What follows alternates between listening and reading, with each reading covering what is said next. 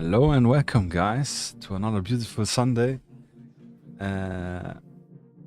Yeah, Sunday evening, weekend already nearly over, but we still have a lot to talk about today. Yeah. Hi everyone, Falsifier, Spike, Buzz Beast, welcome back, Don G, and everybody lurking and just watching. Herzlich willkommen, as we say in German. And yeah, super glad you guys are all here as usual. How you doing so far? How was the weekend? Anything special? Any games? Any projects finished or started? Yeah. HPU. Falsifier. What is HPU? How bad? Unsupported? I don't know. Yeah. Yeah, beautiful good evening. I've been hustling. Just how about you? I learned something today. Yeah. All good, thanks. Yeah, I think. Yeah, I cannot complain. Weekend was obviously short, and as usual, as for everyone, let me actually think. Yeah, I mainly prepared the stream. I prepared some orders, finished orders up. We'll also, after the stream, finish orders and go quick to the packing station to get some stuff delivered. Yeah, so far so good. Yeah. Buzz Beast finished his safety course. Yeah, that's why he was sadly missed. The last two streams was busy learning. Yeah, congratulations. Super glad you managed it. Awesome. Another check, another certification in the bag. That's really good. Yeah, actually I don't know. I'm actually blanking out right now. But yeah, so far all good. I cannot complain. Besides, yeah, I'm actually honestly, yeah, a little bit not nervous, but yeah, a mix of nervous and excited in showcasing today the rules. Definitely something more different than usual. Yeah, no painting today. I have to sadly leave the brushes asleep today. Yeah, but I think that's all why you also joined here. Besides the regular stuff of me yapping around, which you apparently liked. And yeah, 10-year validation. Yeah, that's actually really good, Buzz Beast. Yeah, for your safety course in Germany. I don't know. I've made for my job as a logistics manager. I had to do some dangerous goods courses, and they are usually only 2 years valid, which is really a pain in the ass. But luckily I only managed to do it once, and then I pretended to be yeah, I don't know, I don't remember why, but I managed it. I don't need to redo it. So yeah, at least something. Yeah. Messed up your PMC and washed it after highlighting. Yeah. That's I mean, you can still highlight over the wash again, a little bit extra work, but yeah, pretty sure they look good actually. Yeah, super curious to see a picture if you have some around. Yeah, and ended a 72 hours fast. Yeah, that's actually really cool. Yeah, congratulations, kudos to this. I definitely want to do another 72-hour water only fast to get all the water out of the body and the joint pain relief. Yeah, it's really great. Nice. So yeah, today I said different topics. So yeah, definitely wanna introduce officially live on stream my rule sets, which I have been working on since 2023 of March, April, May, something like this. I started it. I tried to backtrace it. Yeah, I found some like chats with a friend where I talked about it. But so yeah, it's about like April, March. Yeah. I asked about drinks, of course, guys. What are you drinking? Sorry, I'm completely focused on the rules. Yeah, Holy Bubble Energy. Yeah, actually having some energy as well. But don't worry, I still have my lemonade waiting here. A big jug already ready. Yeah, I have some really old. Actually, let me check. Sneak energy. Yeah, just I don't know, a little bit. Wake up here to be focused for you guys. I'm not talking too much shit. Yeah, moin, Sierra. Moin, moin, as we say in North Germany. Yeah. Welcome, welcome. Glad you managed as well. Really cool. So, yeah, send me a picture on Discord. Yeah, we're gonna check it out later. Yeah. Little check. Or actually, check it out now. Ooh, this looks actually really good. Yeah, it's a really cool color scheme. Let me pull it up for the stream.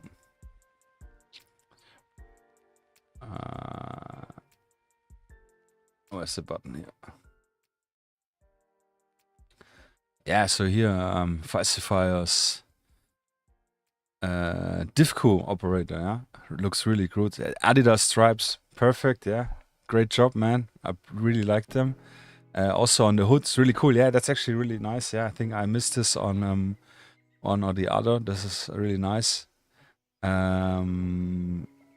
Yeah, improvement wise, I don't know.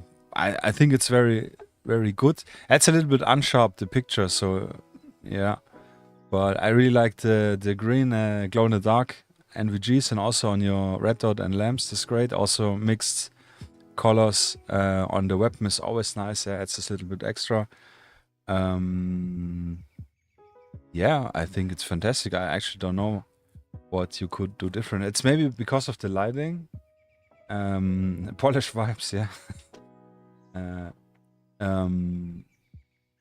In terms of, I think it's just a picture. I think the highlights could maybe be a little bit harder. But besides that, I think it looks really great. I really like the choice of Coyote or 10 for backpack and everything. This is a really nice contrasting picture figure. Colors on the figure, yeah, looks really great. I think he's fantastic. Yeah, curious to see how if you will do the other one also in the same style, which I think will be fantastic. Yeah, you sent another one. Okay, give me a second. Just don't wanna spoil your leak your Discord name. Yeah. So yeah, let's have him here. Yeah, this looks great. No, it looks fantastic. Yeah. Not sure. Looks that maybe your paints are a little bit too thick. Yeah, maybe too thick. Yeah. To dilute them a little bit more with water. But this, I don't know. It's hard to tell. You know, like this a little bit rough texture. Also maybe on the hand. Could be, but maybe I'm just mistaking. But I really like the scheme. Yeah, it looks really fantastic.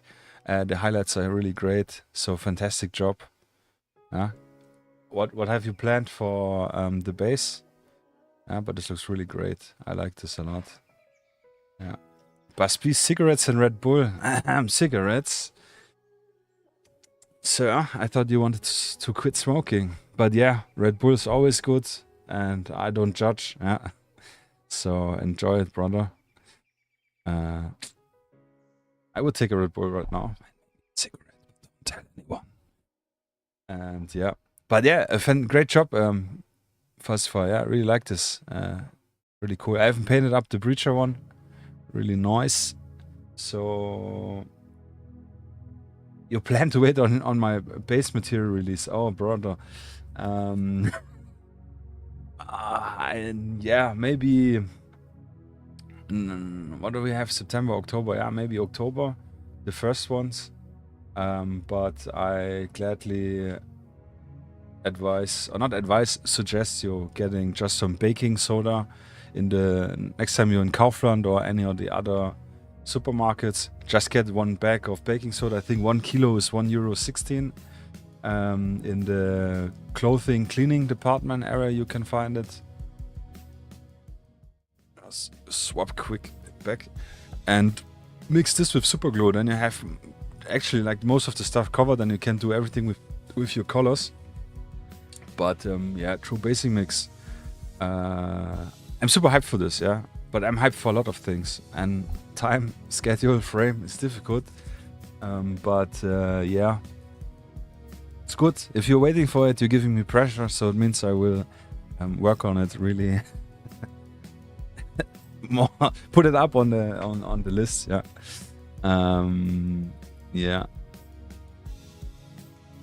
But Speed's suggesting he would only highlight the blue a little bit, but looks solid.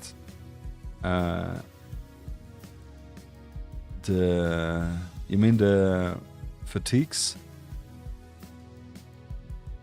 Yeah. Yeah, I think, I don't know, it's probably just a picture. But yeah, I think the black could use, for my taste, a stronger highlight. But this is, again, tastes are different, styles are different, but I think it looks really good. Yeah, definitely would like to have this on my table to fight against. Yeah. Yeah. Yeah, awesome, yeah. Yeah, you're welcome. No worries. It's good, yeah. Like I said, if you paint one miniature and then the others, then you have faster iterations and faster results, which you can then learn from. Yeah, that's fantastic. And I remember I also had this problem with diluting the paints, the mix with the water properly. Yeah, but remember, this is how I think it's best way. If your paint is like a molten ice cream, yeah, it's like runny but still not watery. Yeah, yeah, that's the best example.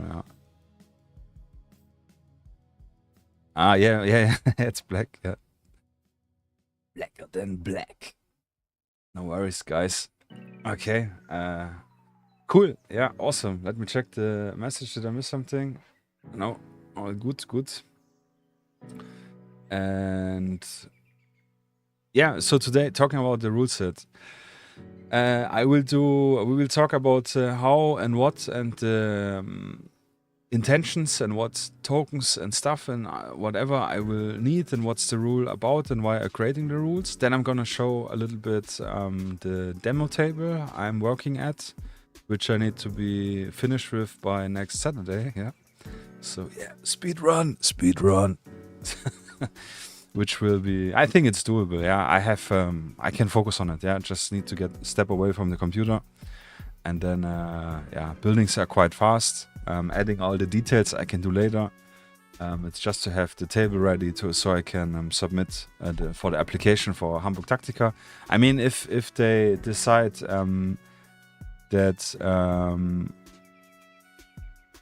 they have better contestants or applicants, yeah, I think it's called, then so be it. But as usual, people cannot attend, and in the end, and so maybe if there would be maybe a chance for me still to get on board. And there's still other conventions. Yeah, I definitely want to go to my local gaming store. I don't know much of any others nearby, just to present the rules and just get more opinions on.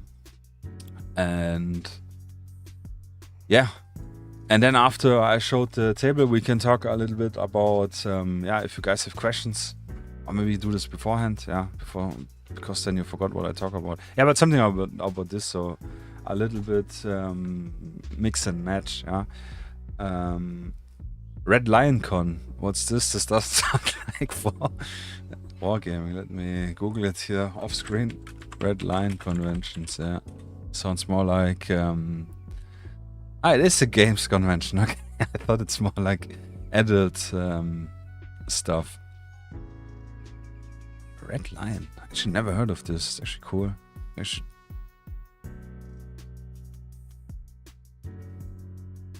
Oh, crazy, yeah. I actually switch over. Braunschweig, March, April. Yeah, this sounds actually good. Yeah, thanks for the suggestion, Don G. I appreciate it. Red Lion. Yeah, that's cool. I haven't heard about this. Yeah, I have to talk with a very good friend from the Rabbit Hole Tabletop Gaming Club. Yeah, they go on all other big events. Yeah, maybe they're even here written. Doesn't seem so. Yeah, but he already suggested some stuff. Yeah, I wanted to go to Hamburg for the Summerfest of the freebooters to talk a little bit and get people to get a little networking going, new people. Yeah, but this one I will save up for sure. Thank you very much. Yeah, yeah, it's cool. Tabletop Basement, really like watching them diced and so on. Yeah, it's cool. Yeah, very good. Desert, hello my friend. Yeah, today no painting. Yeah, I have to be cucumber party. Yes, exactly. Yeah, let's get the cucumbers dancing. Yeah, today talking about my upcoming rule set. No painting today, so sorry for this, but you will not get any short in hearing my soothing voice. Yeah.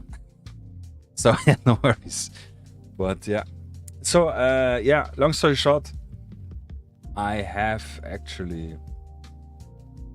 Let me swatch. Yeah, so a little bit more face to face. Yeah. So I will swatch back and forth. Actually, let me see if I can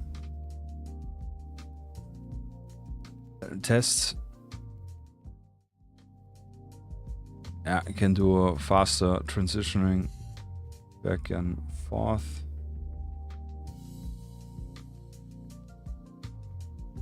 I think, I hope. Yeah, we will see. Yeah. Yes, let the cucumbers go wild. Yeah, I love this. Yeah, I'm really glad you guys are here. It's cool. It's like, I don't know, it's like in German we say like what was it called in German even? Männerrunde. No, not Männerrunde. That sounds pretty but like, yeah, and when you meet with all the boys to hang out and just chat, so this is kind of what it feels like. Yeah, it's really cool. I like this a lot. Super hyped. Thank you everyone again for being here. It's really cool. So, long story short, rule.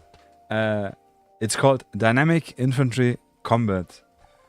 We will actually show a little picture here. I have so many stuff opens and prepared, so it's a little bit confusing. So where did this open up? On which screen? On the screen. Okay. So I made a little mock-up. Yeah. So this is the. I don't know if the rule will be this thick. It's like literally just a mock-up I made. It's an empty book, and then you can place your graphics on it. Yeah. So, but I thought it's pretty cool. It shows that we're talking about some rule set, especially for the thumbnail. I wanted to do this, and this is the actual cover, how it will be. Yeah, Dynamic Infantry Combat, short DIC, DIC. Yeah, pun intended. And yeah, the cover is not AI. Yeah, I'm not using any AI for anything. I'm not a fan of AI as an artist myself, not only with painting, but designing, creating, and so on. This is a big no-no. This artwork was actually commissioned by someone. I have a lot more artworks. Yeah, we will look at the full cover later in a bit. So I'm super excited about this. And yeah, as the name implies, yeah, besides the intended, unintended dick joke we all like, yeah, at least I like all the stupid jokes.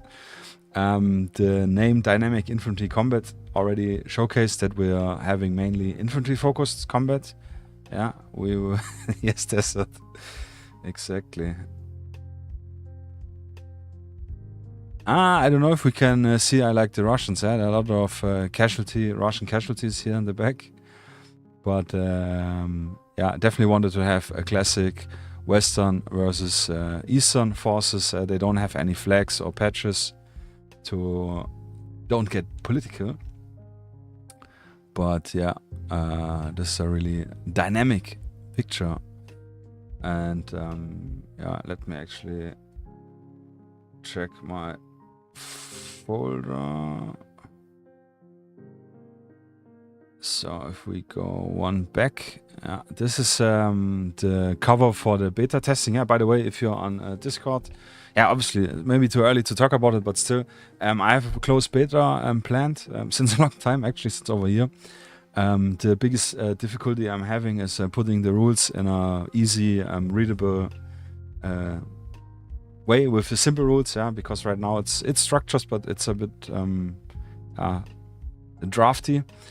So yeah, I will have easy print at home versions. If you're interested on Twitch, it's pinned in the comment. You can apply or not apply, but get in, sign up to be part of the beta testing.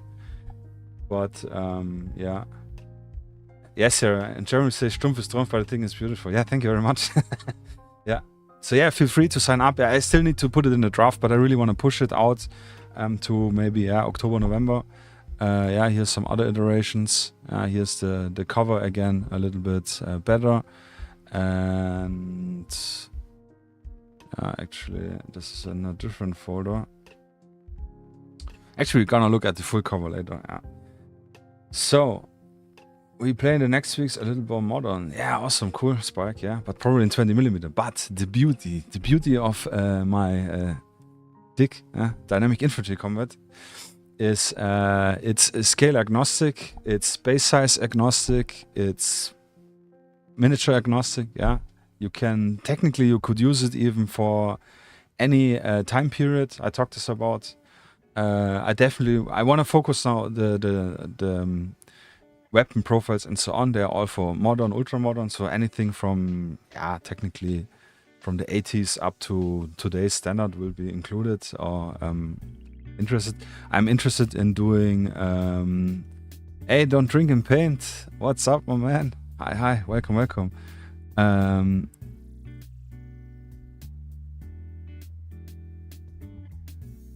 Yeah, why in the hell is a German author gives rules the title Fat? Yeah. Which rules is Fat? Yeah. Yeah, 20mm is very good. But yeah, that's yeah, I don't want to agnostic because okay, let's start from the beginning. Why? Let me actually pull out my notes. I did prepare a little bit better.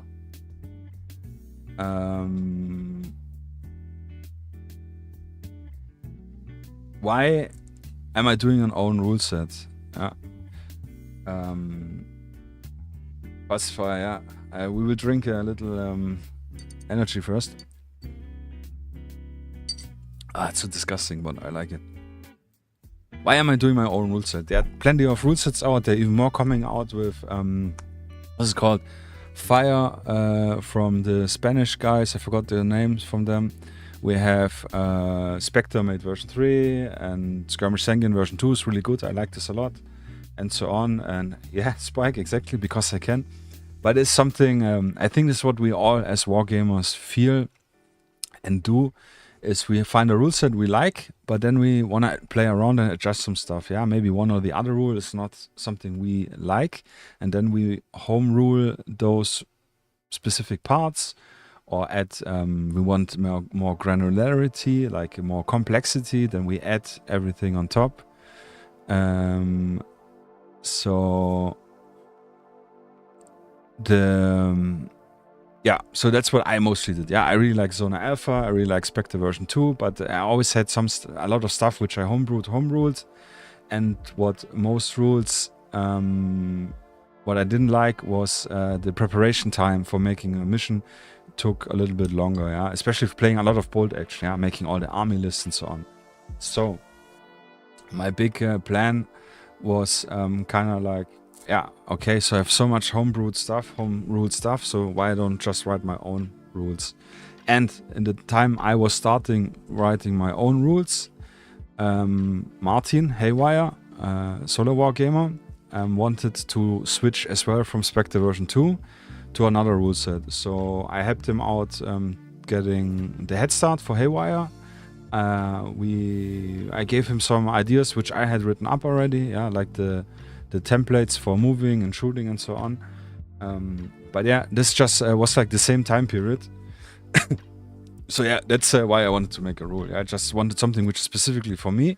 And the beauty of every rule set is that you are free to switch up and change. Yeah, rule set for gaming, if it's not for a competition, is just it's a suggestion to play. Yeah, it's not written in stone. It's written in a book. Yeah, but you can still adjust stuff.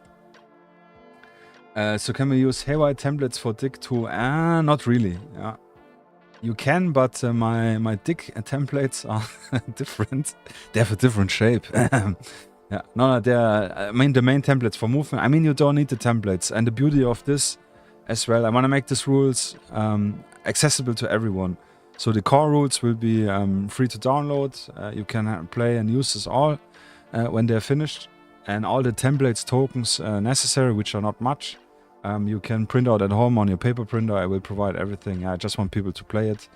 And yeah, but yeah. So enough talk. Let's get into the rules. What are the intentions? So where's my page? So actually we will go over, and we can showcase the page here. So first of all, writing. Oh, actually, we had this already, yeah? I'm an idiot. I thought we were face-to-face. Sorry. Yeah, I use Notion. I can highly suggest Notion, notion.so, yeah, for any reference planning for scenarios, missions, whatever. It's fantastic. Yeah, I use this for a lot of projects. This is the first project with... yeah, for my DIC, yeah, for dynamic infantry combat, and this is the version 3, yeah, already, which is currently being production. This is the one we want gonna play in an open beta, and yeah, you can already see here some stuff I written up. I will go through most of them. I will just literally showcase. Yeah, I need to show it at time. I have to be honest. Like, I'm really a little bit, you know, scared that someone likes my ideas and steal it and so on. Yeah, sadly it happens a lot. But what's the sense in not showing it? Then nobody knows it, then nobody will play it. So that's why I thought, okay, let's do it live. I talked about it a few times on the painting streams, and I really want this is my contribution to the beautiful wargaming community. Yeah, it's something I think is great. I hope a lot of people like it. And yes, don't drink and paint. I feel you. I'm a real sucker for rule systems. Read and digest loads of them and pick and choose for different homebrew projects. One day I go all in for my own creation too. Yes, exactly. Yeah, that's the thing. If I, for example, Zona Alpha, I really like Zona Alpha. It's too simplistic for me, and some stuff is too strange for me. So I made like, I don't know how many homebrews that I decided for Zona Alpha. We'll do also a completely own rule set, which I already started. I have currently, I think, 5 game rules tabletop projects going, but yeah, you know yourself, with lots of projects you never finish. So I said, okay, let's focus on this. This will be also the core rules will be more or less being used in all the other rules where it fits. Yeah, but yeah, thank you very much. Yeah, feel free also to sign up, Don't Drink and Paint, for the beta. Yeah, I will post right now the link in the chat on YouTube. Where is it? I have so many windows open. It's such a mess. Here it is. So obviously, yeah, like with every testing,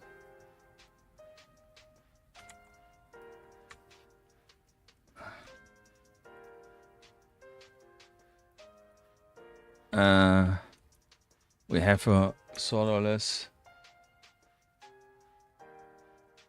NDA. Yeah, it's just a simple. I will not share anything. So I will do a closed beta, and this actually I want to plan in around end of October.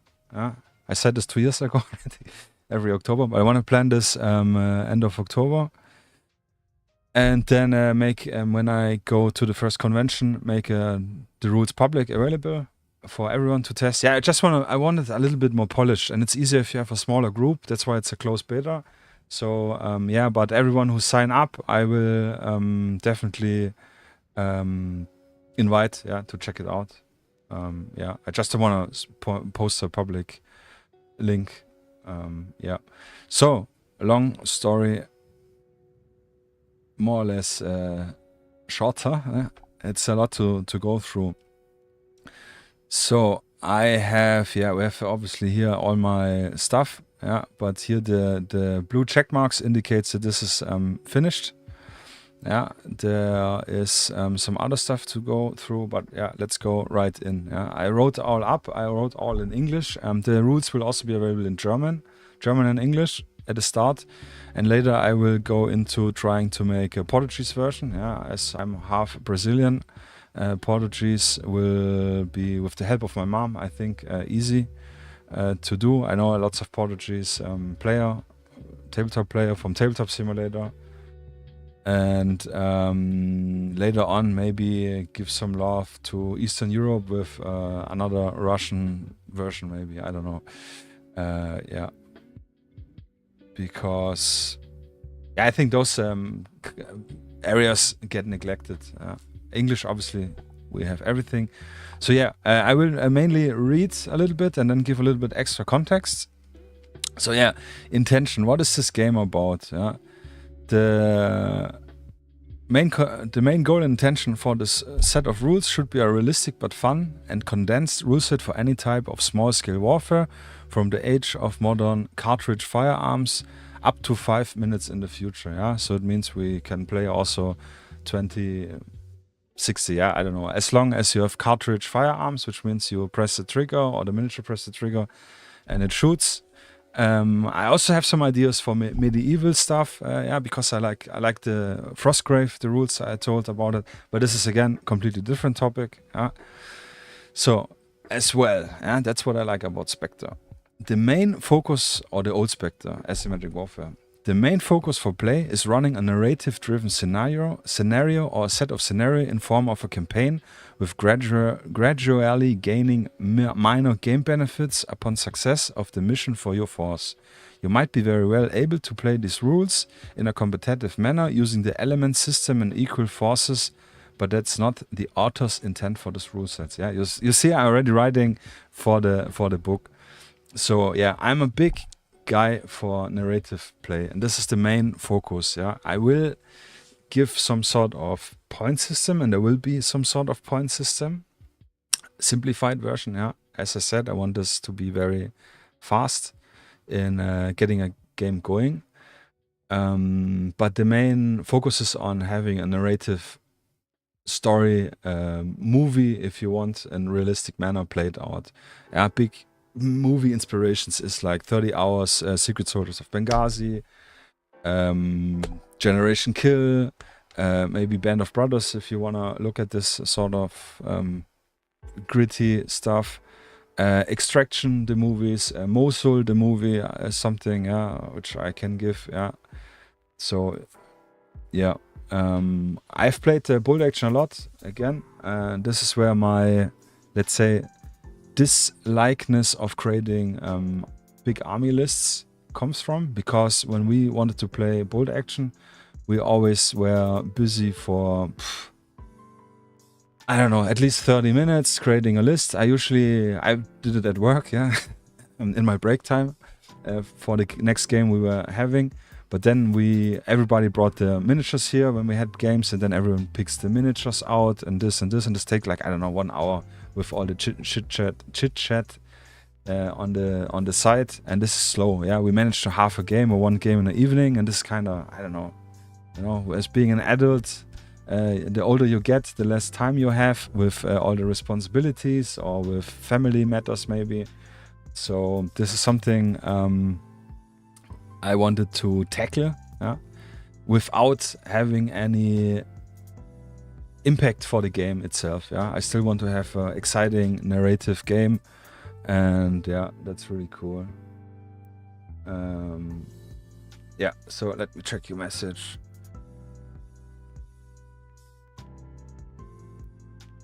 Notion, Falsify, Notion is brilliant. I highly suggest. Also, don't drink and paint if you don't know where you're gonna write it up.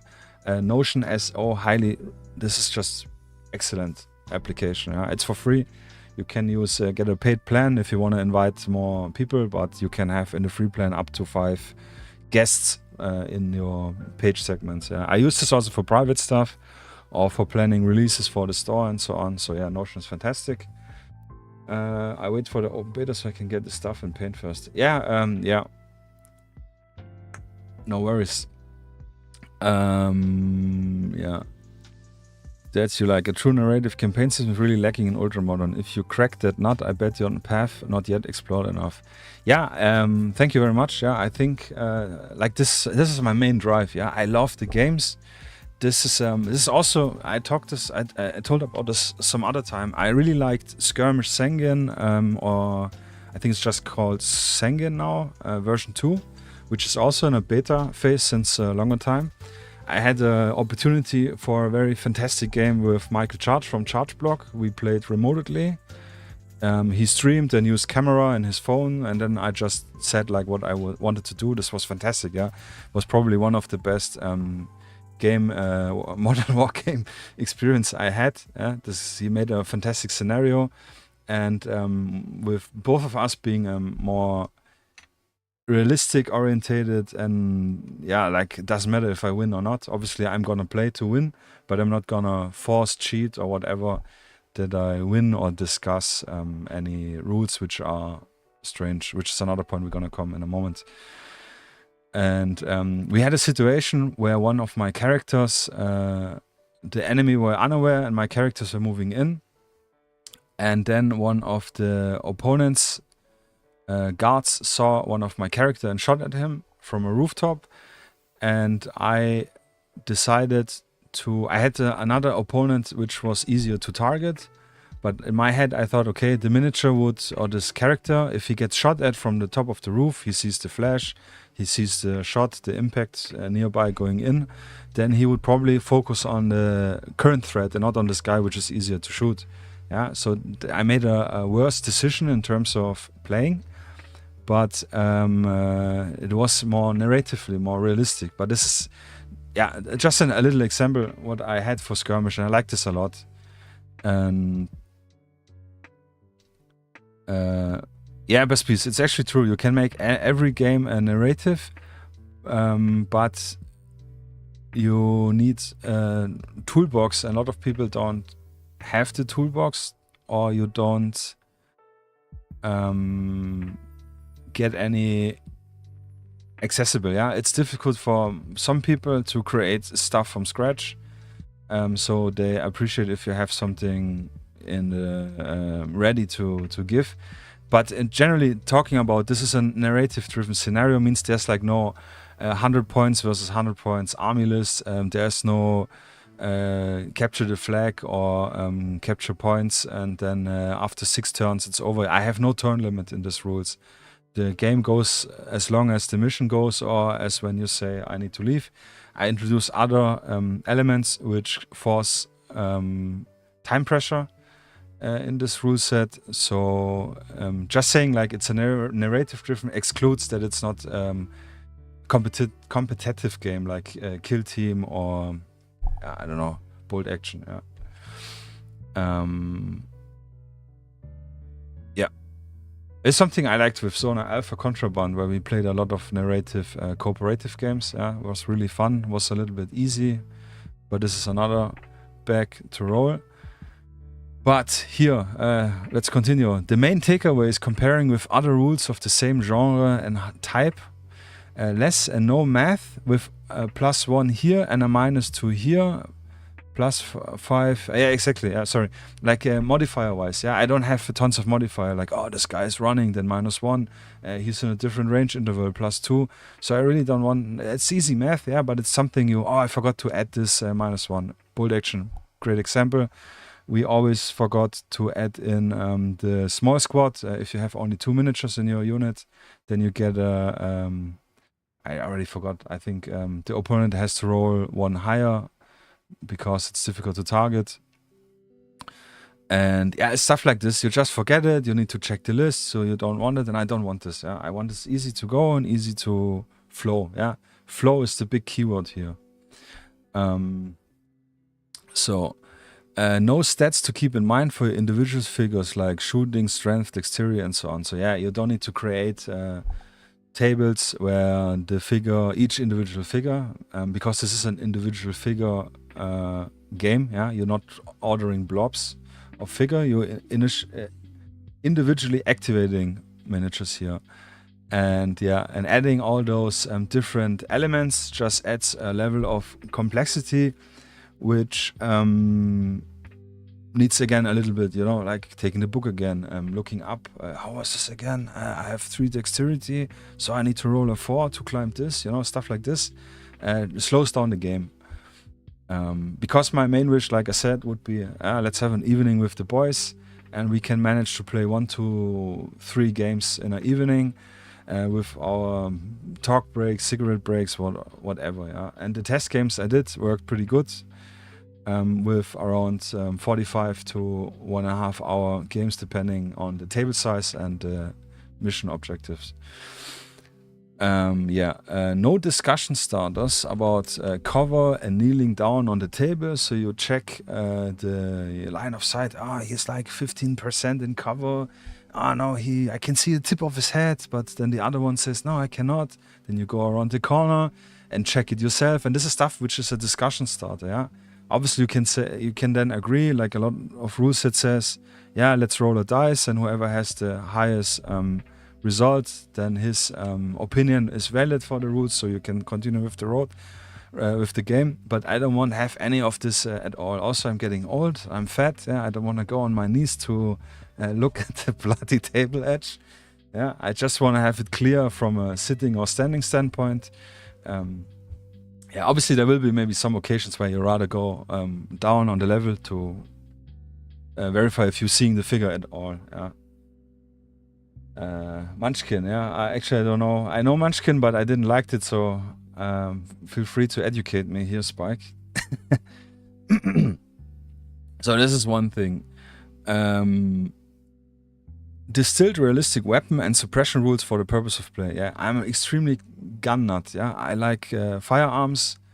This is the main drive for playing FPS video games. Yeah, I'm just huge interested in it. I like shooting guns. I like the airsoft shooting targets and so on. So I have also, I would say, a rather vast knowledge about technical standpoint. I do have own firearms as well, so I have shot many real firearms. Have therefore, in my opinion, a valid opinion about it. Yeah, so this is something which always bothered me in terms of tabletop play. If we play on a 6x4 table, I actually have this written up somewhere, while I will talk to you.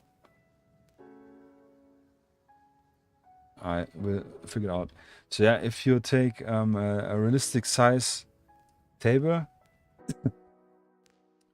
it's, I think, about 100 by 100 meters, or like 70 or 80 meters. Here I actually have it written down.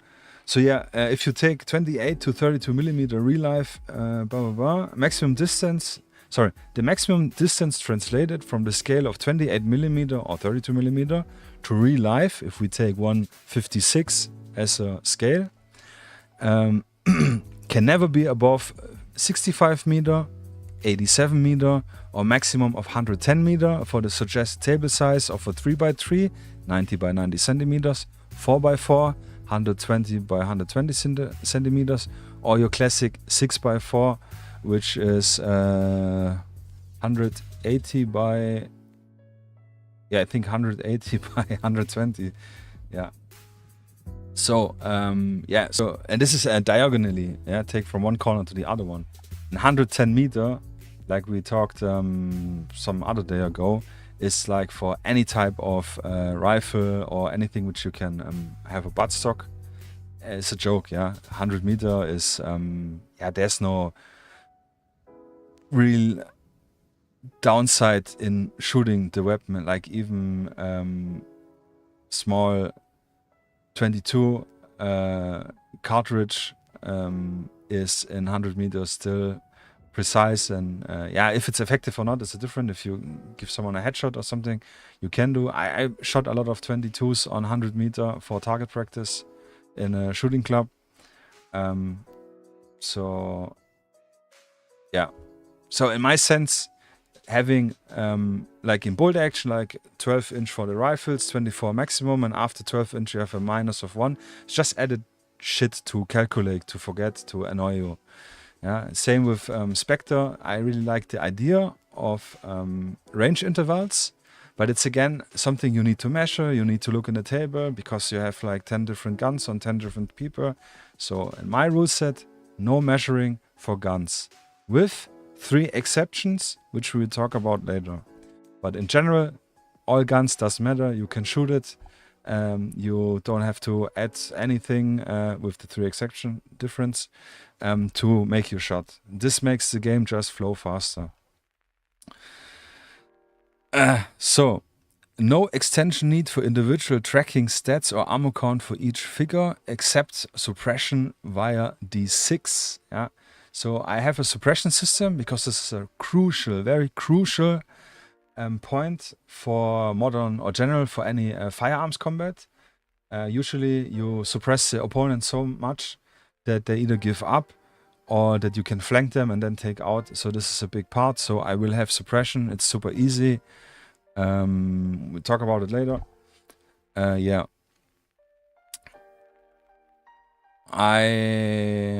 It's a bit hard to talk about everything, but not convolute you, overwhelm you now.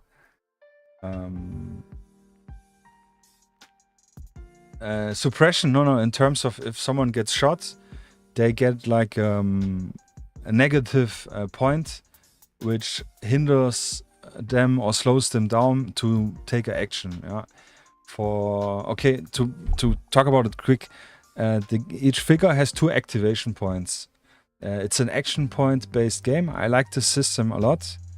Donchi, yeah. Sorry if I'm too slow. But yeah, feel free, sign up, and also feel free to watch the video later on YouTube if you like. Take care, good night, thank you for being part.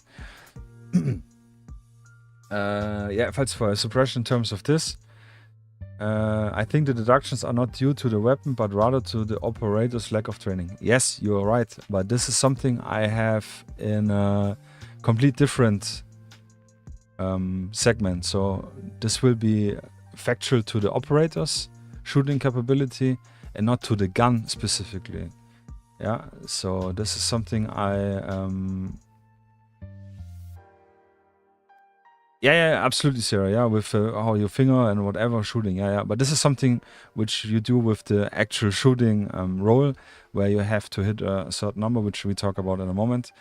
But I just want to have the guns simplified. We will still have difference in gun types. I have 4 layers. Yeah, all of the stuff has 4 layers. We have 4 different gun types, sorted by cartridge type. Because this is the main difference. Yeah, we have other difference with barrel length and what type of cartridge, what type of bullet, how is the load of the cartridge, and so on. But we do need to find a limitation or a point where we say, okay, this is the maximum realism I want to go, because then everything just makes it more slower, complex. So yeah, it's the balance of realism and gamifying. Yeah, but yeah, no, don't worry. Feel free to add in your comments, opinions. Yeah, absolutely. I also have a little sheet open, so if anyone has suggestions, I will definitely take note. But yeah, so every figure has 2 action points if they get activated. It's another point we're going to talk about when we talk about the turn of elements. I like action points. I like the system a lot. I thought 2 action points is good. We have also to think in action points in terms of time spent during the game. Yeah, so 1 action point is maybe, I don't know, 3 to 5 seconds. I think I wrote down. That's why I also don't like games where you can give more action points to more figures, because this imbalance this thing. My opinion, my taste. So we have 2 action points for each figure. And each figure can have a maximum of 6 suppression points. To remove a suppression points, you need to spend 1 action point, yeah, if you're 1 figure. However, you can do a rally roll, like we know from bolt action, to spend an action point to remove suppression. Yeah, depending on your role, you can remove more or less. Yeah, there are other modifiers too. Like for example, if you have a squad leader, it's the benefit of a squad leader. If he's in line of sight, he can give you a boost for your suppression, for your morale roll. No, what I said? Yeah, to remove the suppression. Sorry, I'm confusing myself. So yeah, and when you have more than 2 pins, you can only do a limited condensed things of actions. Actually, we have to read up it later, but one is definitely only to make the morale check or to remove a pin, and I think the other one is to to move just a little bit to get in cover or something. Yeah. So my brother picked up a gun with 32 inch.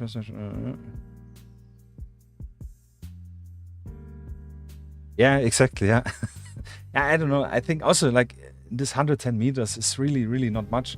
If you go on most shooting range, you have 25, 50, and 100 meter ranges. Yeah, that's like the classic. 25 meters for the handguns, and 50 to 100 meter for everything which is a rifle. Yeah, it's also when you go hunting, you usually have 100 meters to 150 meters of distance, which you can accurately, precisely make valid shots. So yeah, I know there's people that like granularity, and I absolutely invite them to, if they like my rule set, to add this to the rule. Yeah, but the intention how I want to create it is to have it flown easy. So yeah, next point. Sorry, we're really slow here, but yeah, actually we're quite fast in the stream right now. I already talked so much, and it's only nearly an hour. So next point. No extensive measuring needed by using only 4 templates or tools for the complete game. Yeah, I already wrote it here. A free copy to print in the back in the book, plus extra copy to rip out. Yeah, I'm not sure if I can realize this. I will offer free STLs if you want to 3D print it. And later maybe acrylic sets. Yeah, something cool. Yeah, but definitely you will be able to print out your templates. I'm gonna show you the templates I have already, the first iteration ones. Yeah, so really just 4 templates and that's it. You can use obviously your tape measure or your ruler if you want. You're absolutely invited, but I have this really simplified, so with the template it's easier. So small condensed list of special rules for web. Yeah, that's what I said. We have 3 exceptions with the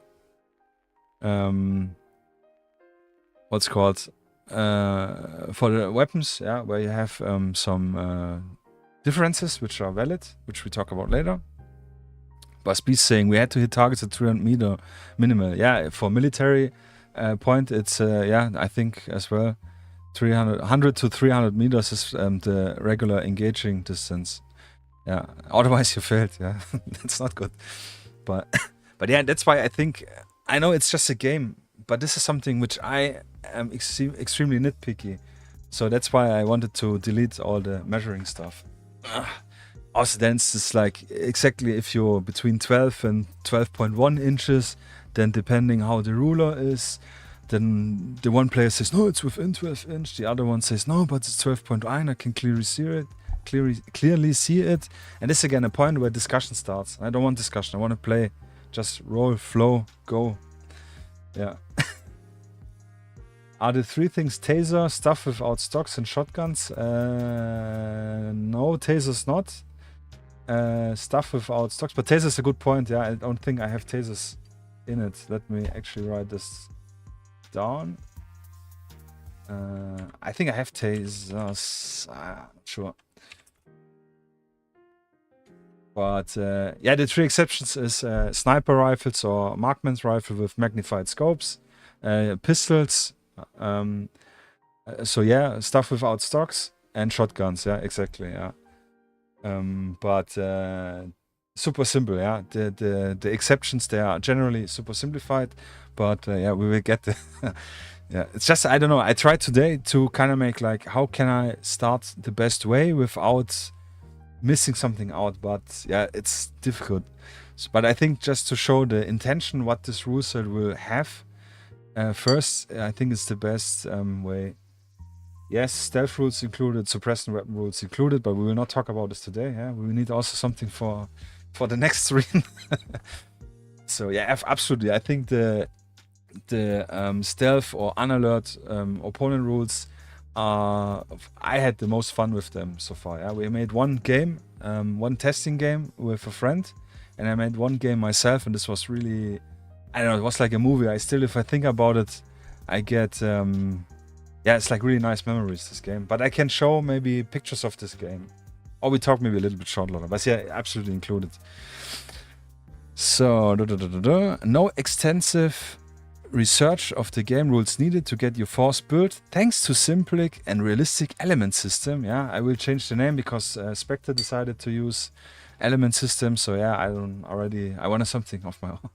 Yeah, so yeah, but not sure yet. I think I have a name somewhere else written, but with so many pages, it's difficult to update it all. Element system with clear instruction as well as suggested force builds per scenario for even more streamlined playing. Yeah, the complete force builder is the biggest work in progress right now because I want to nail it. But quickly to talk about force building, you will have there are 4 different, let's say, troop qualities. That's how I call it, which are what you, Sierra, talked earlier about. How good are they in shooting guns? It's also the main difference between the groups, and also the main difference how many figures you can have for your party. So yeah, it's a point system technically, but what I like, for example, with chain of command, if you notice, really good. Yes, knife rules as well. Yeah, hand-to-hand combat, more or less, which we also will talk about. But yeah, thick. What I was talking about right now. Yeah, point system. Yeah, I do want to have the army builder or the force builder, like when you go to your local fast food store and you order something in a combo menu. You know, you have you pick one menu. It costs 10 euros, for example, and then you can pick one drink, one sides, one main dish, or you can swap your drink for another side dish. You can choose one sauce. Yeah, so it's like you have to imagine, this is what's in my head. You have like fixed points. Yeah, except like in Chain of Command, this is what I was talking about. In Chain of Command, you have fixed scenarios, missions you can play. And it gives like, this is your force. But then you have options like, I don't know, I don't want to take the anti-tank gun, but I rather want to take another infantry squad. So it's always like choose A or B, A or B, A or B. That's as far as I know in Chain of Command, this is the way, and this is how I want to make the force builder. Yeah, this is the biggest point. This is what I need to clarify it cleaner. But yeah, this is my idea. So it's really visually you'd pick, and if you, in my dream I would have an app. Yeah, I have no time for creating an app yet. Maybe a friend of mine has. Yeah, probably not. But yeah, this is something. Go on. Yeah, so this is about the force builder.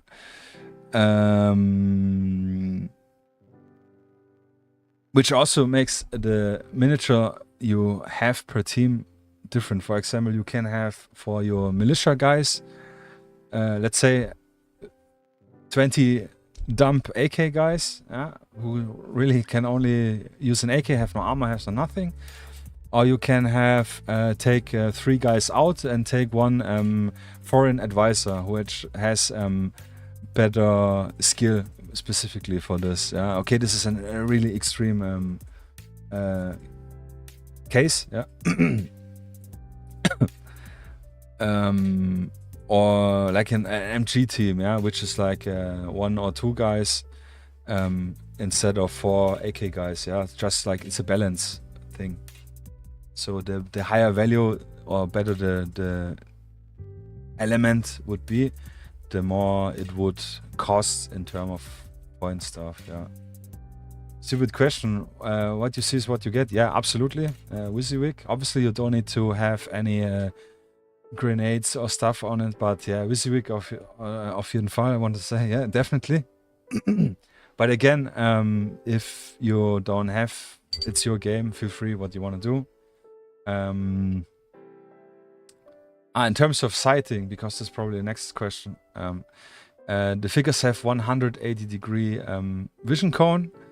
I actually wanted to adapt the 135 from 28mm black powder red earth, but I thought it's just you need another template. So 180 degrees, and the dividing line is the shoulder line. Yeah, so that's easy indication for your figures. Front side, they can shoot, see everything. Back side, they cannot. Yeah, super easy. Simple. We want to have it simple, but cool. Unique activation and combat mechanics with just needing a maximum of 5 6-sided dice to play per side, or total minimum of 7 6-sided dice for 2 players. Actually, I think this is still correct. Yeah, you need 2 dice for your orders and 3 dice for playing. Yeah, and 1 dice just to indicate who has initiative, but you can use anything else. Yeah, we used for a long time for Spectre, just like I don't know, just like a a patch. Whoever had the patch on his table has initiative. So yeah, but technically it's like 3 + 2. So yeah, 5 D6 dice. Yeah, also decided for D6 dices because everyone has them. Yeah, if you have miniatures but you don't have any dices, you probably have a game of Ludo, Mensch ärger dich nicht. They have at least a few dices or any other classic board game collections. So no excuse for I need to buy any specific dices, yeah. Which, but probably most of you guys have all, anyways, all dices. Like I'm a big dice nut, yeah. Something I would consider I like to collect, yeah. Miniature scale and base size agnostic. Minis need to be individually based, yeah. That's one thing I think I have not seen before. Is it doesn't matter what basing you use. You want to use 20mm? Perfect. You want to use 25mm? Why not? You want to use square bases? I will condemn you, but go for it. Because there are probably other rule sets who does this as well, but we measure always from the center of the base to the center of the base. So it doesn't matter how big it is, the center is always the same. Because I have this problem. I really like 20mm bases. And I know most of people use 25mm bases. So, and for most rules, this is a no-go, it doesn't work. Yeah. For this rule would be no issue. So yeah, it doesn't matter. As long as they're the same scale, more or less, then it's good, yeah. Yeah. I will have enough reference pages and a vast FAQ catalog for potential questions. That is something I also really dislike from other rule sets. Not naming anything, any specific one, because probably most of them have this problem that they don't have really good explanation of rules. Yeah, some have a text-written explanation, some have a visual graphics which explains some rules, but there are often questions which come up which are not straightforward addressed. Yeah, I do want to have a full FAQ, frequently asked questions segment page, where I have one written up already, I think. And this is where the beta comes in handy. Yeah, if people have questions, I can clarify it there. So it comes with its own, let's say, errata, yeah, where stuff is explained. Because I just want to have this really clean and easy to understand. Vast selection of scenarios, example crane, okay, yeah. So yeah, this is not specifically, but yeah, the final ones I will have pre-made scenarios, which I really like. The Spectre version 2 rulebook, or Asymmetric Warfare has this. Really nice, really cool, get you going started scenarios. I also want to have branching out campaigns. Yeah, this is something which I think maybe is unique in the campaign system. There will be a campaign infrastructure framework available for making campaigns and branching out and campaign points, or like stuff which you could use campaign points to have your force gain benefits. But what I'm currently also on the side working on is full campaign books, where you can plan your own full story with 2 players, maybe later for more players. And this should be a replayable campaign. So the main idea is that you have your main starting mission, and then depending on the outcome, you have maybe 3 different follow-up missions. And let's say Team A won the scenario with this condition, then you go on mission 3. Then you play mission 3. Mission 3 again has 3 outbranching or 2 or maybe 4 different outcomes, or maybe jumps over another mission. So you have like a vast story unfolding, and when you replay and have a different one, you maybe play a different mission which you didn't play before.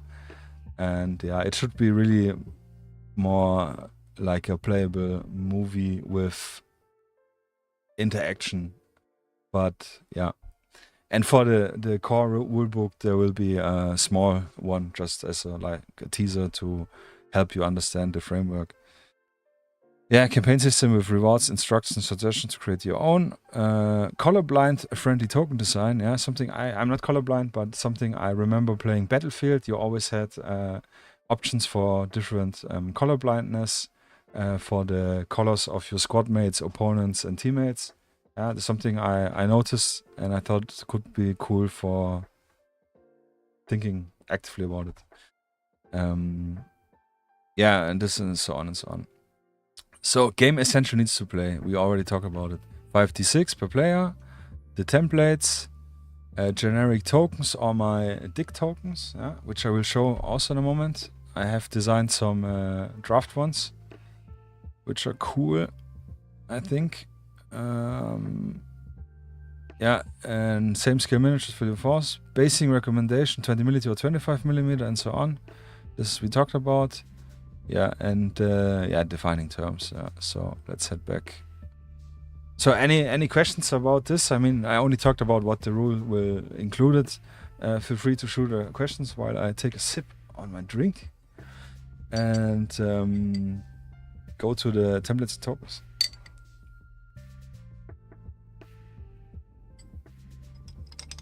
So disgusting.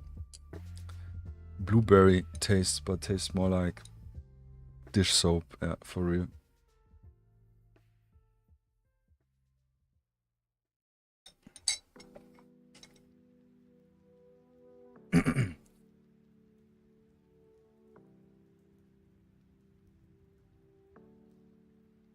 So I think maybe it's even better to... Actually, let's go. The tokens are super easy templates. So I have 4 main templates, like we talked earlier. I used best piece. If you play with D10, I think it's more random and more specific marketing. I love D10. I also love D10 games, but I decided against D10. I mean, I'm open. It's a beta, so we can definitely try out more, but it will be difficult because, as you can see maybe on this little graphic, the whole game works on the roll probability of 2d6s. I can do it for D10, but I would need 2 D10s, and this gives us a band of 20 results, which makes the game a little bit more granular, which I don't want. Also, I was against D10 because everyone was doing D10, Spectre is D10, Black Powder Red Earth is D10, because I also really like D10s, But absolute open for I think I have some other page where I have D10s probability and stuff tested and written the numbers over. So possible. So 4 main templates. I used the clothing convention, XS, S, M, and L template. XS is a little joke, which we're gonna talk in a moment, which you can already read here. But more or less S template, as you can see, S is 6 inch. It's 1 inch wide. We have the M template, which is 12 inch wide, which is double of S. And we have the L template, which is another 6 inch on top. So 6, 12, and 8. You see the rulers. I created a little tool which is an L shape, which you have here 6 inches and 12 inch. And if you want to measure 18 inch, you start here and then you turn it over and then you have 18 inch. Yeah, so this is what I mainly use. This is all the distance you need. Obviously you can say, I don't want those stupid templates. Then be my guests and use your ruler. Yeah, same 6, 12 and 18 inches. Just I think it's more handy because it's already the perfect size. I also have triangles, which work, but yeah.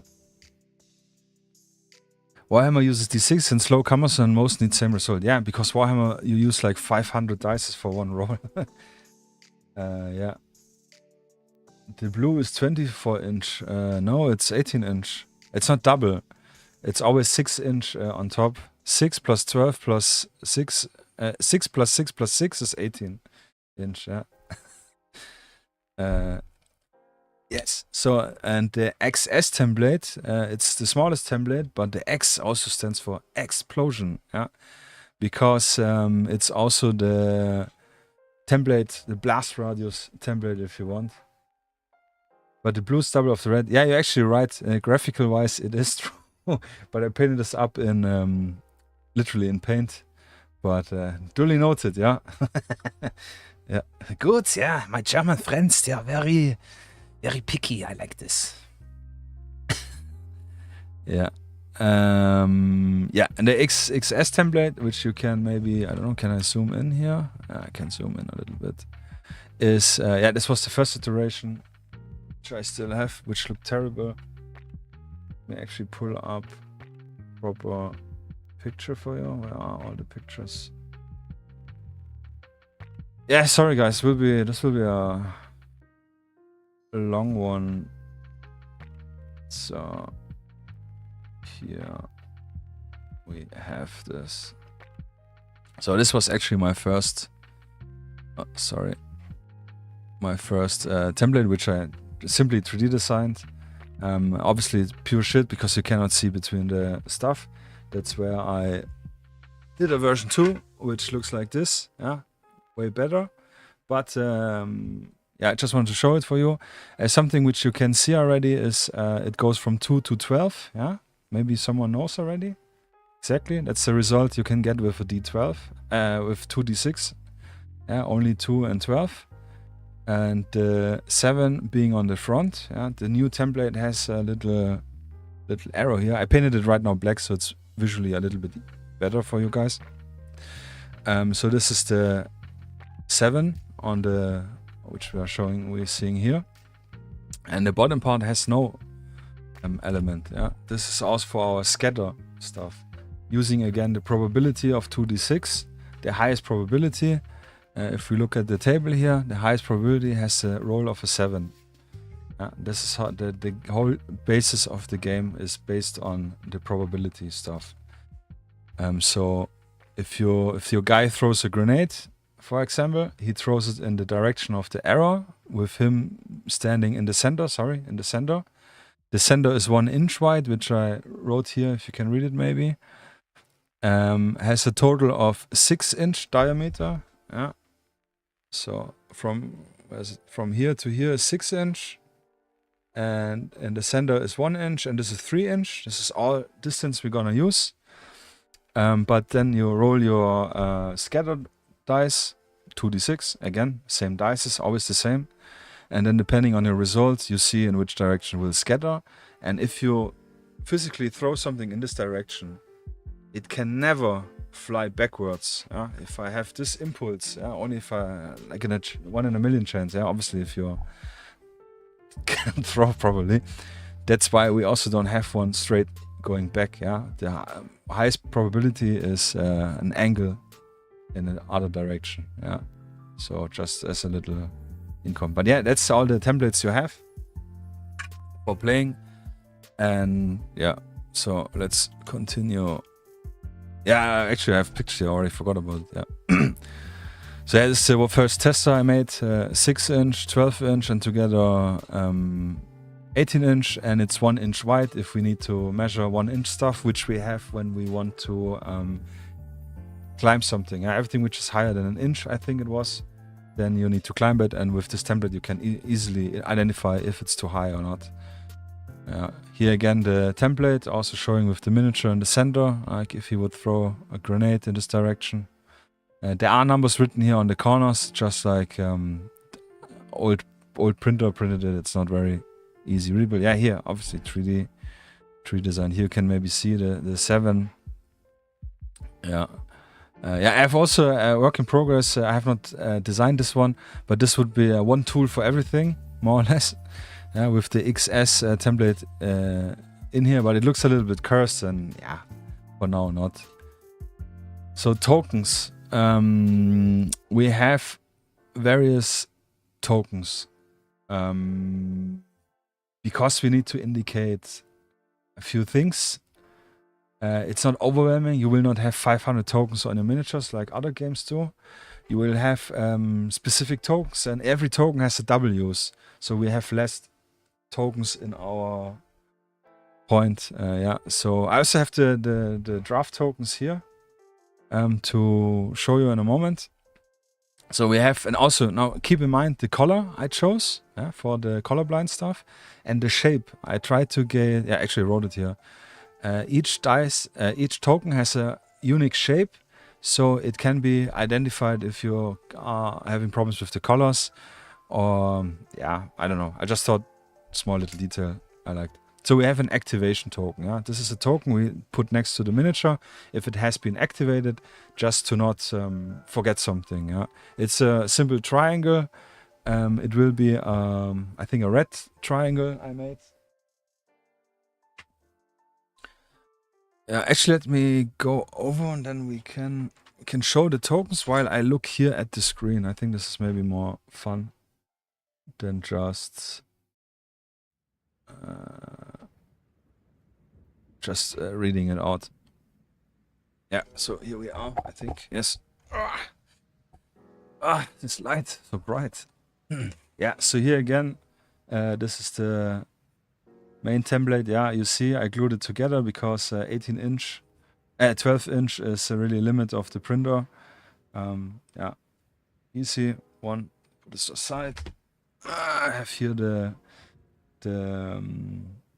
template token. Like I said, it's 6 inch diameter, 3 inch, 1 inch, 2 to 12 with the 7 in the front. Super easy. Print at home. Or if you don't have a printer, I can obviously print it. It will be paper template, which will be a little bit sucky, maybe. But tokens. So here we have, like I said, the activation token. A triangle, super simple. It has an orange, or in this case red, because I didn't have red spray. Hopefully not many cards. I know you don't like him. We'll have no cards so far. You will use cards if you want to play solitary, like solo gaming. But this is also hard work in progress and will not be part of the beta or something. Just to have the AI rule a little bit more interesting.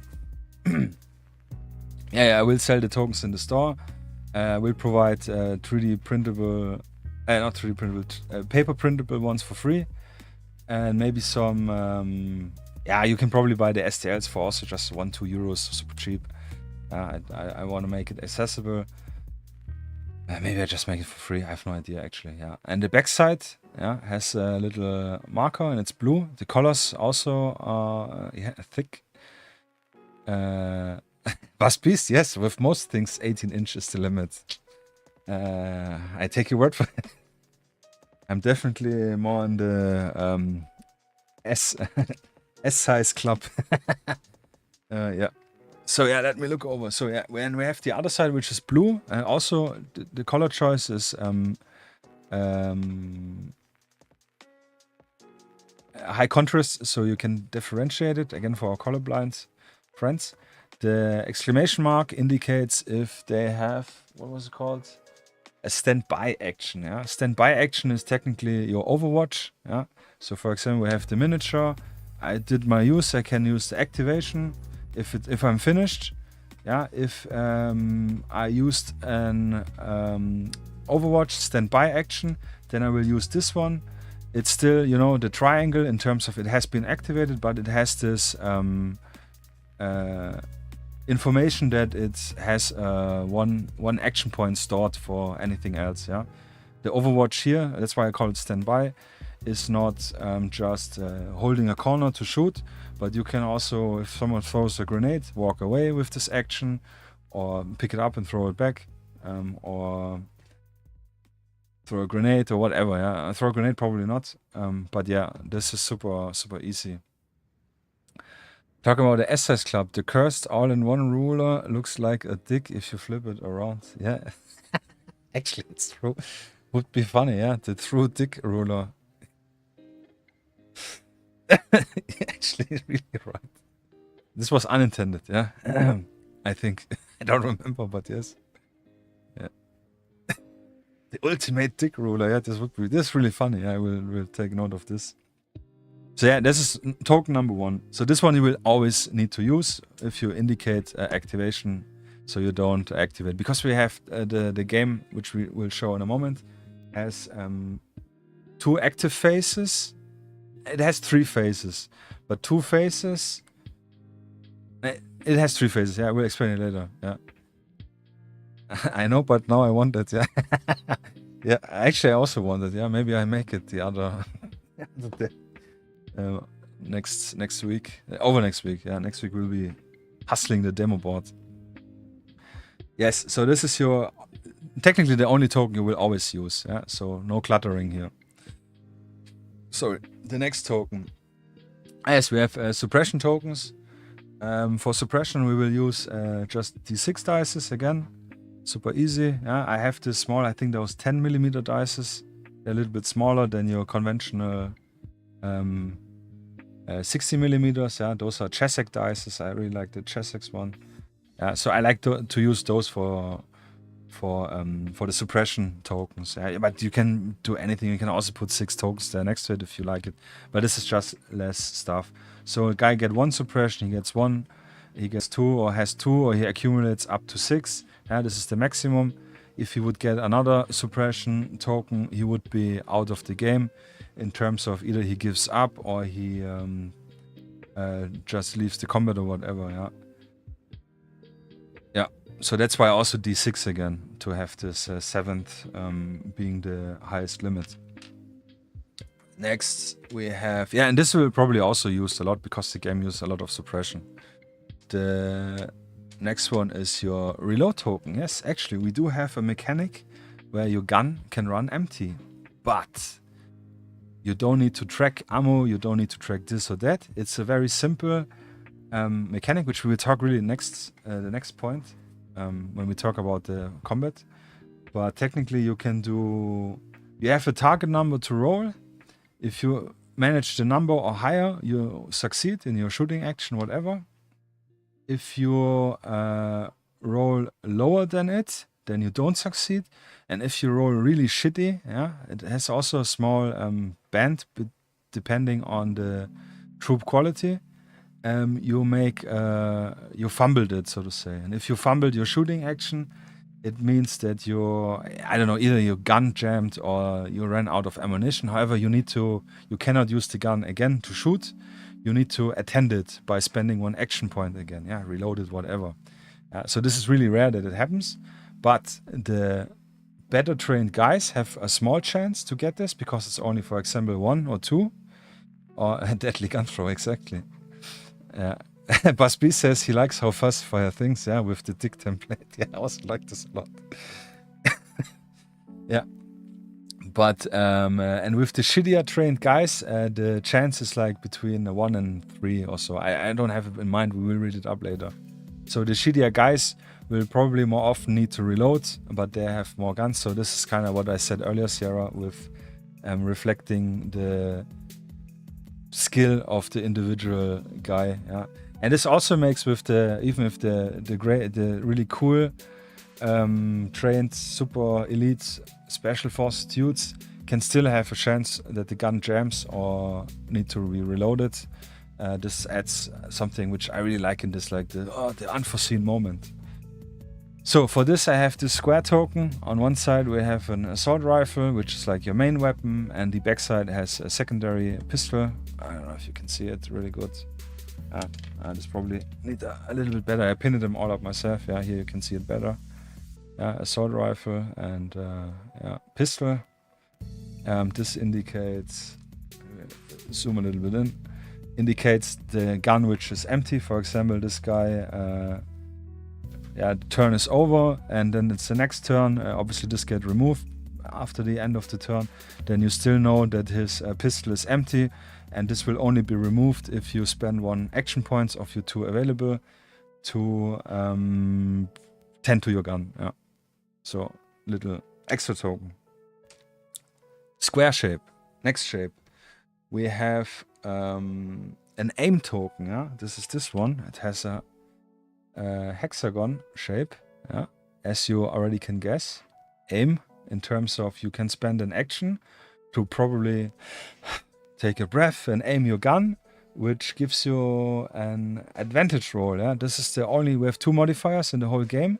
One is advantage and the other is disadvantage. Advantage roll is a +1 on your dice roll, and disadvantage is a -2 on your dice roll. That's everything. The only thing you need to know: +1 or -2. There's nothing else in the whole game in terms of modifiers for dice rolls. Yeah. So if you spend 1 action point to aim, the guys get the aim token and get a +1 on his shooting roll. This only gets removed if he obviously gonna walk, like in all other games, or if he do another action, which is like throwing a grenade, or anything which involves him moving. Yeah. Yes, you can switch your gun to the pistol if you want. Depends, you have only 2 action points. So if you spend 1 to move and then 1 to shoot, and then your gun is empty, then you have for this phase no action points left to do the switch. But obviously in the next one you can just switch. I think switching to the pistol is always for free. I think it's always for free. I actually don't remember. I think taking the pistol out does not cost an extra action. Yeah, we have to look on the action table. Yeah, but yeah, this will be working. But if you, for example, he's static, like this guy, and he's shooting and has a fail, then you could obviously switch to the pistol to shoot again. But sorry, if you shoot, your shot always goes out. You will hit the target if you hit with your roll. You will inflict always suppression if you fail. If you hit your shot or not, every shot taken an opponent gives him a suppression. So only after the shot has resolved, obviously after you rolled your dice, then the gun will have the issue. Yeah, yeah. Sorry, this obviously needs to be clarified. The other side on the token is this little time watch, which I forgot what this was. Yes, it was a preparation, a prep action you can do. You can, if you want to throw a grenade, you need to do a prep action to take out the grenade and get ready to pull it. And then the throw action, which is the second action points, yeah. So no spamming of grenades because it takes 2 actions. But you can use a prep action in advance, yeah. You can say I moved this figure already, 1 action gone. Then I'm gonna do a preparation action. 2 action points gone, finished. Yeah, but in the next turn phase, you can use this prep action to throw your grenade, and then use the prep action, and then throw the grenade with your second action. Then you have still 1 action left to shoot or to move, maybe. Yeah, you can also use this prep action for other things. I don't remember. We have to look at the action lists, action point list. But yeah, this is something. So technically, it's like the Overwatch or the standby, but for stuff which need preparation. Shooting a law or reloading your rocket launcher would be a prep action.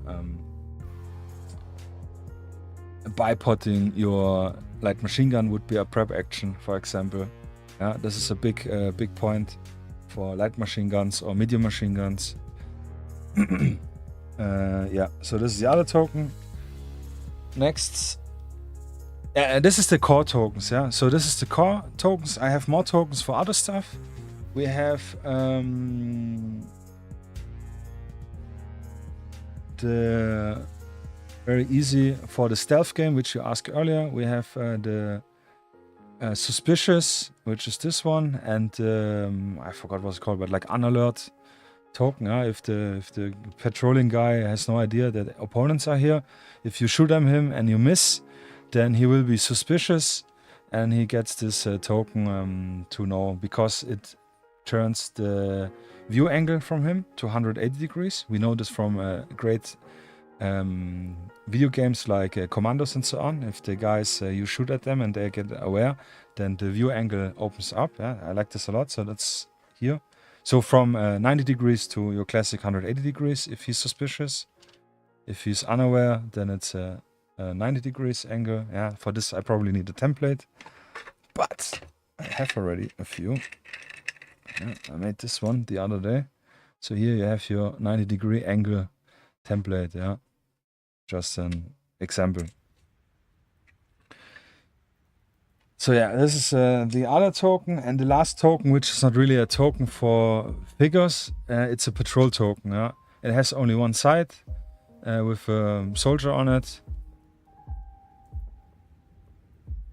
If I do player versus player, so one is inserted with Ultramodern Rules as defender. Yeah, exactly. And what I made with my stealth rules was that the unaware player has limited control over his figure. Because as a player, you obviously see the complete board. So I need to introduce a way that you can still have the decision what your figures will be doing, with a randomizing limitation, because they are unaware. Yeah, you need to castrate the actions they have, more or less, or have a randomizer. Yeah, I will talk. Maybe we talk later about it. Depends on the time with the stealth rules. But this is really cool. This was a lot of fun and worked really great. Yeah, we had really fantastic stealth game. But this is a patrol token. So if you have, for example, your table. Let's say this is a, I don't know, building or vehicle, whatever. Actually, it doesn't matter. But for stealth games, yeah, those will be used. And this is also where the limitation comes in. You have several patrol nodes you can place around the table. Yeah, let's say we have this segment of patrol nodes. So you can always, the figure is always walking from one patrol node to the other one. And with a dice roll, if it's a patrolling miniature, yeah, you can also have maybe some which are just standing around. So the attacking player knows all potential patrol routes, but he cannot predict where the patrol will walk. Same, the player can have an intention to move the player, the unaware figure, but you will roll a dice, and with 3 potential results, he can either move him in the direction he wants, or he moves in a random direction, or the opponent player can decide in which direction he will move. He will always move from node token to node token, which also means you need to place the tokens in a 6-inch distance, more or less. Yeah, and with having several options, of course, this could go either here or it could go either here, for example. Yeah, so this is how the patrol stuff will work with those tokens. Yeah, they're obviously specifically for this. So yeah, the main playing tokens, to show it again, are just those 3, with this one being literally the only one you will mostly use. These are very specific ones. Yeah, so it's not cluttered at all. And those will be removed obviously after playing, and this will be removed after the turn. So don't worry, guys. No cluttering. 500 different tokens. Especially since we have this, I'm really proud of the dual use stuff. Yeah, tokens. We have more tokens, yeah. But these are playing specific tokens. Do have, where did I put them? Yeah. For grenades, I have some tokens. A literal grenade, a literal flashbang, and a literal smoke grenade. Yeah, they are nice. Actually, we need to zoom a little bit more in. And they're painted white, so they're a little bit bright. Yeah, but they're on 25mm bases. And yeah, so you can use them when you throw them. Since they are 25mm, they also fit in the center here, 1 inch. Also, since I'm assuming most people will play in 25mm.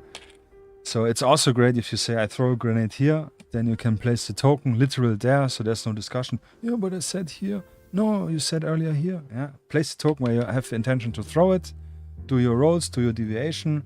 Place the token where in the end it explodes. Then you have also for the blast template, like I showed, it fits perfectly in. So yeah, I don't know if I can show it. Yeah, but sort of like this. You place it over the token, and then you know the blast radius perfectly. No discussion because it's so on point. Yeah. Can we buy a grenade Potzen? Absolutely will be. Those are not my designs. This is literally the first Patreon I backed. This guy stopped after 1 month. He made those tokens, but I will redesign my own ones in the same way. I just don't want to use his design, but now for the testing, those are fantastic. Yeah. But I like this a lot. So we have more tokens for stuff in the same manners. We have this one I created myself, law token. It's also my own law, which actually I should put up in the store to buy for the one-time throwaway grenade launchers. And then we have also an MRL token, which is a multi-rocket launcher token. So it's like your RPG or your Carl Gustav, where you have reloadable ammunition, or a grenade launcher. Yeah, classic grenade launcher.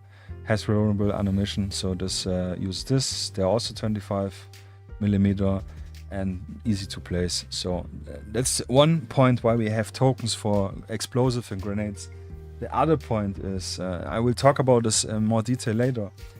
But like I said earlier, I don't want to have any big tracking, like this figure has 3 grenades, this has only 1, but he has got a smoke grenade. It's annoying. You need to make pictures, write it down, or you need to place tokens next to their stuff, which clutters again the table.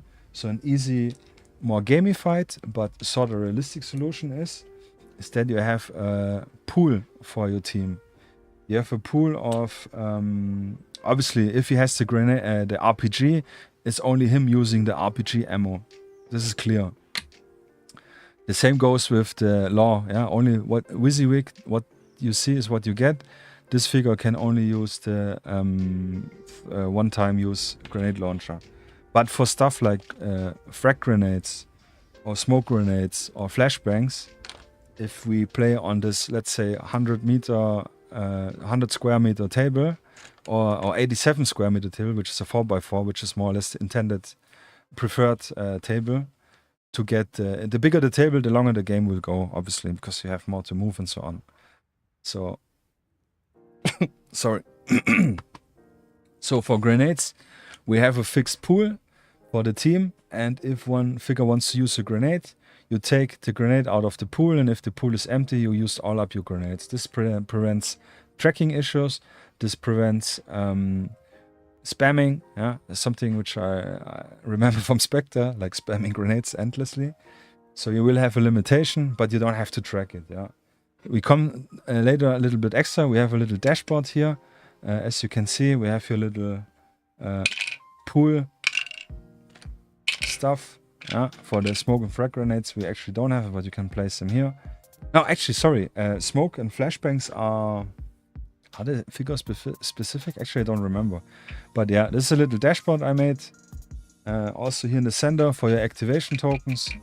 So it's all clean. This STL I will provide as well as a paper printout, which you can print out on paper with two layers, so you can cut out cardboard and make it, you know, that it's a little bit thicker and literally doesn't fly out stuff. But this is like a pool. If this guy used a grenade, you just take it out of the pool, you place it on the table, and no tracking needed. Easy. You have something to play around, to paint, or not to paint, and visually easy. These other ones, these are for your phase 1, phase 2 orders. Fits 60mm dice. if you finish your phase, you move it down to the spend order segment, just to know you did your phase already. Because we all know we start talking between the game. One needs to do a smoking break, other goes to the toilet. Was it your turn or my turn? Yeah, so easy if you did it. Easy tracking, easy to remember, no discussion, no mental brain black holes like we usually have. Yeah, and this one is for initiative. Yeah, I made it here, but we'll probably change it. Yeah, whoever has initiative has this goal. I think we use the yellow token. I have only one yellow token, and the one got the yellow token in here, just so it's clean here. But like I said, you can use technically anything to showcase the initiative. And yeah, this is for the backup role. This is something we're gonna talk maybe another day. Yeah, tokens. That's actually it. Yeah, let's head over to the desktop and get into the actual gameplay. Yeah, so. But I think it's important to show the tokens and the tools. And then we... Oh, Spike, another load for the org challenge. Thank you, man. This is gonna be true happening. But yeah, I think it's important to show all the tools we have, and then we can show how to use the tools with the game itself. Yeah. So, sorry if I'm holding you in excitement. So yeah, let's head over to the desktop. Yeah, without transitioning today. So, yeah, here I have the tokens written. Yeah, you see the first testing I did. Suspicious and unalert. Yeah, I think it's unaware right now. Yeah, little how I painted them up. Oh, we have here some cards, huh? Oh, I don't know. I don't remember what the cards are actually. Yeah, yes. These are small in terms of cards. These are just reminders. And when you have a troop quality, it's technically a smaller, quick reference sheet for your specific faction for your team, which has all the little few numbers. I do have a proper quick reference sheet, but this I need to rework. This has not got the version 3 update in it. It still has the old stuff. Yes, so next one will be sequence of playing a game, but because you asked earlier, someone asked about knives and someone asked about stealth and so on. So what I have written up, we have different troop qualities. We have a squad leader mechanic. Here the initiative and activation we'll talk about. The actions we actually could look next one. We have complete attack, reflex, which is my defense. It's not active defense, so that's why I called it reflex. And cover mechanics, we have suppression in the game. I have full weapon equipment list. Force composition and building, is this what I said? It's a big work in progress. I have a backup units and reinforcements mechanic, which is also limited to the size. Also scenario dependent, so not always available. We have the unalert and sneaky stuff at night, yeah, stealth. We have HVTs, VIPs, and other scenario miniatures with special rules. I have specific building rules for indoor and CQB firefights. This is something I really want to test with you guys in the closed beta. I like this a lot, but makes only also sense in big rooms. Yeah, it's pretty cool. Yeah, it technically is if you're indoors, if it's not a factory or a big hall, you know, classic indoors. You have your movement is slower, yeah, because there's so much doors and shit. Yes, we have completely doors to open and close, which costs an action point but grants you a free 3-inch move when you open or close a door. Stuff like this. But this is all additional rules. So the main idea is to have something like one-page rules, where you have more than one page, probably, like maybe back and front side with the basic core rules, with some basic classic weapon profiles, your M4, your pistol, and your machine gun, maybe, to get you started right away. And then we have more or less a buttload with all the advanced rules. If you want to add them, absolutely feel free. But yeah, just to get people faster starting. And it's, yeah, just introduce what you like for your game. As said, the whole rule is just, what's it called? Suggestion to play.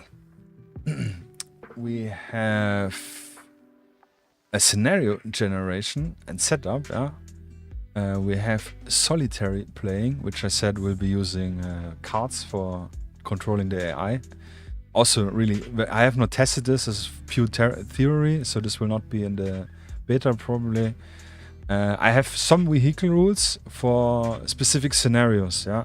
So you will not be able to pick a technical for your party and then raid the town for fighting the enemy. But if you have a scenario which is, for example, raiding a compound, then it might be that the scenario specifically gives you one vehicle, or you have maybe a vehicle which is your objective, or a classic Call of Duty Modern Warfare mission with the war pick, a tank or some other vehicle which has is immobilized and needs to be defended. And obviously the weapon turret or so on will still work. Yeah, so this is as the name says, dynamic infantry combat. So the focus is definitely on infantry, but we do have some vehicle where it makes sense. I have additional rules planned for using this core rules for platoon and bigger size games, but this is ultra early draft, and is maybe more intended for the 15, 10 or 6mm scale. I think with 28mm, I think 28mm vehicles are just, yeah, if we take again this, you play in a 100-meter square box, having a tank or two tanks there, it's just strange. But yeah, feel free to use the vehicle rules for whatever you want, yeah, again. And lastly, we'll have drone and electronic warfare elements. This is also extremely early progress, and we will not talk about everything from force composition down here. I will not talk about today. Maybe about the unalert we already told stuff. The VIPs, this one we could maybe check out. But yeah, first let's get into the basic core, like how you play this bloody game. How do you play with my DIC? Dynamic infantry combat. Let's show a sequence of play. Also written out. This is already for the rulebook. Ready? Setup before the game starts. Choose scenario or campaign. Choose your force elements according to the scenario. Set up the table according to the scenario. Place units according to the scenario description. Yeah. So obviously, obvious points. So game turn explanation. Yeah. Now we come to this. In desktops in dynamic infantry combat, you will play scenarios which equals to one full game. Each game consists of an unvaried amount of turns, if not otherwise specified by the scenario you choose to play. A turn has three main stages or phases. Main stages consisting of the initiative roll, a classic in a lot of war games. An order roll, and your activation phases 1, 2, and 3, where the third phase is called the instinctive action phase. This is a big difference. This is something I'm really proud of, or I like this. So full game turn explanation. So step 1, the initiative roll, or phase 0 if you want. Step 1 is the initiative roll. Players determine who goes first, obviously, by rolling 2d6 and subtracting the total amount of suppression tokens on their figures. So like you have 10 figures, I have 10 figures. I calculate, I have 3 suppression total. You have 4 suppression totals. We both roll our d6. I have a 5 and you have a 7. I forgot already how many suppressions I have. However, you subtracted the suppression tokens or suppression amounts from your dice roll, and who has the higher number gets the initiative. Yeah, this is something. There's also nothing new. There's a lot of other rules made this. I think that's how Spectre version 2 did it. Astromatic Warfare. It's also a great way because suppression obviously indicates the who has more momentum. Yeah, Spectre version 3 term. Yeah, yeah.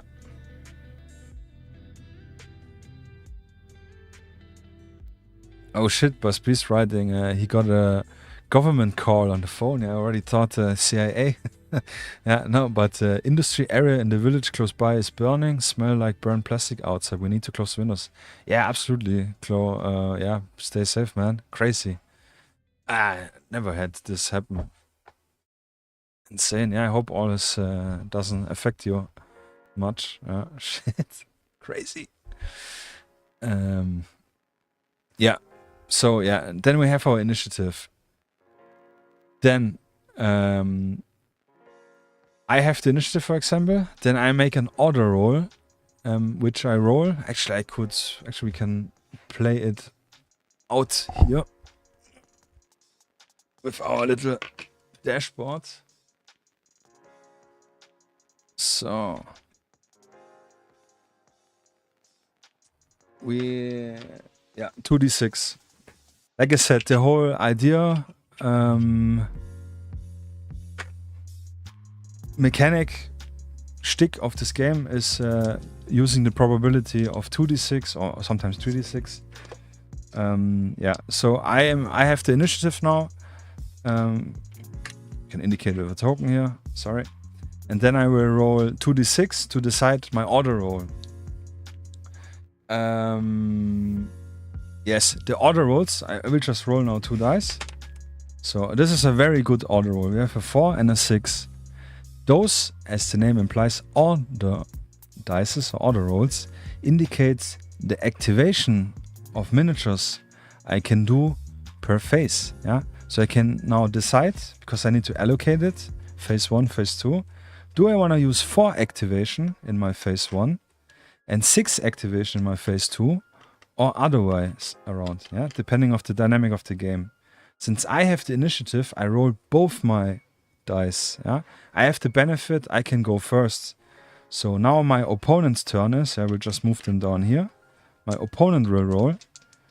He knows my dice, and he rolls this 2 and 4. So okay, I have 6 orders activation. Your brain's already in tactical mode. Yeah. But please, you send video on Instagram. Yeah, I will check it out in a moment. Yeah. We'll definitely want to see it, but yeah, it sounds crazy. So I have decided I want to activate 6 miniatures in the first phase, and then 4 miniatures in the second phase. Yeah, this is a really great roll. Yeah, 10, massive, awesome. So he has a 6, yeah, classic. So he can decide, okay, shit, in the first phase, I definitely need more activation as well, so I can run away or counteract. And yeah, I rather have less activation in the second phase. And then this is set in stone. Then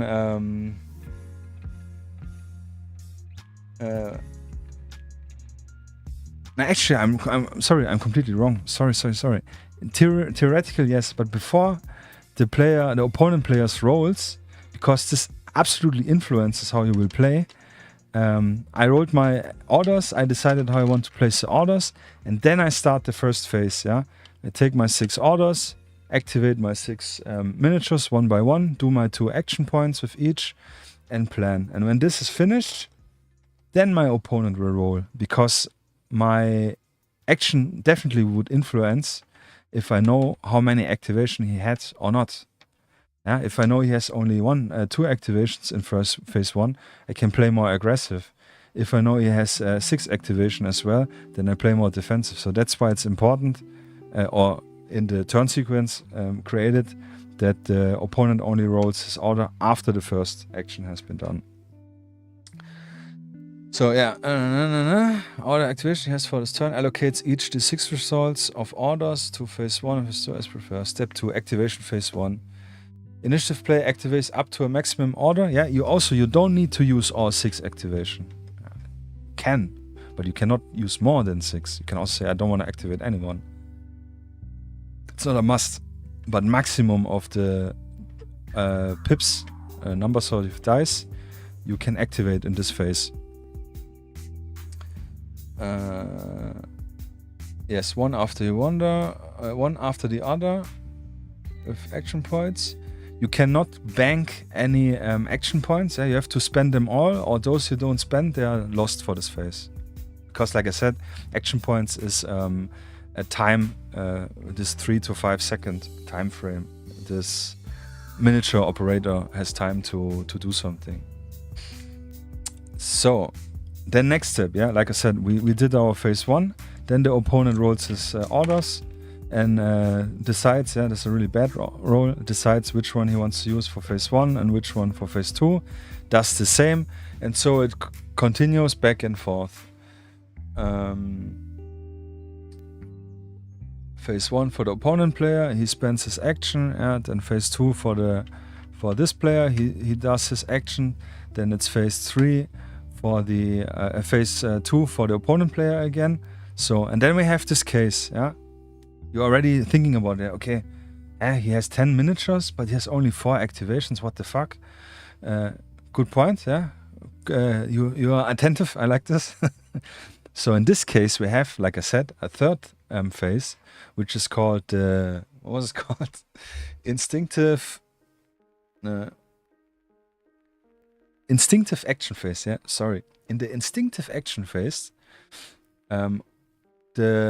also with the initiative player starting, but if I spend all my action, all my figures are already, they've done the stuff and they don't have any left.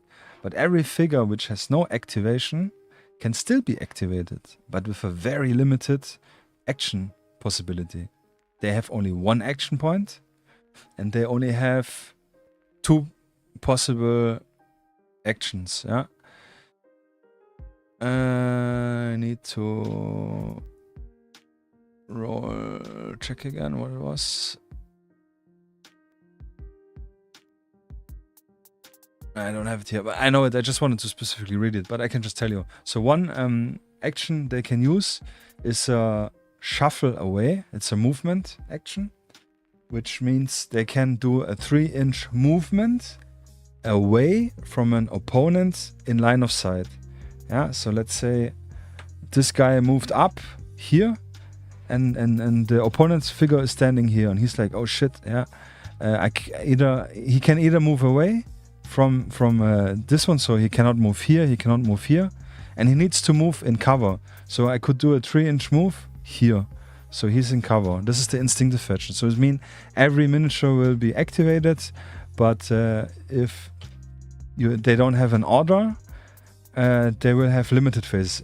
Yes, sorry, I forgot to talk this. In this game, you're not playing the game. You are actually sort of like a commander giving commands out over radio. Hey, boss for leader. Hi. So there will be some, I don't know, battle sounds, something which interrupts your talk. Yeah, that's why you have different numbers of orders available per phase. Actually, there's actually another mechanic. If you roll 2 1s, like boxcars, snake eyes, I mean, or if you roll 2 6s, boxcars, this will be a fumble mechanic, which is called radiostatic, which makes you re-roll, do a test roll, how if the orders, if you can do another re-roll or not. Yeah, just to give again a little sneaky options, yeah, because this would be really sucky if you have only 2 actions, and this would be overwhelming sucky for your opponent. So these are the little fumble mechanics. And I made the math, yeah. The chance to get double 6s or double 1s is only 5.67% chance to get in a 2d6 roll. So yeah, it doesn't happen so often, but it can happen. So yeah, and the other instinctive or reflex action, I think I called it, besides walking 3-inch away, and by the way, 3-inch movement, yeah, do you remember? We have a 6-inch diameter, here from here. So this means we have 3 inch here. So to make this 3 inch movement, you again just place the template over the figure, and then from the center we have our 3 inch possibility in one view, like where can I go? Yeah, do I manage to go here and cover? Do I manage to go here and cover if I want to walk away from this opponent? So here again, the token, the template has its additional use. Yeah, exactly, boss for leader. Yeah, that's why I also think I was playing around, like Buzz Beast was talking about it earlier, that he prefers D10s. I also prefer D10s, but for using 2 dice and playing or having the roll probability as a core mechanic, 2d6 is great. I like this also more. Yes. So, and the other action you can do in the instinctive phase, yeah, only walking, and the other one is shooting. Yeah, you can do a reflexing shot. Yeah, he rolls, but this one you make a shooting action, but you roll with the disadvantage, which was a -2. Yeah, I said earlier we have only 2 modifiers for advantage and disadvantage, +1 or -2. In this case, with a roll for with -2, which means Wyoming. What made it just drop $1,000 on new uniforms from a promotion? Oh shit! Congratulations for your promotion, man! Awesome! Yeah, cheers for Wyoming. That's really cool. Yeah, you have to tell me in detail later in Discord. Yeah, that sounds cool. Awesome, man. My man. Yeah. Busby is saying the current storage is completely burnt now. Yeah. Oh shit. Awesome. Yeah, $1,000. Yeah, I mean, but you have new uniforms, not spent for nothing. Yeah. Sorry to going back, but this needed to be celebrated and commented. If we shoot with disadvantage, we come into the higher probability. First of all, not hitting the target. We will still allocate suppression. Like I said, every shooting action will give suppression to the target, always. But it also goes into the probability of the gun being jammed or needs to be reloaded in this case. Because like, if you look in a realistic perspective, yeah, this guy made an action, this has not an action, so he's more like, shooting quick. Yeah, shooting quick. So he will probably not have the time to probably aim and so on. That's why it's the modifier. So, like I said, you still can activate, but with a malus, so to say. Yeah. Boss in Trench Crusade, when you get disadvantage, you roll 3d6, but drop the highest in the math. It works on average of 2 things. Yeah, that's also cool. I have also 3d6 as an optional. That's how all my shooting works, with 2d6 or 3d6 with and the cover mechanics, which I will show in a moment. That's actually cool. Yeah, but I think I remember you said that you give your opponent disadvantage dices or something like this. Yeah, it's actually cool. Yeah, actually, I think I have to try out Trench Crusade because it sounds already. I like the simplicity, and that's just what I want with this. I want to have complexity or granularity where it makes for me sense, but easy flow and simplicity for other things. So. Yeah, after the instinctive phase for the initiative player, if he needs, in this case 10 miniatures, 10 orders, he will not have it. The opponent players, then you do a resetting of the turn, which means you remove all the initiative and the orders and the activation tokens from the table, and then you start from the beginning. So that's your classic turn. So obviously, okay, 2 action points. What can I do with 2 action points? And that's what we're gonna talk about now.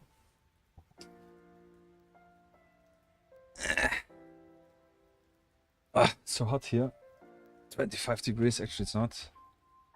So, yeah, here click clarification. Orders are activation, and each activation is 2 action points. Yeah, all figures have 2 action points. Yeah, blood markers. Yeah, I remember this. Yeah, it's pretty cool, pretty fun. Yeah, actually something I definitely want to do. I want to add QR codes on the pages of the rulebook. where you will directly be able to get in the YouTube playlists, and this specific rule will be explained in video form. If you don't understand it, maybe because English is not your native language, which is also not mine, or you're not understanding it generally, or you are too lazy to read it, yeah, that's something I think is really cool. Yeah, this is so much for sequence of play. So, before we go in initiative and activation, we go quick into the actions. But first, I really need to take a little toilet break. So please have the give me the opportunity. Yeah. So give me 1 minute, and I will be back. And then we check the actions out. Yeah. Super simple, super cool. Hype orbs. Where's the sticker? Woo! I'm really happy, really excited to show this, even if it's now maybe a little overwhelming because it's a lot to literally talk about. I hope so far you're still interested in it. But so yeah, 1 minute.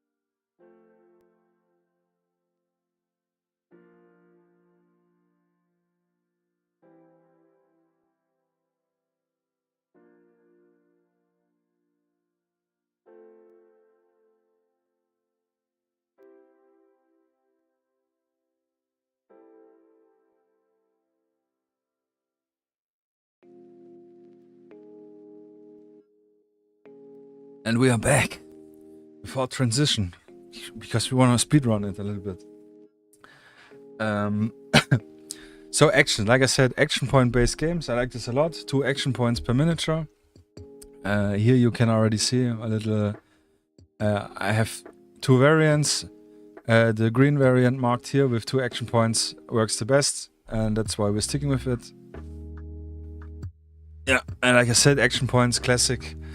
For any, also for X, if you played XCOM or any similar game, they have all action points. I like those games. And yeah, so AP action points, obviously. Blue is the type of action, and then it's a little bit explained. So yeah, we have move is 1 action point. It's a 6-inch movement or less. Yeah, you can also walk obviously less. We have an attack. To do 1 shooting, CQB attack, or grenade throw, you need 1 action point.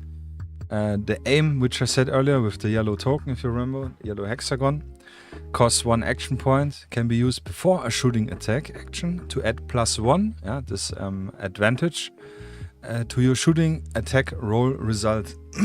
Sorry. Oh yeah, I forgot it completely. You also need to use aim if you want to shoot past your friendly or enemy units. If you want to target an enemy behind an enemy. Yeah, very important thing. This I think is also very unique. I don't know actually, yeah. But yeah, if you want to shoot past your friendly guys or past an opponent guy, yeah, like for example in the front you have the grunts, the AK dudes, insurgents, and in the back is in your line of sight, the leader or the squad leader. Then you need an action to spend an aim action to shoot at this guy which is behind them.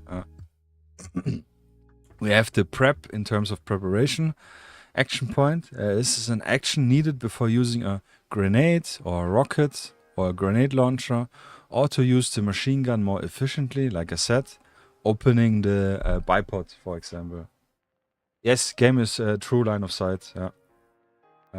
But with cover and all this shit, I've also super simplified, and I will, after the action points, we will go into the shooting and the cover mechanics.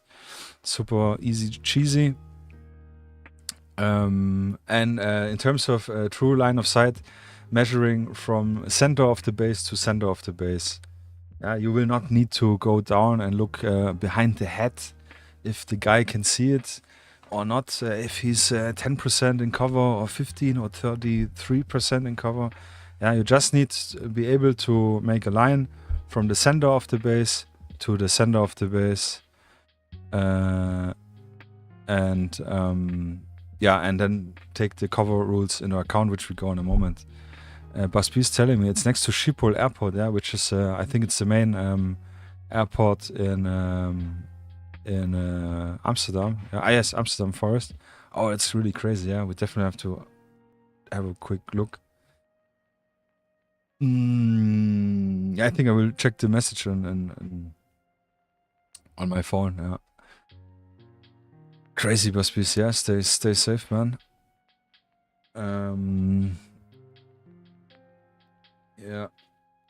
So, preparation. Reload action. Like I said, if you roll in your shooting action, one of this, I call it failed or massive failed, I don't remember, we will see it in a moment.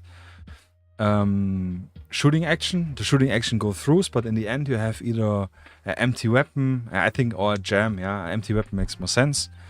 Just like trigger discipline or whatever. It's a little mechanic to give some unexpected situation. And if you have this, we place the token as you saw earlier, or boss hasn't seen it, then you just need to spend 1 action point to reload the weapon. We have climbing, which is 1 action point.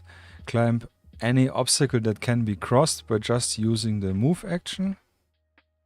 That can't be crossed, actually. Where's the apostrophe? Can't be crossed. Because you can cross anything which is 1 inch, you can just walk over, but everything which is more than 1 inch high, and that's why our template, like I said, is 1 inch high, so we can quickly measure this. Jonas Sirs, thank you for the follow, I appreciate it. You can use a climb action.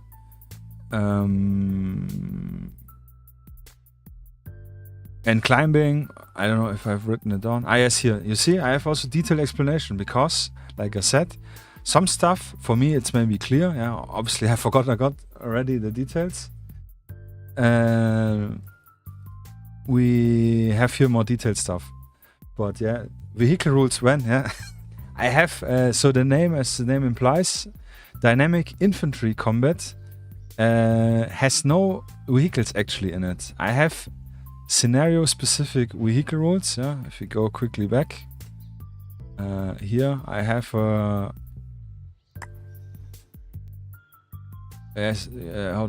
one element here for vehicle rules.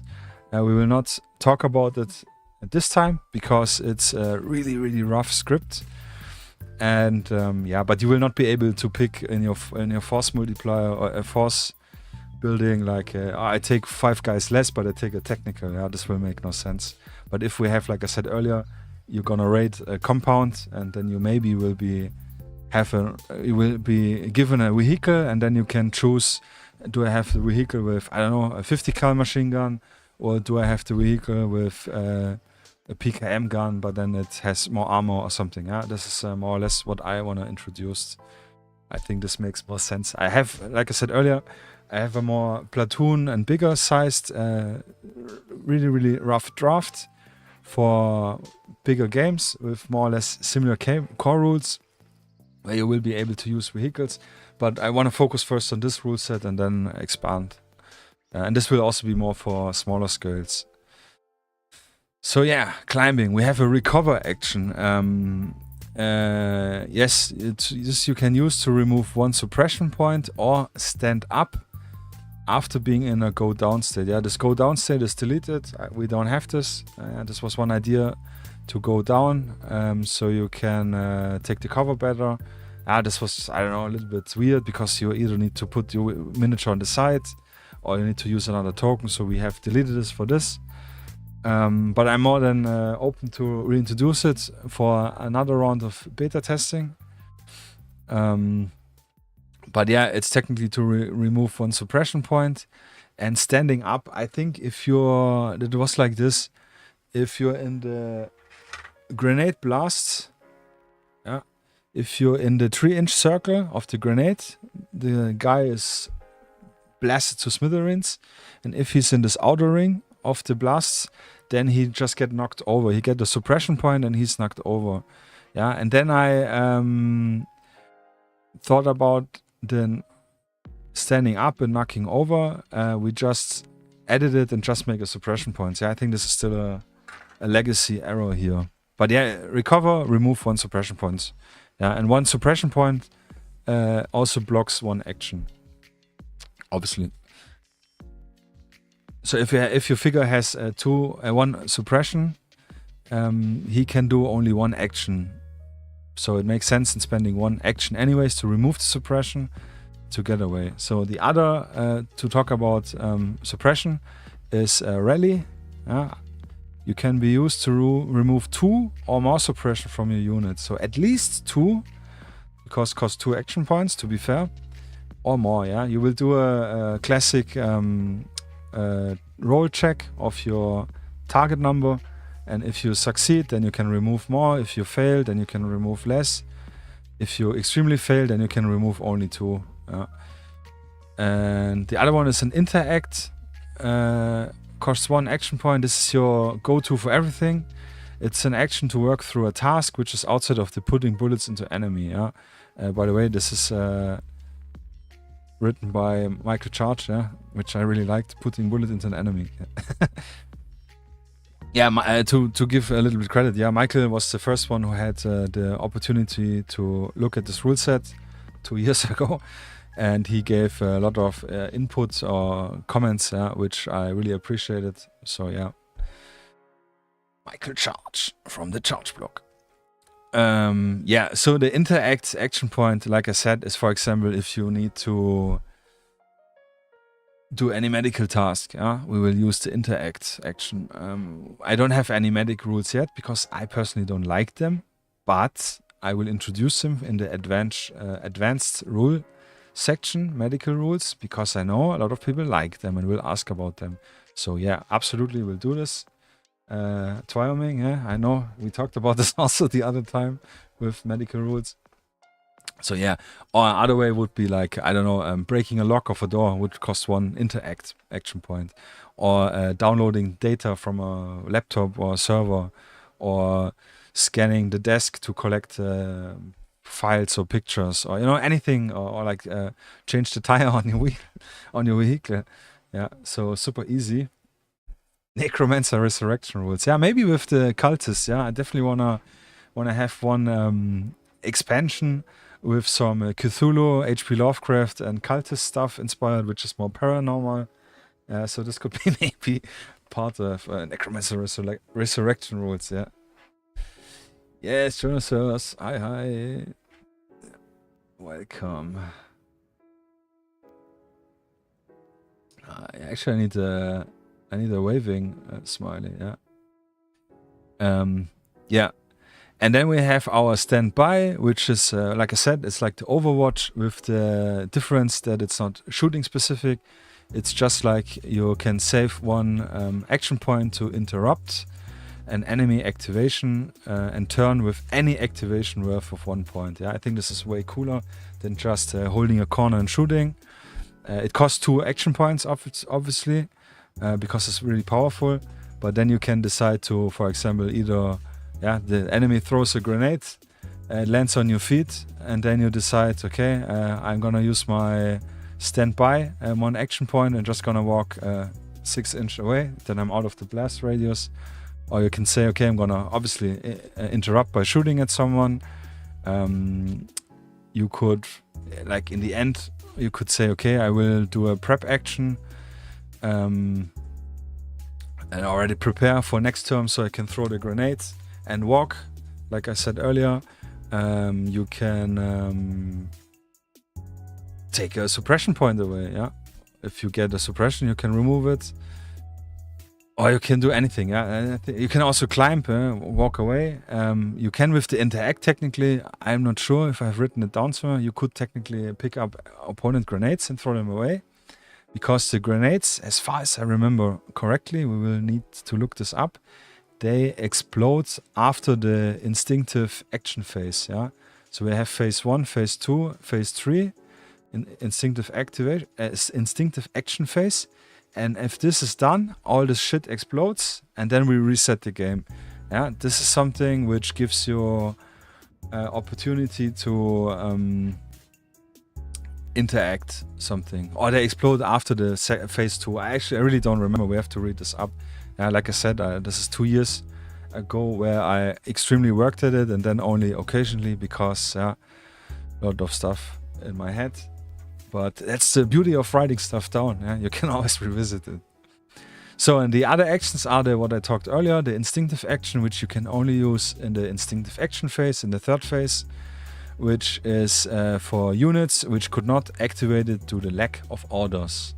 So one is shuffle away, a reduced move action away from any threat by 3 inch, or a snapshot, yeah, that's what I called it, an unprecise reaction shot against any opponent in line of sight with the disadvantage rule. Yeah.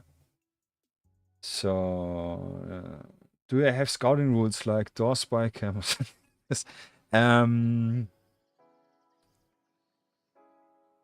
Door spy cam. I thought this is some adult website actually. Door spy cam. Yeah, I know. You know the. Yeah.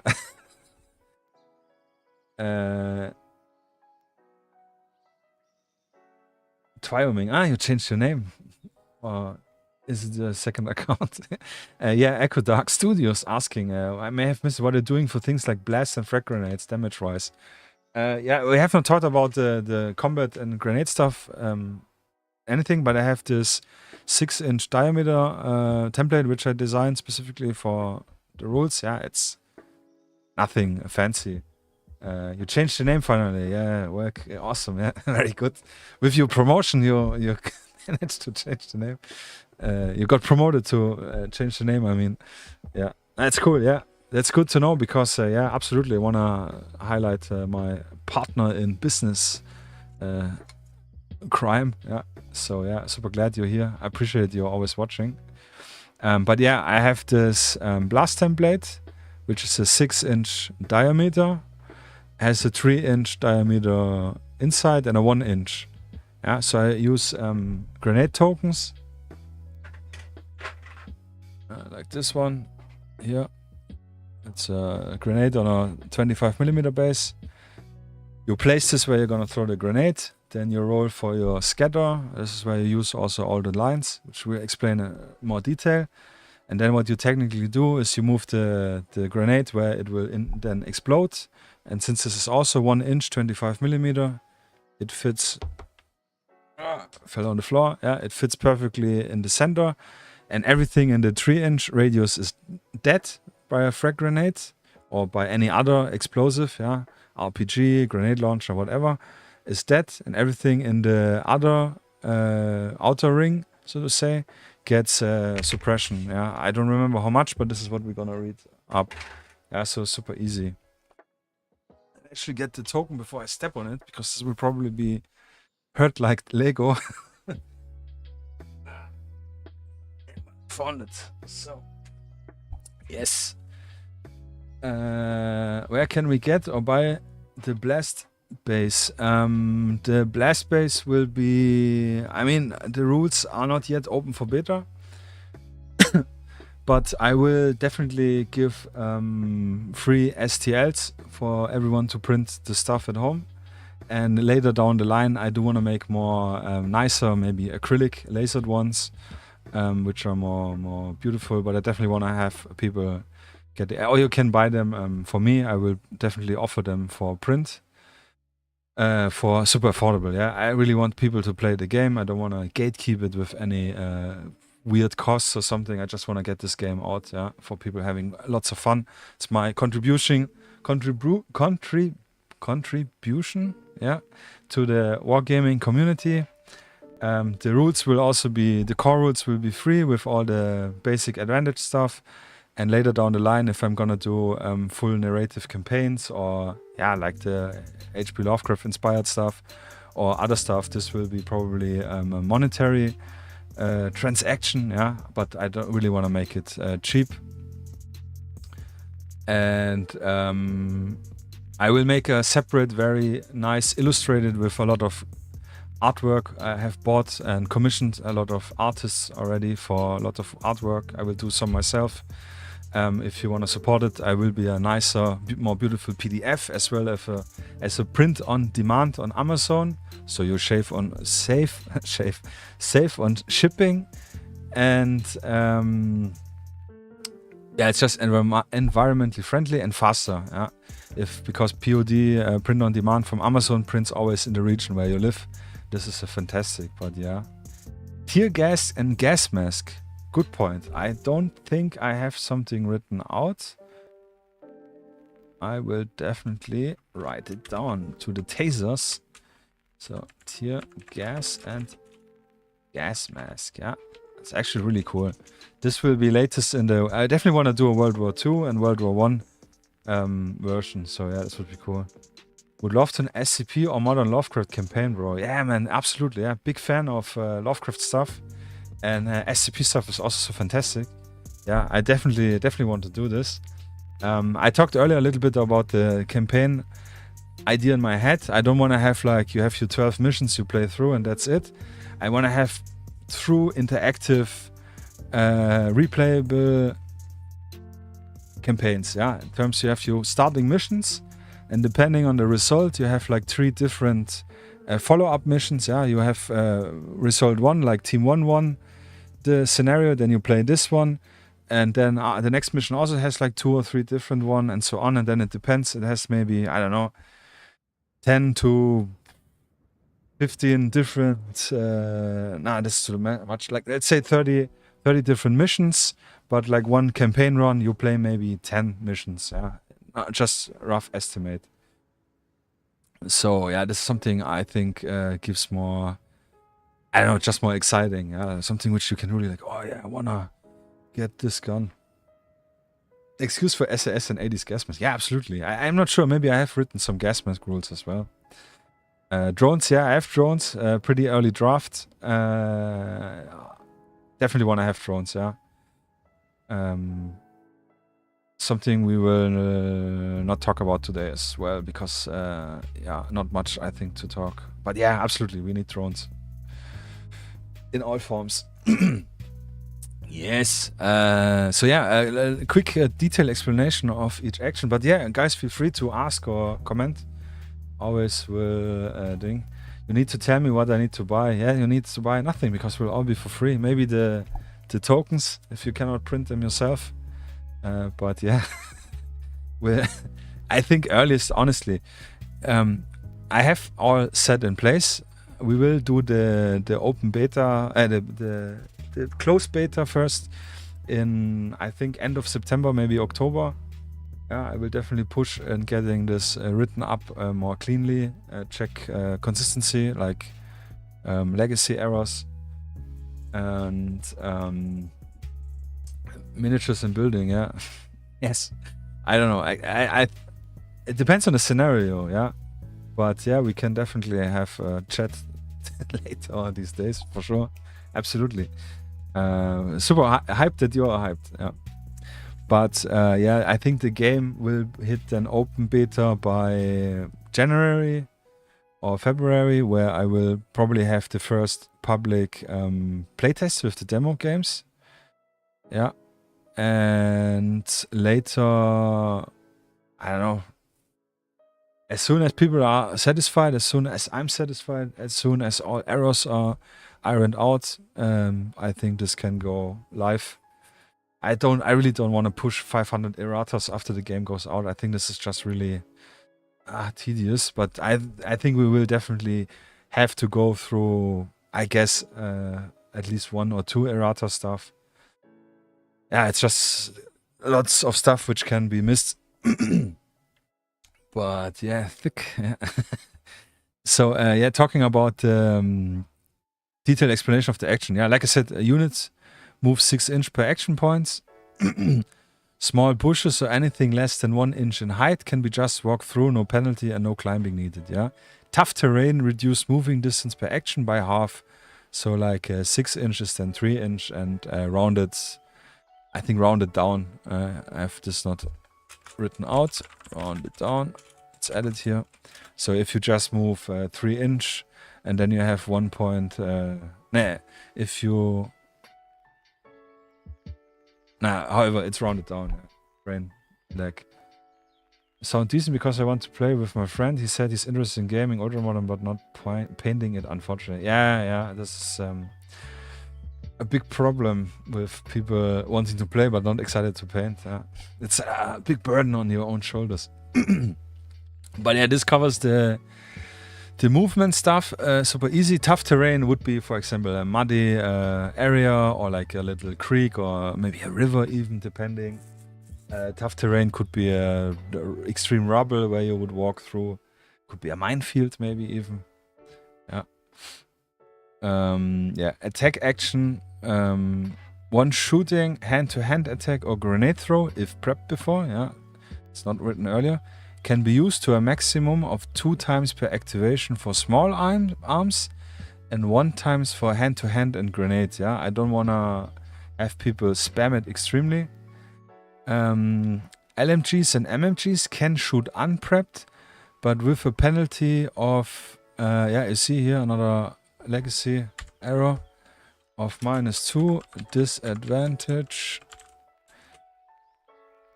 to the shooting attack roll. Yeah, so you can do the hip fire with the LMG, but yeah, has a penalty because it's obviously not intended to be shot unprepped.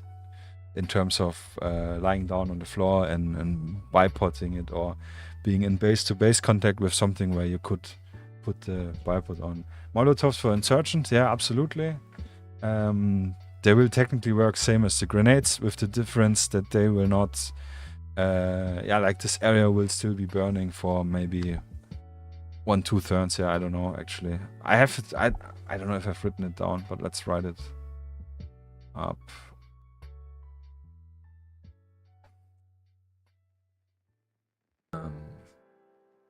Molotovs for the PMCs maybe, yeah? Some ultra. They drink the beers before the before the battle and then fill in some gas. Yeah, this limits also with the hand-to-hand combat that we have some John Wicks running around and just knifing everyone down.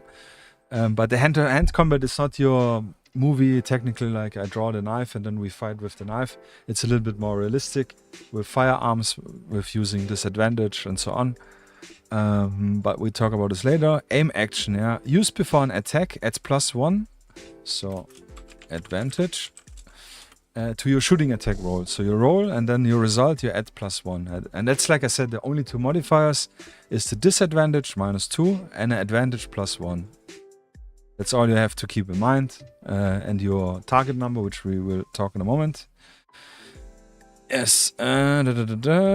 Aiming can only use for shooting attack, yeah? No hand-to-hand combat and not for grenade throws. Because, as we know, it's not stated and people will not be sure about it. That's what I said. Like, I really want to have all this as detailed as written out. That's also why beta testing is so important, because testing, iteration just makes everything better. So, as I said before, needs to be used if you want to shoot past your friendly, which is probably the most important thing, or enemy units in the line of fire. Yeah. The unit keeps aim also over to the next turn. You only use the aim bonus, yeah, the aim action where we put the yellow token on it. If you get shot and get suppressed, get shot at and get suppressed, which you always get suppressed if you get shot at. If you have to reload to a failed shooting action, or you move more than 3 inch within your next action, yeah?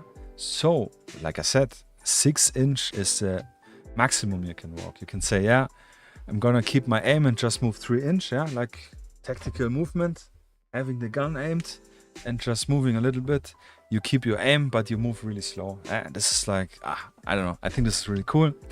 Don't remember any rules that do this as well. scenario for airstrike like in Cartel movie.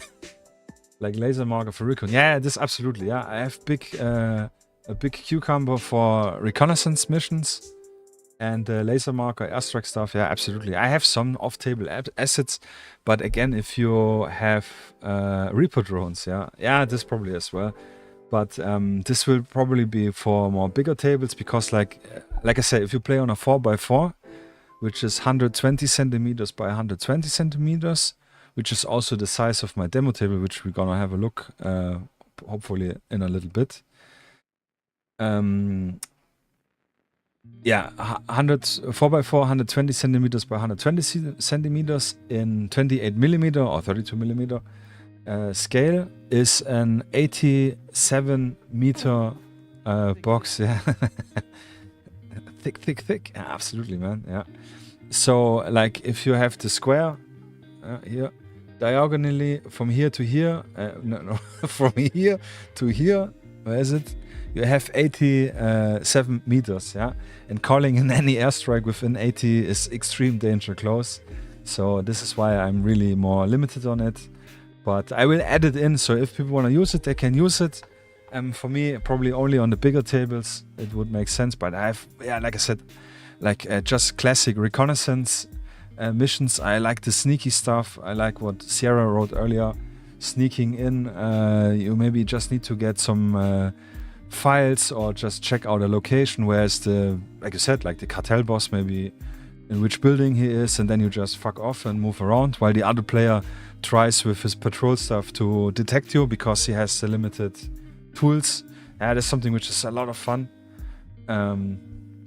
The one stealth game we made was actually getting a gangster boss or a cartel boss. I don't remember, but it was definitely one criminal boss to capture him and extract him. And I added a lot of random elements in, like there was like a petrol station where in the corner and the edge of the board, and my buddy was playing the sneaky guy, so I was trying with my patrol and stuff to kind of spot him, didn't miss him. He had all suppressors, so he could do shots. By the way, Sierra, you asked about suppressors earlier. So for suppressors, again, we use this little template here. So if you shoot with suppressors, everything within the 3-inch diameter will hear the shots, and everything within the 6-inch diameter will only get suspicious. Yeah, so not completely silent, just a little extra sausage. But again, we only use always the same token, the same template. Yeah, so no excessive stuff. Yes, now I'm hyped for this game. However, I wanted to talk, yeah. And he was moving in with his suppressed Delta dudes and something. And then I had set up that on the side that on turn 3 or 4, I don't remember, one of the goons come out of the gasoline station because he was just buying some cigarettes. Yeah? So he wasn't even aware about this because there was also no figure visible in the petrol station. Yeah, and I just told him, hey, it's the start of this turn. This will happen. And then I moved the guy out. He had only a pistol, and he had the initiative, so he could. Or I spawned him in front of the petrol station. Yeah, whatever. He needed to use 2 guys, which had more or less line of sight to him, turn him around and shoot at them. And also, yeah, with the 180 degree view angle, if the guy is behind you, you cannot shoot him. You need to spend a move action to turn around. Yeah. So yeah, but he managed to shoot him, and then bop, bop, bop. And in my head already, watching all the movies like Sicario and so, I could imagine it's like it's dark. Yeah, maybe misty. You hear like the cicadas doing their noises in the background, and the guy steps out of the petrol station and makes this dee-doo, you know, when the door opens, and he's just like having the cigarettes in his mouth, pulling out, wanted to light it, and then the camera, yeah, I'm very cinematic. The camera moves from his viewpoint, what he's seeing, and he sees like 2 armed up dudes with suppressed M4s seeing him, and he's kind of trying to reach to his gun while the guy's already shooting 3 times, and you just hear like puff, puff. and he's down and bleeding out, a little bit graphic, but yeah, this is what I mean with narrative playing, just having this extreme movie, and this is why the beauty with a really beautiful table, it just really sucks you in this moment, yeah. But enough mental masturbation. Or sniper assassination with recon team, cartel boss officer. Yeah, this is something also I want to do. I have a hidden mechanic where you can move a team more or less hidden, but this is an early work in progress. It's something I also want to do. Yeah, looks like an RPG. Yeah, it's more or less a roleplay game, but with skirmish gameplay. Yeah, it's just have some limitation, but enough freedom. Yeah, it's like this balance. But for me, like this is the type I want to play, the games I want to play, and that's why I created this rule set. Yeah. So yeah, I'm super hyped. Yeah, just hyping me up just telling about this game. This was so fantastic. And then actually pull out some pictures later from this specific game. Yeah, actually don't.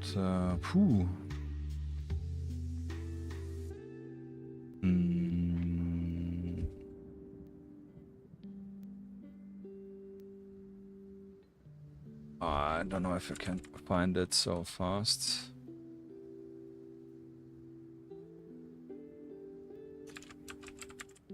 I have played it with one friend. He doesn't use the chat app, but I have probably told it another friend. So it's probably end of 23 we did this.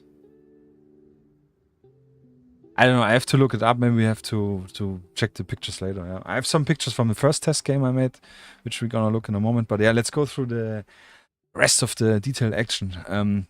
Prep action. Preparation for using a grenade, machine gun, LMG, MMG, rocket propelled launcher, RPG, 84, and so on.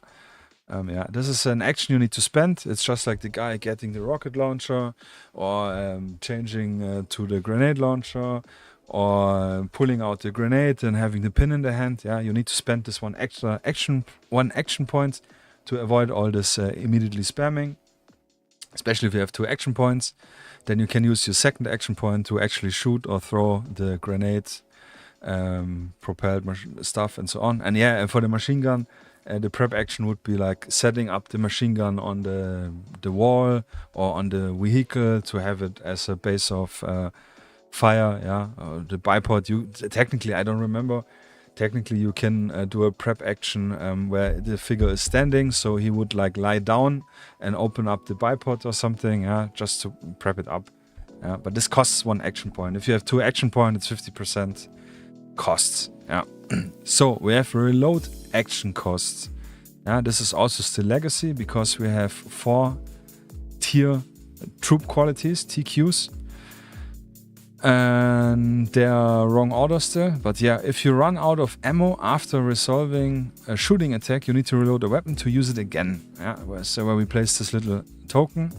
And reload action needed if your shooting result is, this one is actually TK4, and let me actually have here a look at the other screen. Empty magazine, so it's TK4. Actually, I can just copy this probably. This is what I said. This is what I'm struggling. I made 1 iteration. I saved it up as separate sheet, separate. Yeah, I will fix this later. But yeah, there's a lot of legacy stuff which I need to go through. So so we have 4 troop qualities. The troop quality 4 are the shitty guys. Yeah, they have no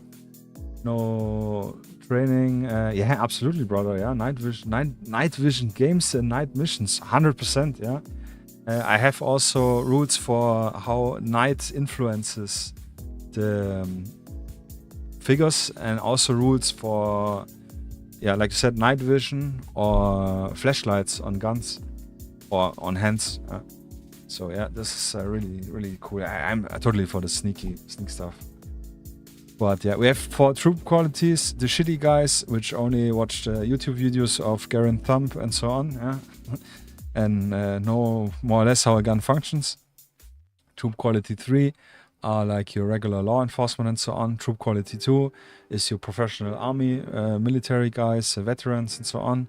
And troop quality 1 are like the extreme elite, Delta, FSB, Alpha and so on, like your crazy dude. Flashlights on guns, yes. What? No. Flash with A, not with E. Not the rubber rubber toys. Yeah.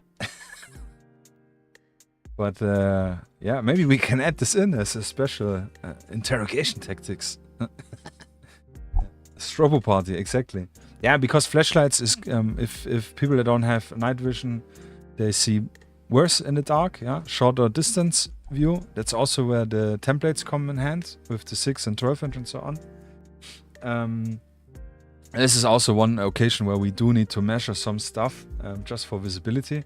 But if you have a flashlight, you can obviously see farther, but also can be seen from everyone who has not night vision or something else. Yeah, so this is up and down, but it's for like the low level tiers guys could have this maybe.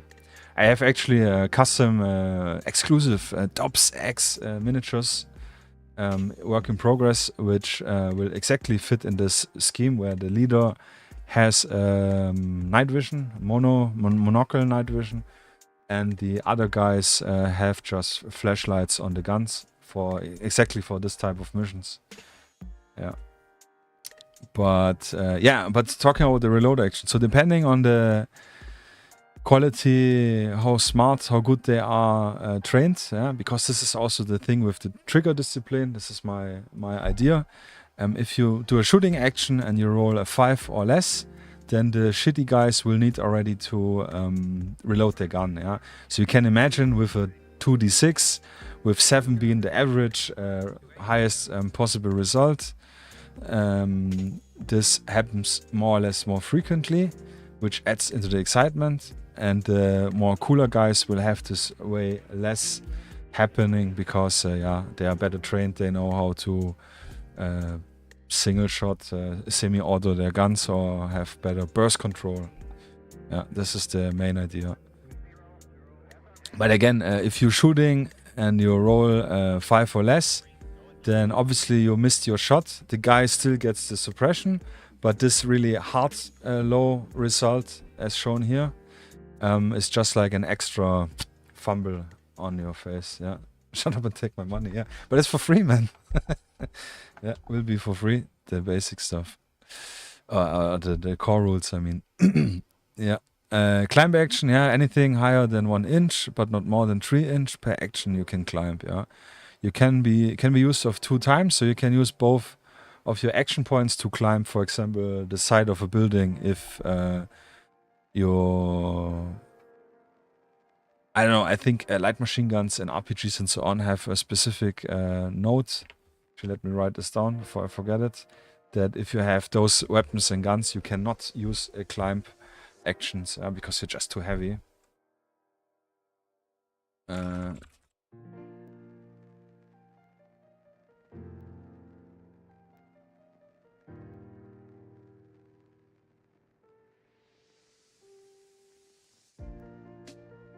So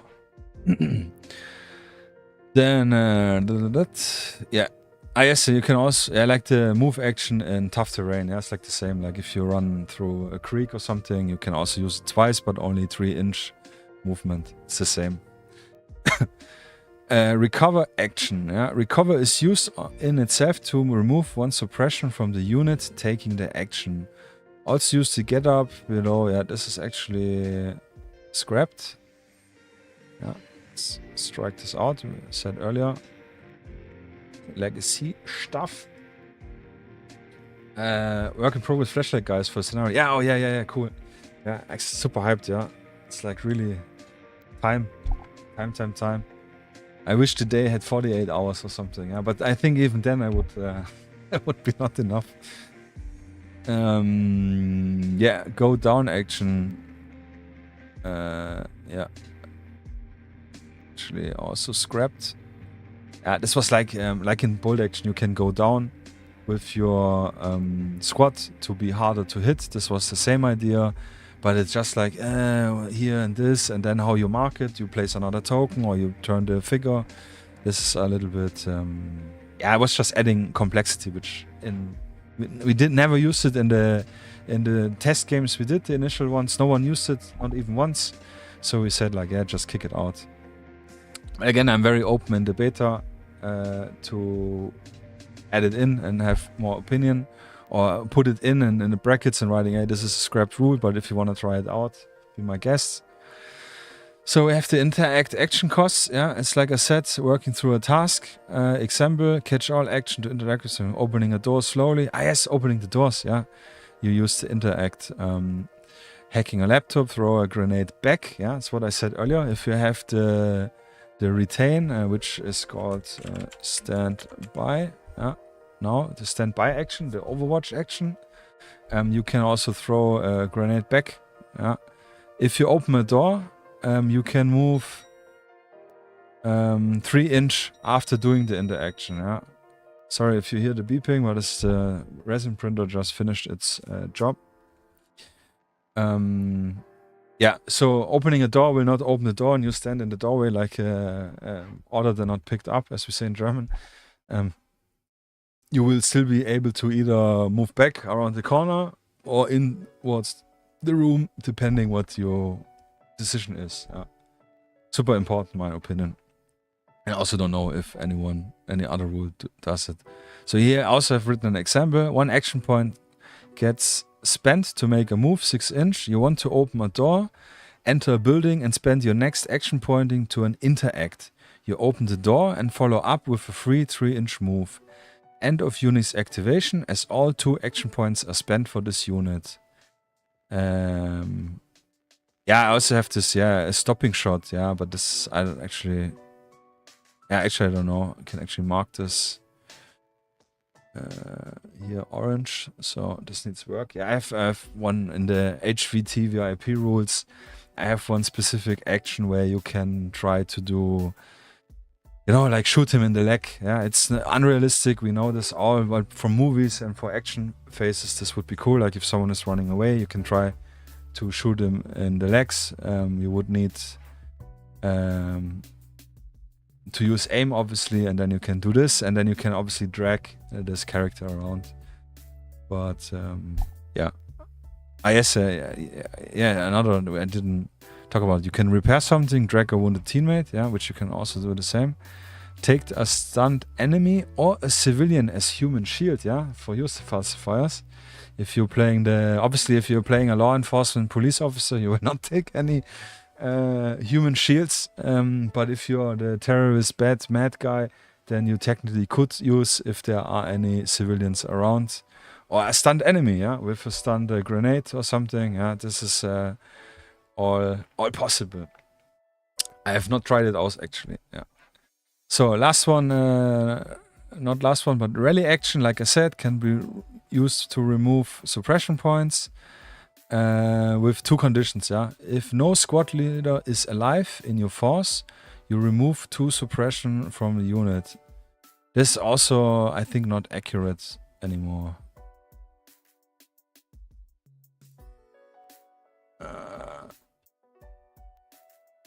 Version, Let me check.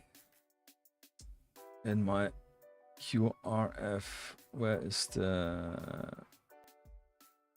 comment?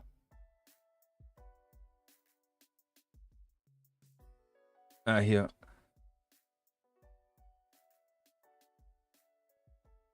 Here I have it updated.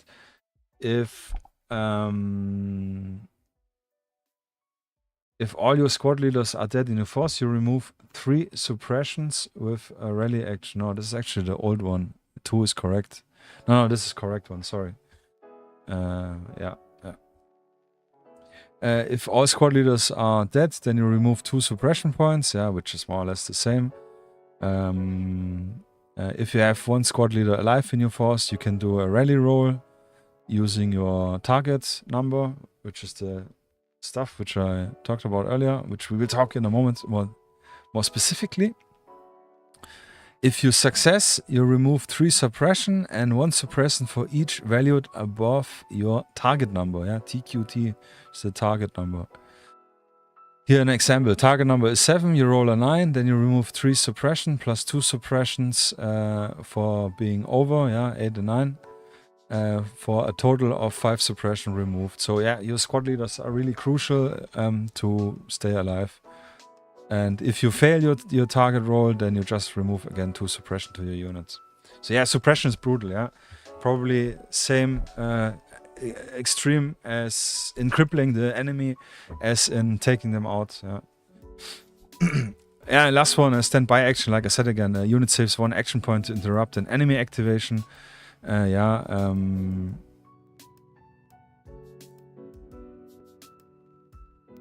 Yeah, actually this, yeah. Retaining always gives the prep action automatically to a shooting action with an LMG. Yeah, very important fact. If a unit is in cover, so it can bipod the LMG on the wall, car, etc., which is being used for cover. Yeah, instinctive action is what we also, we don't have to go to the details, yeah.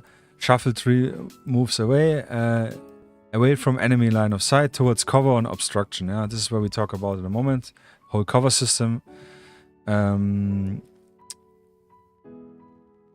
yeah, even if you can always do the shuffle, even if he has 6 suppression on it.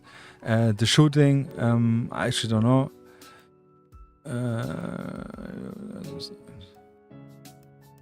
Yeah, if your figure has used an aim action the turn before and didn't move or got suppressed, the aim bonus will count towards your snapshot and reduce the penalty to a -2 to your attack roll result. I actually don't know. This we will highlight again. Need to check. Yeah. So yeah, this is the action. Yeah, this is just a little detail. Yeah, sorry, a little bit slow again. But this is the core actions, and yeah, I think this already gives you a vision how we can play. And now we can actually, let me actually check the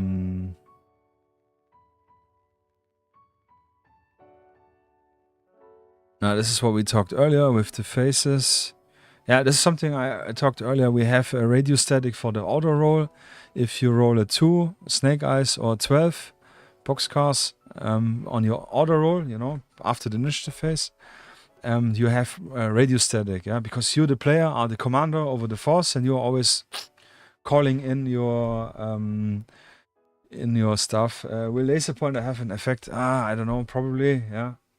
Not sure. I don't want to get too much details into the weapon attachment, but I think for sure, yeah, we do need it because for the aiming stuff, maybe. I don't know. I have actually to think about it, but it's a good point. Maybe I have written something. I already forgot about it. But would definitely make sense, yeah. Where's my little sheet? Laser pointers for guns.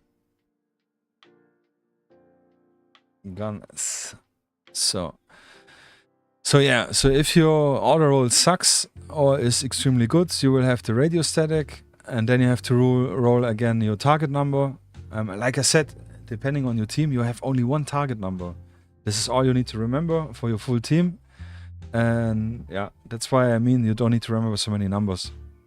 So if you successfully roll after doing the check, your target roll, you get for phase 1 and phase 2 each of 2 orders.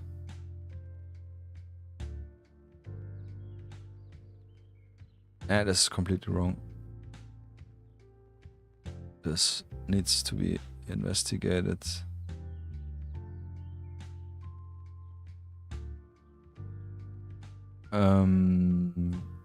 Technically, what the correct way is, if you make a successful check, you just reroll your dices. If you fail, you can reroll 1 dice, and if you critically fail, this is also not true.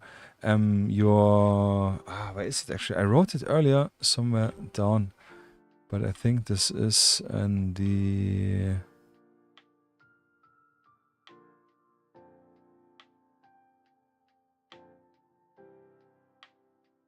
actually I don't remember. Was it here? No, but this is the same page. Yeah. So sorry. This is I'm actually not sure. I have to check this. I have this written because I earlier wrote it down just before the stream where I was rereading some stuff. Yeah. Passing activation. Yes, this is something important. Right. We didn't talk about this one. You have the opportunity. If you have the initiative, you can say, okay, I have the initiative. You, if you're unsatisfied with your order roll, because it sucks, yeah, or maybe it's boxcars or whatever, yeah, you can say, nah, fuck this order roll. It's too bad, I need a better one. So you can pass your initiative to your opponent. This says your opponent needs to go first, and you lose the initiative, but you can reroll and hope for a better result.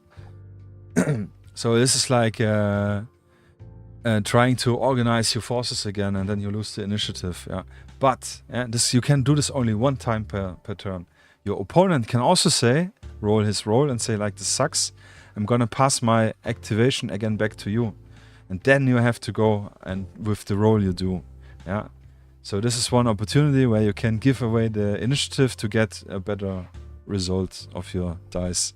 Yeah, but the having the initiative obviously is very strong, as in many roads. Yeah, but like I said, each player can only pass initiative once per turn and must be initiated by the player with the initiative for this turn. So if I start, I have the initiative, and I play my turn, then the opponent player, who's second in line, cannot say he passes his turn. He needs to go with what he rolls. Only if I, as the initiative, say I want to reroll and pass my initiative, then the opponent can say I want also to pass it again. Yeah. A little bit complicated, but maybe not. So let's talk about squad leaders quick. Because this is what I said, more or less important. And this goes into the role activation stuff, which we are talking right now, and then we're gonna go into the actual combat stuff. Yeah, I'm really sorry, it's hard to structure it, but like I said, I do want to give all the basic tools, and then it makes more sense in the end. Will there be winning conditions like victory points? Okay, he didn't kill the warlord, but secure data and freed hostage and so on. Yeah, you will have a main objective and then always a secondary objective on the scenarios. Also, the scenario generator I have set up, which is just like rolling a few dice to determine the basics, will have always the opportunity for at least one secondary objective. Yeah. So yeah, absolutely crucial. And this is also crucial for the campaigns, that you have not only one mission and then it's always the second mission, but depending how criteria are met, you can have mission A, B, C, or even D, depending on the outcome of the mission. At least for the campaigns. Yeah, I will add the framework. Yeah, you heard already me. Swingly, thank you. Depending on the... I was talking...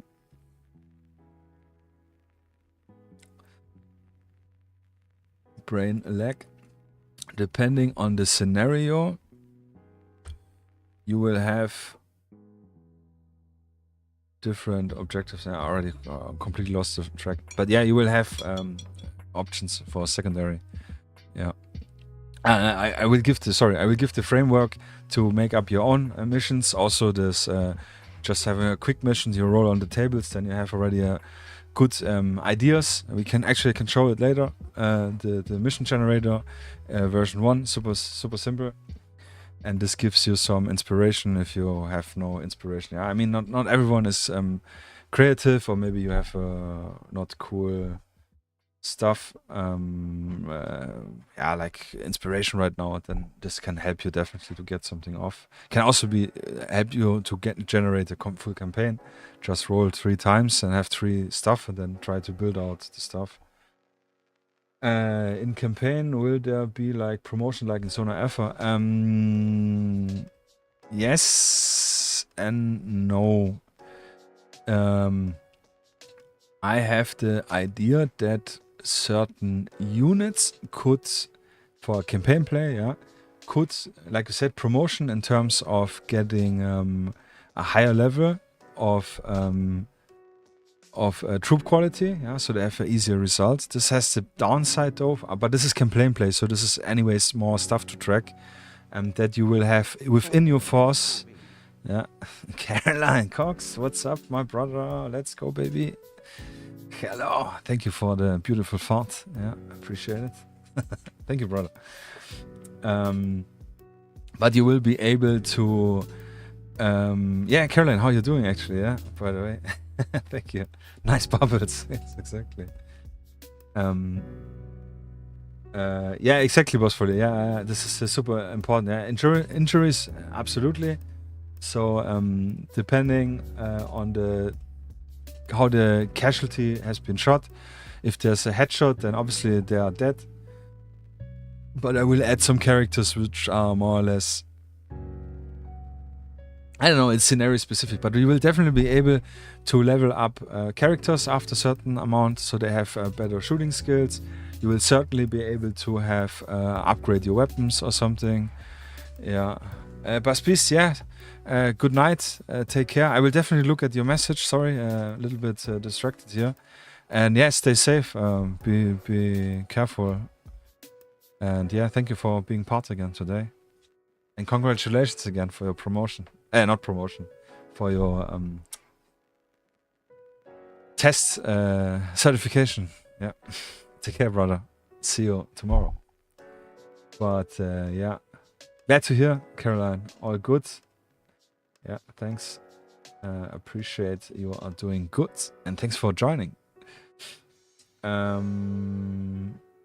Yeah, exactly, boss. It's a lot of stuff to trucks in between games, but I will want to try to make it as easy, like prepare a PDF template where you can write stuff in, and prepare Excel sheets or Google Sheets where you can track it digitally for creating campaigns. But yeah, stuff like upgrading, buying additional goons, yeah. Maybe you can have a pool of like an army for the campaign, and then depending on the scenario, yeah, it's not 100% worked through, but I definitely want to have this because I like this a lot. Like you said, it does a lot for immersion, especially the wounding factor. For example, we could have people who are wounded, they need to miss the next mission. Yeah, maybe if you have, I don't know, you have like your Delta Force are dropped in, I don't know, in Tehran, in Iran, I mean. And you have like 10 guys and you can pick 6 for these missions. Then maybe your LMG gunner who got now wounded needs to take the next mission timeout, so you don't have the LMG gunner or something like this, yeah. For campaign continuity. For one-shot campaigns for one week, for one evening, between 3 to 5 missions, depending when you start your game, this will probably not be a big point. But it's something I'm definitely talking about, yeah, since we're talking about, thinking about, because we're talking about narrative stuff. But yeah, thanks for more points for the org challenge.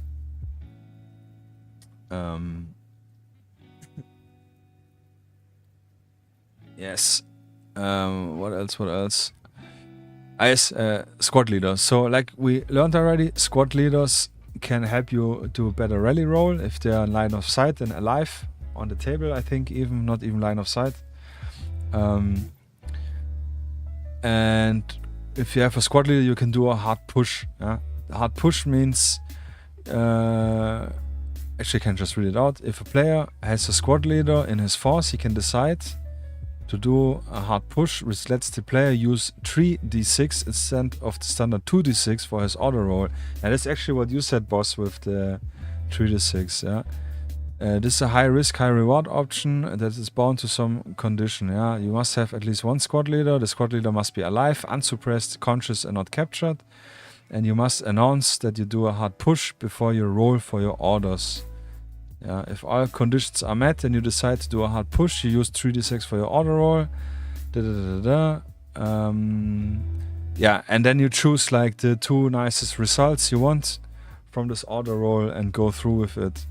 Yeah, the downside, or like the trade-off, trade-off is the right word, is that for the next turn, for the next like phase 1, 2, 3 is over, the next start of the turn, you need to do before the order roll do a sort of like a morale check to see, because this is like an extra push, giving the units. Well, actually, I don't remember. It's not written here. I think you have 3d6 activations for this turn. Sorry, not you choose the best results. You do in fact have 3d6. You allocate 2 dice for phase 1, phase 2, and the second dice you can then spontaneously decide for which phase you want to use it. Yeah, but you cannot reroll it, I think. Yeah, but however, in the next turn, you need to do a morale check, and if it's again rolling your target number, if you have success, all good, and use your 2d6 as usual. Allocate 1 suppression point to your squad leader or fire team leaders. Just for yes, for fires. Yeah, thanks, man. I'm really glad you guys are so interested and hyped for it. Yeah, this seems I'm on the right track. Thanks, yeah, and thanks for the bits. Absolutely, appreciate it. If you're... Yeah, exactly. You give suppression to your squad leader and fire team leader, just so you cannot redo it the same turn, like one turn after the other. Yeah, this blocks it from this turn. You can use it the turn after if you remove the suppression. If you're unsuccessful, your opponent can reroll one of your d6 you rolled for your order.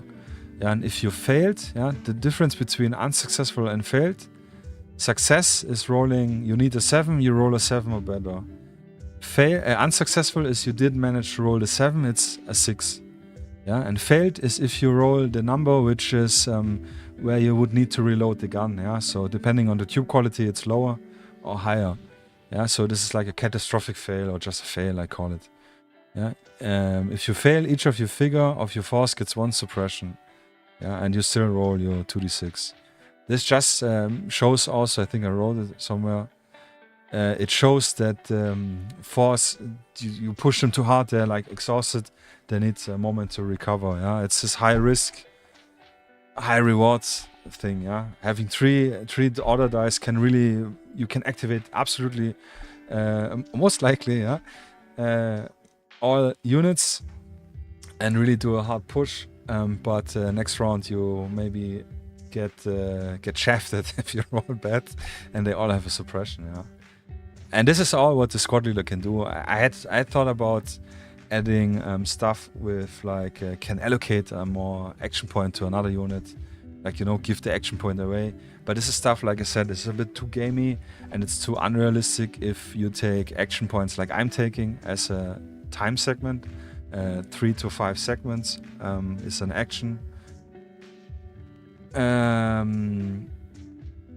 Yeah, and other stuff with reviving and so on. Yeah, this I thought is the most logical. So each force will also have a squad leader. Only maybe the, I don't know, even the, yeah, maybe if you have like a bank robbers, like 3 bank robbers. Yeah, but still you have 1 leader.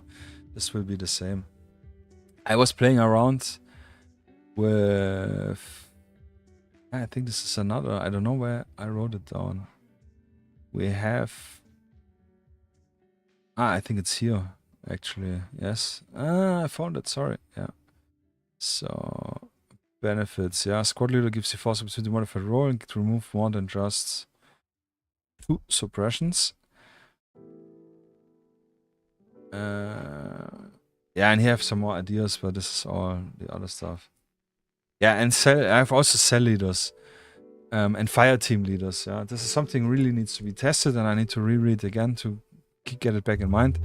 But cell leader for like terrorists or so on. can give you the following benefits. It just gives you the benefits to do the modified rally roll to get more suppressions down, but you cannot use it for the hard push mechanic. It's just like the bigger if you want to have. And this is where this combo meal army picking comes in place, because you could choose, like, I take for example, for militia, I take 4 AK dudes for the price for my main course.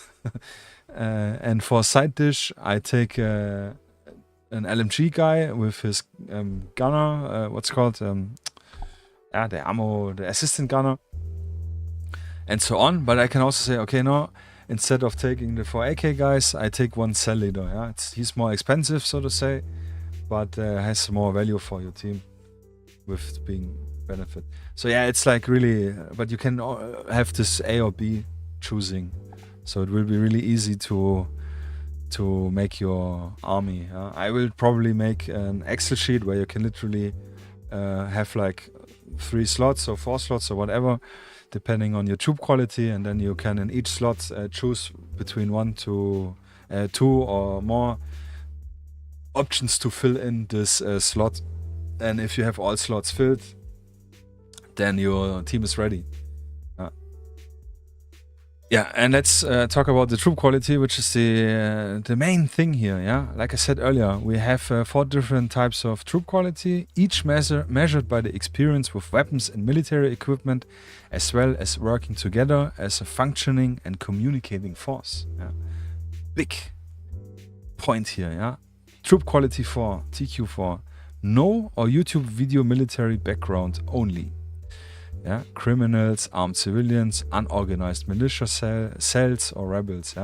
Like I said, people who watch probably Garen Thumb and all the other channels, administrative results, and who else I already forgot. So they know how the gun works, but they're not really trained. They buy the equipment, but they never train. So this is like the low-level goons. Then we have troop quality 3, which is your law enforcement or military background. So this is like your regular soldiers, police, a good organized militia or rebels, which got at least some training. Could be even, you could even have a civilian who did the basic training in military, or I don't know, who played a lot of soft air maybe. I don't know, if you want, and at least anything which is not just in theory. Then we have troop quality 2, which is your enhanced military experience. So like your professional military, veteran soldiers, special police forces like SWAT, Russian SOBR, German SEK, and so on. Which also is with professional military and veteran soldiers, means also your private military contractors. Depending. Also, we have obviously the low level who does 2 weeks training and that's it, to your ex-veterans who join private military contracts. And then you have your troop quality 1, which is the elite military units with a lot of experience. So this is really the creme de la creme. Delta, I don't remember, ST6, SEAL Team 6, obviously. KSK, SBS, the fast, what's called, the boat boarding dudes from SAS, from the Brits. FSB, like really the elite dudes. And this one is still work in progress, more or less. This is where we need to test more. Besides the troop quality dictating the success probability in combat, it also is bound to other conditions like the amount of available slots it has, as well as the available elements and soldier composition the force can include. So this is really rough from the playtests I did. That you can have maximum of 24 slots and 1 squad leader. For the law enforcement military, you can have 18 figures, slots in terms of figures, up to, also less. You can have 1 squad leader and 2 fire team leaders. Actually, this is not true. You could also have a cell leader, question mark. And the enhanced military like maximum 12 and the elites like maximum 7. And this is also where you're already noticing what we talked earlier. Sierra, if you're still awake, if you're still here. With having 2d6 rolling for your orders, and the chance is very high that you have 7 orders, activations, and having with the elite dudes, maximum of 7 dudes, the chances is extremely high that you will always activate them. Yeah, so they are really hard hitters. They are really, like, in terms of from playing, you will feel the difference versus more figures which probably not get activated all at once. Yeah. It's hard. We need to make a test game. I wanted actually to set up a tabletop simulator thing, but I didn't manage. I also forgot, like, I have this what I said, like this dashboard. I would need to include it at least in a 2-dimensional form, and I didn't have time for it. But I will do this especially for you guys for testing, that we can test online. Yeah, so yeah, I need to set this up. But yeah, this is about the troop quality, and this is so more or less like a composition, what you can see how the figures will be looking like. Yeah, so you wrote with police. What about ballistic shields? Yeah, absolute ballistic shields will be included. If there's like a scenario for like primary target diffuse bomb, will there be a soldier designated like a bomb expert who can only diffuse in very primary objective? This depends, like on if it's a police force, you will have probably have a designated scenario manager, which will always be included for free for the scenario, and then you pick your force. If it's a military force, you will probably also have 1 or 2 dedicated for this. Bomb diffuse, usually I think, as far as my knowledge is, it's always 2 EOD teams in military, dudes together, working together. And yeah, but again, it's a suggestion for play. So if you say, no, this is lame, I want all my soldiers to be able to defuse. Also depends on the type of the bomb, you know. If it's a very sophisticated, strange bomb, probably a professional EOD specialist would make more sense.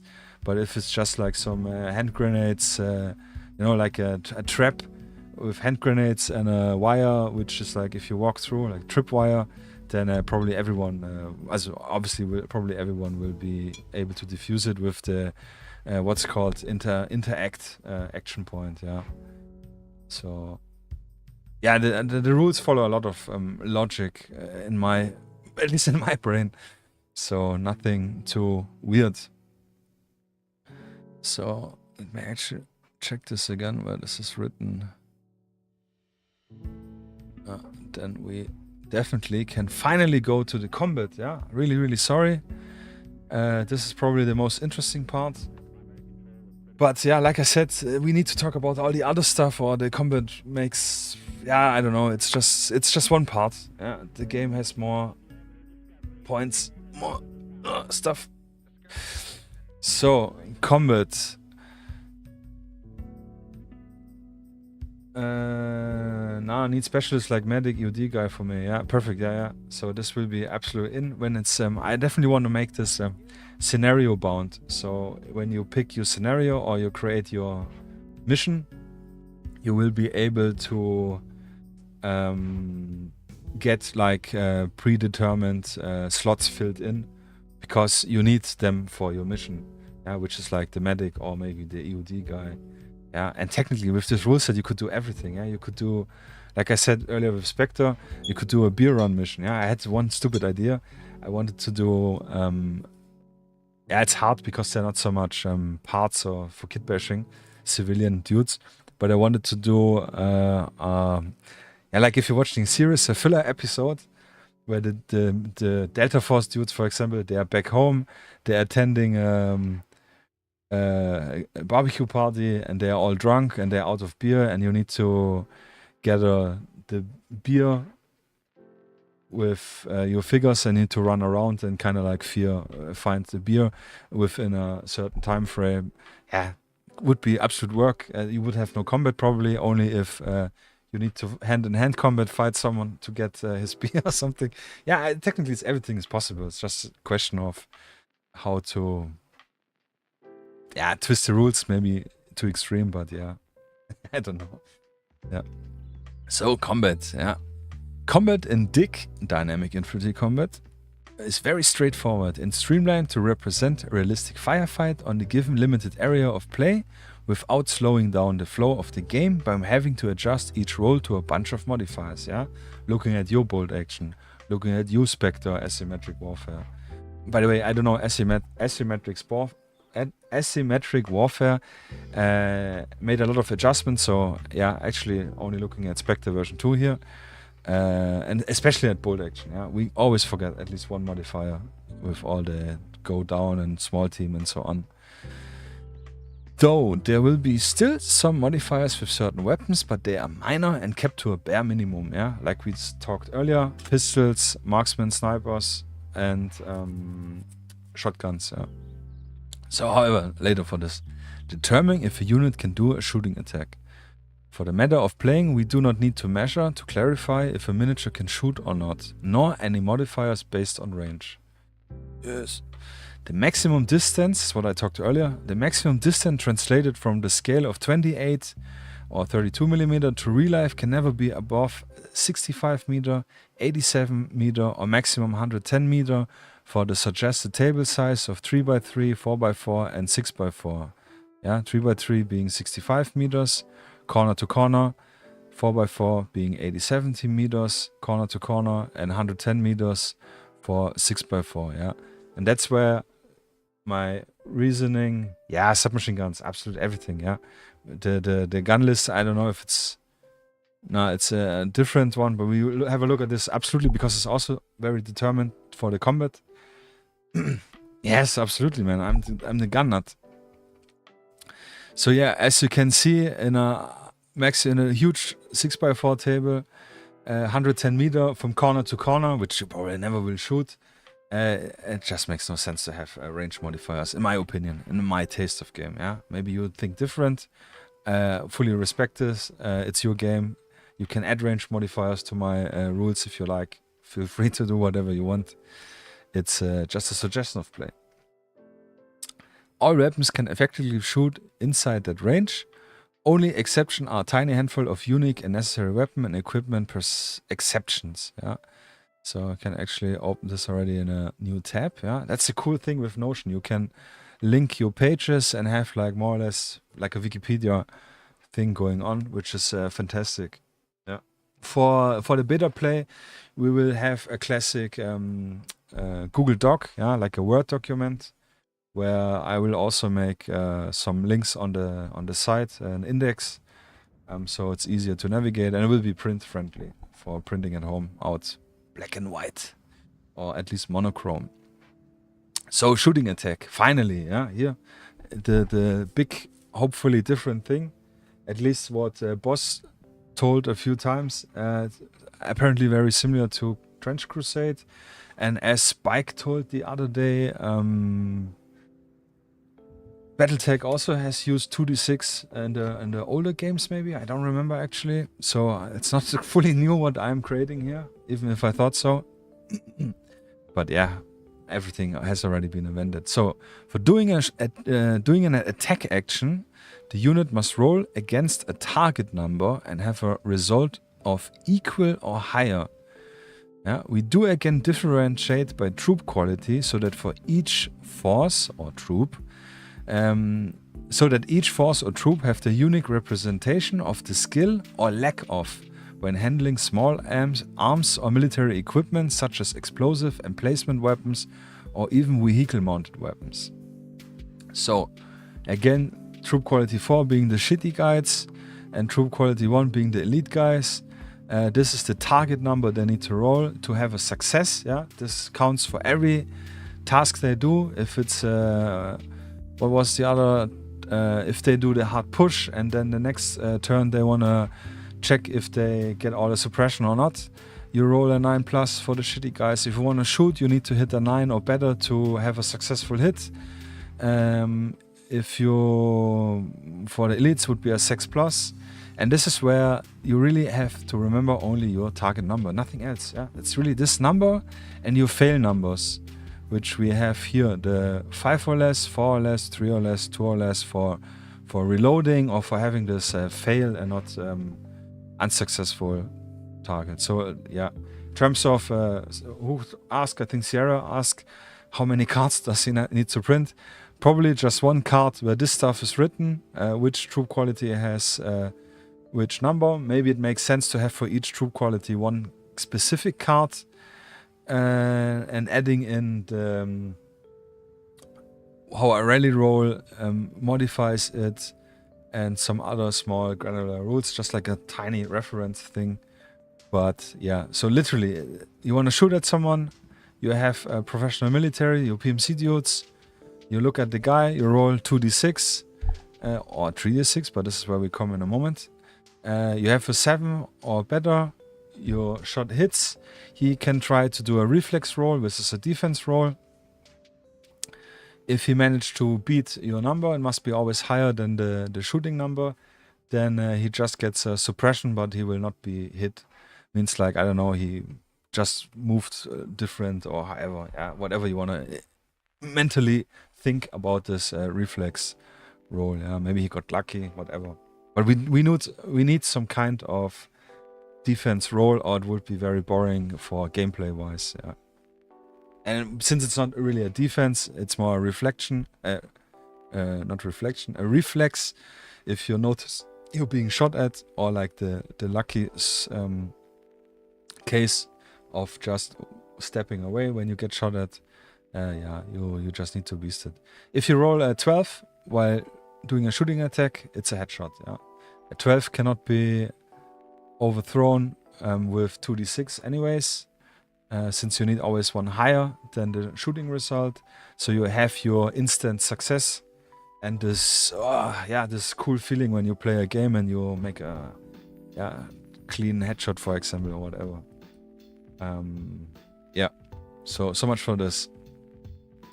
So next point, when shooting at a target unit, we have two differentiating conditions that we must define.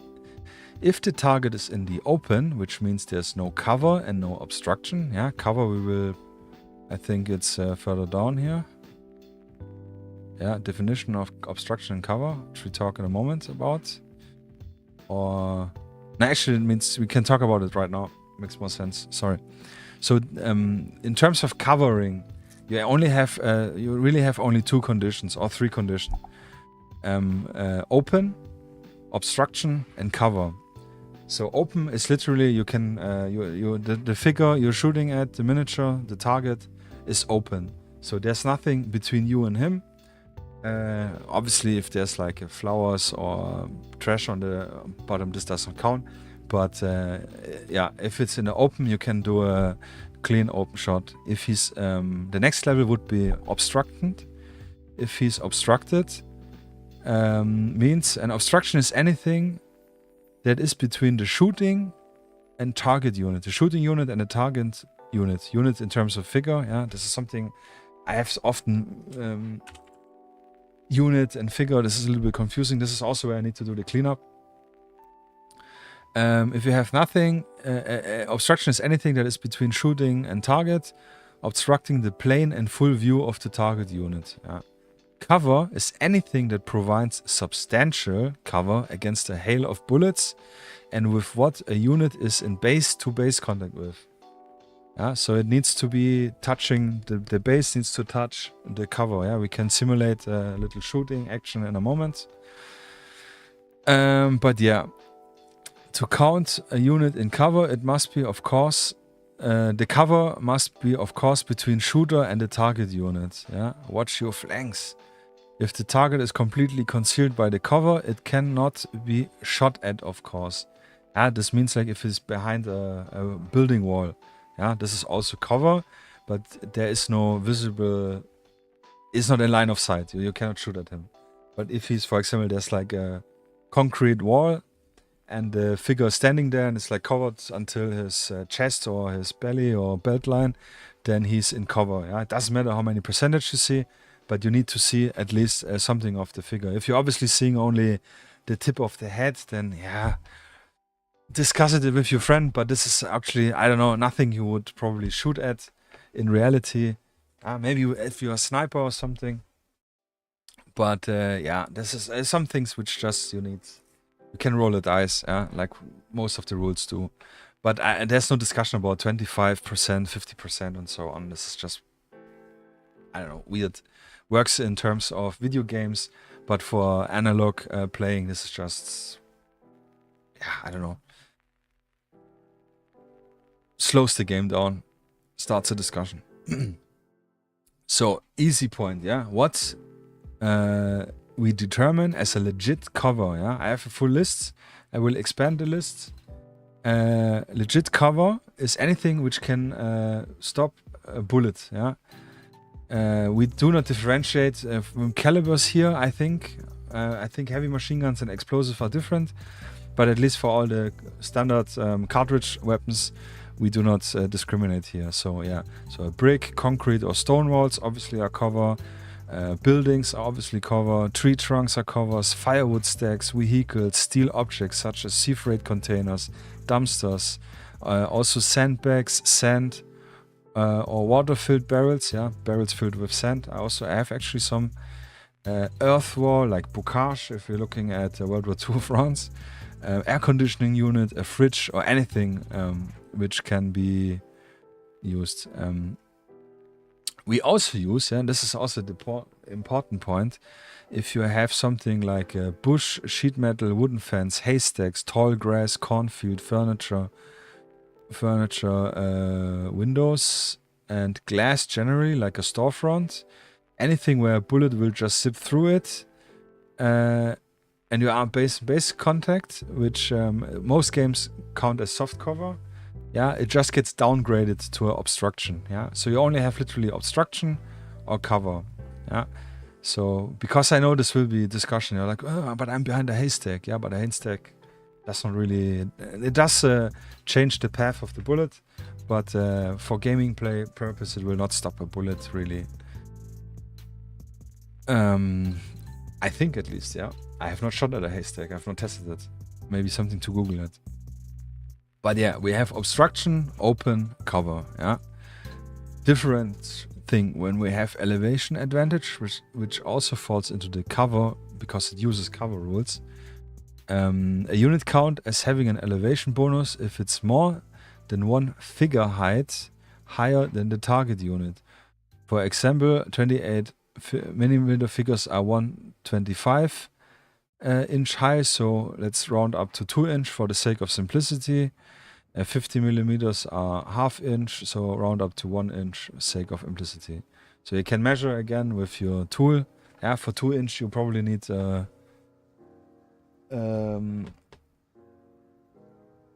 actually I could maybe use one of these corners and make them 2 inch wide. Yeah, this would be my main idea.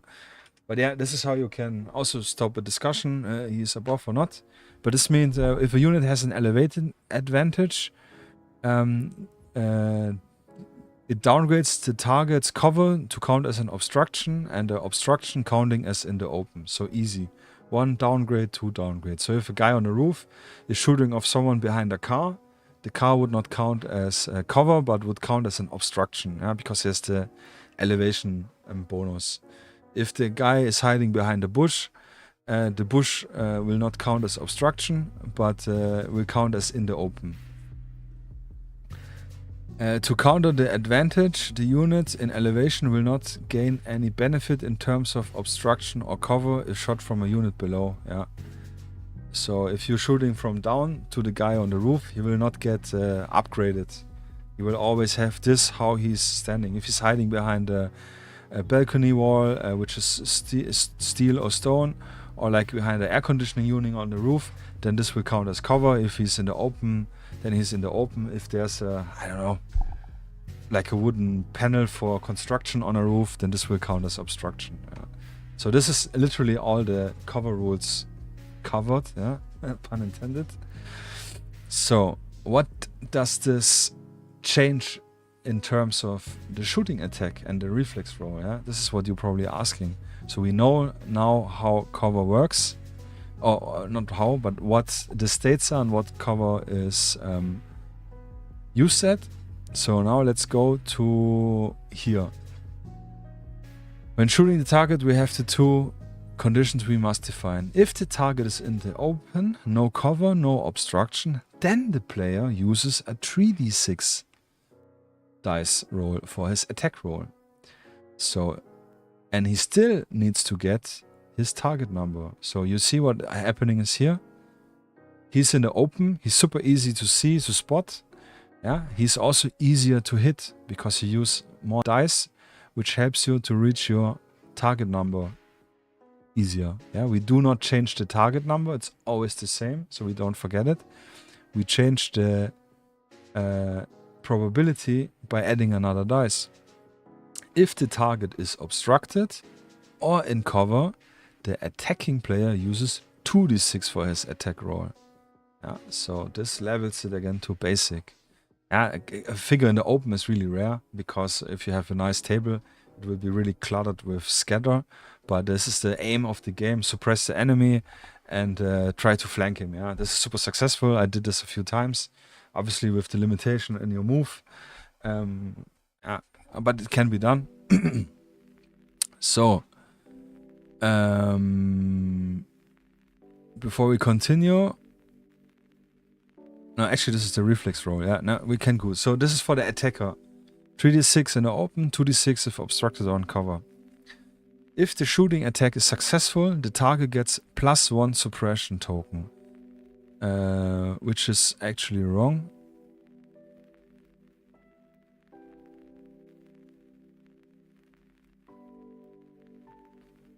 You always get +1.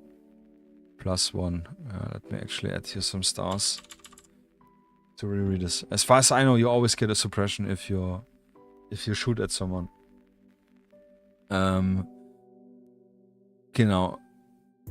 However, the shooting attack is successful. The target gets 1 suppression. Ah, yes, it always get 1 suppression, I think. It's just written stately here. Sorry. The target unit must then do a reflex roll as described further below. Yeah, we will read this in a moment. If the shooting attack is failed, nothing happens to the target, which is wrong. Or did we test this already? Actually, I have no idea. We'll write it in brackets. Doesn't target get a suppression. We'll need to reread all the other stuff. Yeah, sorry. So, yeah, here's also legacy error. So, failed is actually called unsuccessful.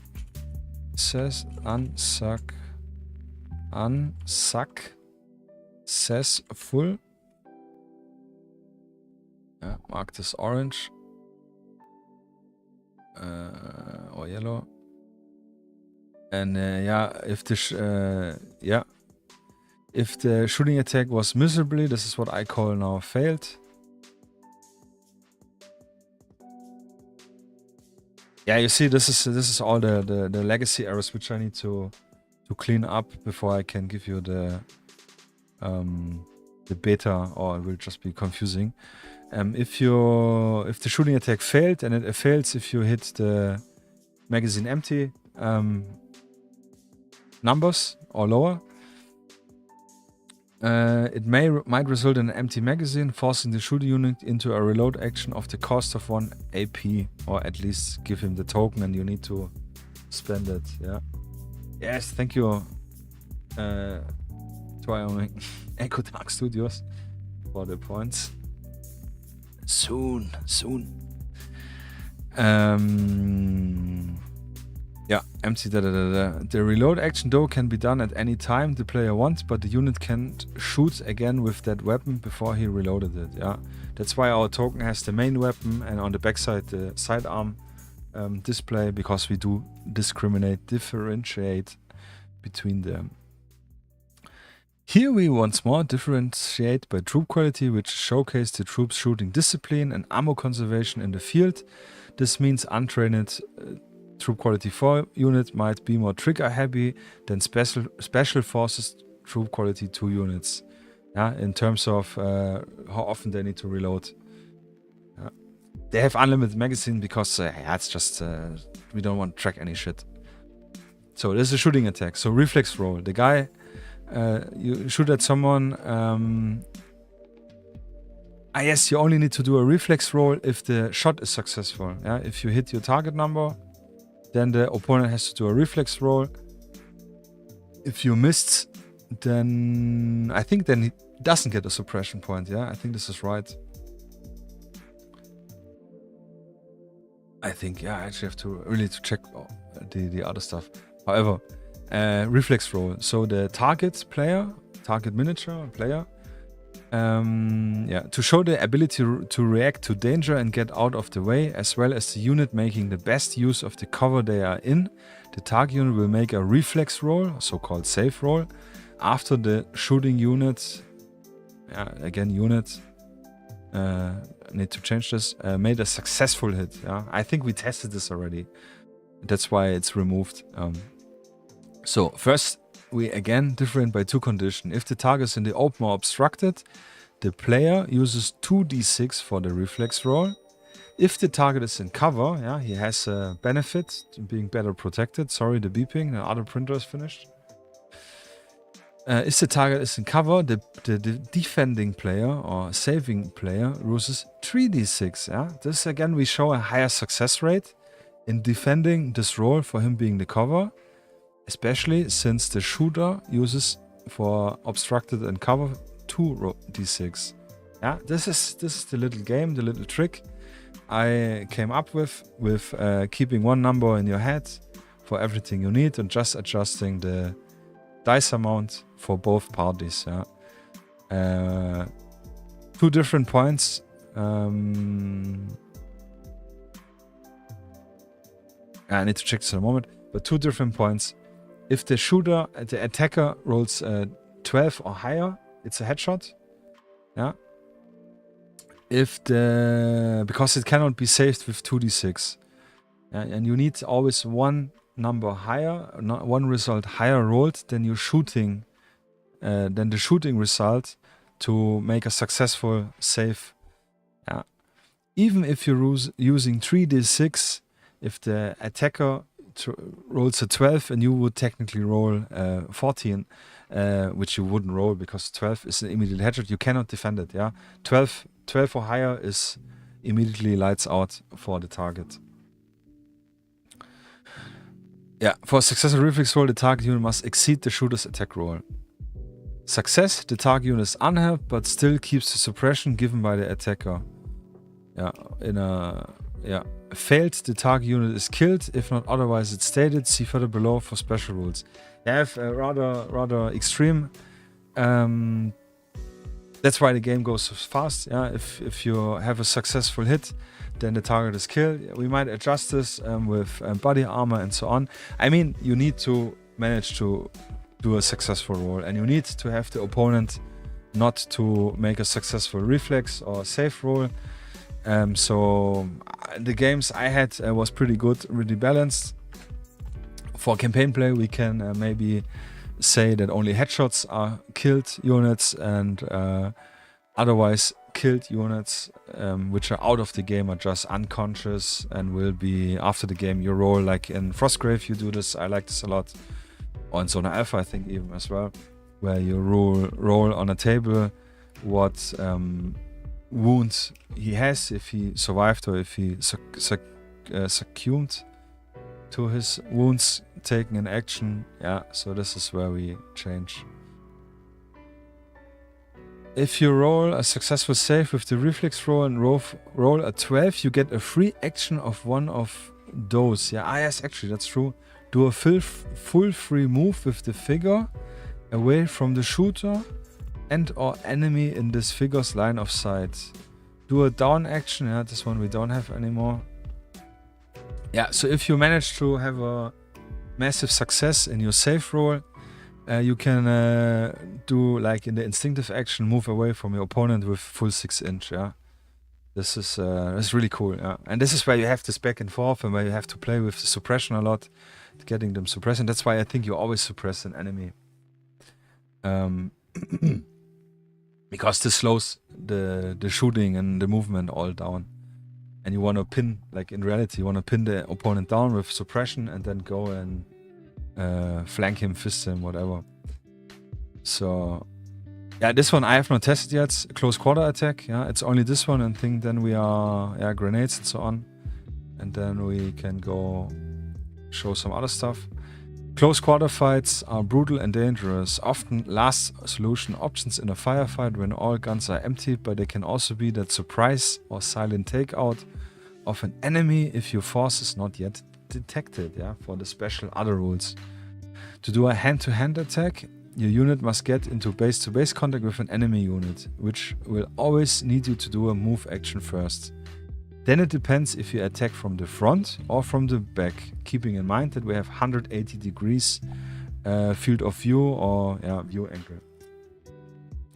So here an example. Attack coming to the front of the unit. Attacker must do a check roll with the attack target number. Yeah, like if you would... I don't know, this is a little bit weird, but you just have to do a check. Let me put here some stars so I know I need this to edit. But technically you do a check roll with your target number, yeah, your 7, 8 or 9. Yeah, if it's successes, if it's a success, proceed the attack the same way like doing a shooting attack at an obstructed enemy. If it's failed, the enemy reacted in time and pushed the attacker 1 inch or 1 base size between both units away in any direction with his rifle in the hand. Like he noticed someone is charging him and he got smacked with the butt of the rifle in the face and goes back, and the attacker gains 1 suppression. And if you really suck your roll, you made the gun is empty reload action roll, then the attacker enemy can do a free shooting attack at you using the instinctive action, like with a disadvantage. So I don't know, he notices someone is coming around the corner and pulls up his AK and pulls the trigger. Has a -2, so it's harder to roll. Probably all shots like in Pulp Fiction could be potentially go all around. But this makes it again this high risk, high reward. From the front, so front hand-to-hand action makes no sense. Maybe we can remove this. Maybe.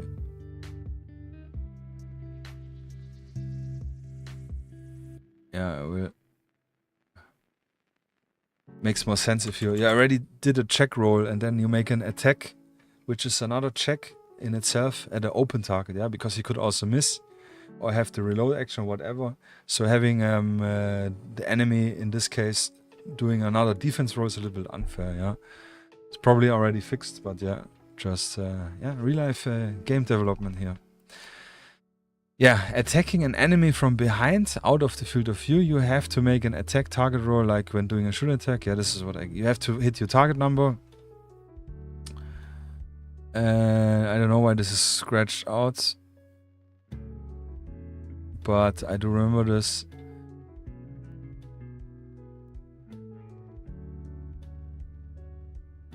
Actually, I don't know, but as far as I remember, if you attack from behind and you have successful target, then the guy is immediately taken out. Yes, that's why it's scripted out. You just do an attack roll. If it's successful, guy is dead or unconscious or whatever you want. If you fail your roll, he's not dead. And if you miserably fail your roll, then your gun is empty or whatever. Actually, I don't know. This needs rework. I have not tested this. Detaining HVTs is same type for close quarter. Do I need to fight them in close quarter? This is a detail. We will not go into this right now. But throwing grenades quickly is the same point. Holds his weapon. Exactly. During a firefight where a soldier or operator holds his weapon in hand all the times ready to take a shot, makes throwing a grenade or switching to a grenade launcher a substantial more time-consuming factor than pulling the trigger of a gun. Putting your gun in the holster or slinging your rifle to your back, getting for example the grenade out of your pouch, pulling the pin, what I said earlier, to simulate the time and dedication it takes for using, be it a frag, smoke, or concussion, flashbang grenade, or whatever, a grenade launcher, rocket launcher, and so on. We force the players to do a prep action before the actual throw. Yeah, this is a prep action. We talk about this.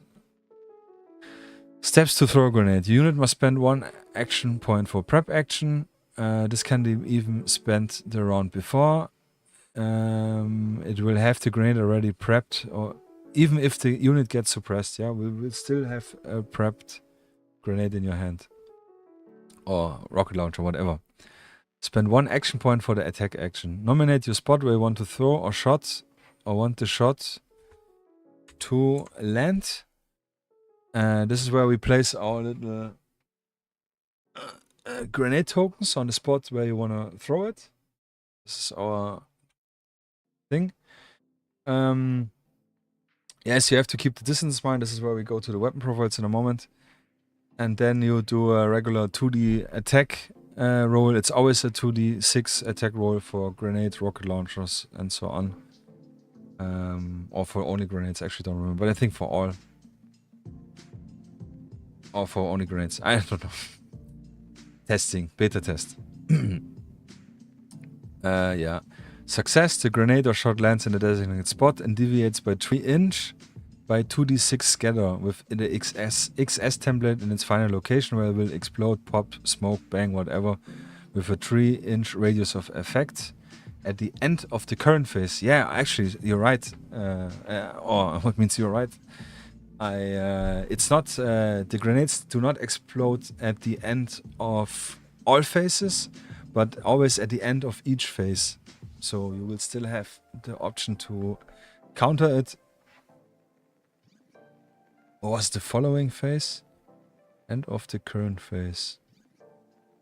Yeah. Star. Need to check this.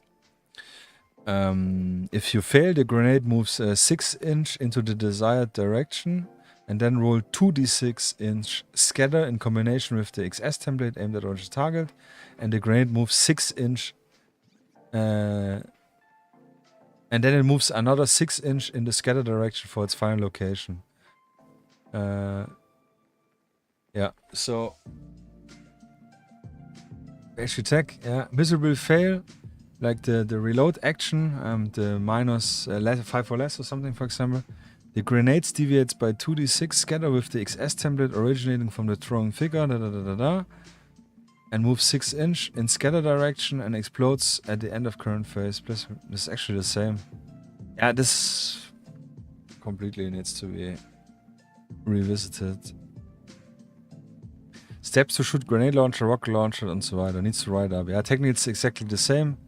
With the difference that it will obviously explode immediately on impact and not at the end of the turn.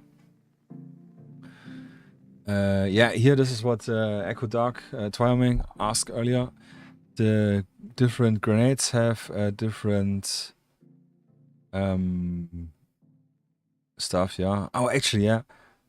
Frag grenade.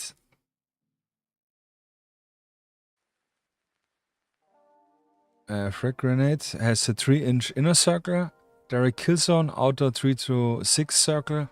Ah, yes, you need to do a reflex roll, and 2 suppression if survived. They gain. Law, it's like a frag grenade for soft target damage, but breaches walls and destroys soft skin vehicles and move certain terrain scatter on impact. Yeah, this is actually, we haven't talked about this. So if you're shooting with a rocket launcher at a vehicle, a parking vehicle, then the impact force will actually move the vehicle a little bit. Yeah, small detail, but I think this is cool. You could change some stuff. Yeah, you can also breach walls. There you will need special tokens. Yeah, Spectre does this very well. They have tokens. I will probably make also my own tokens.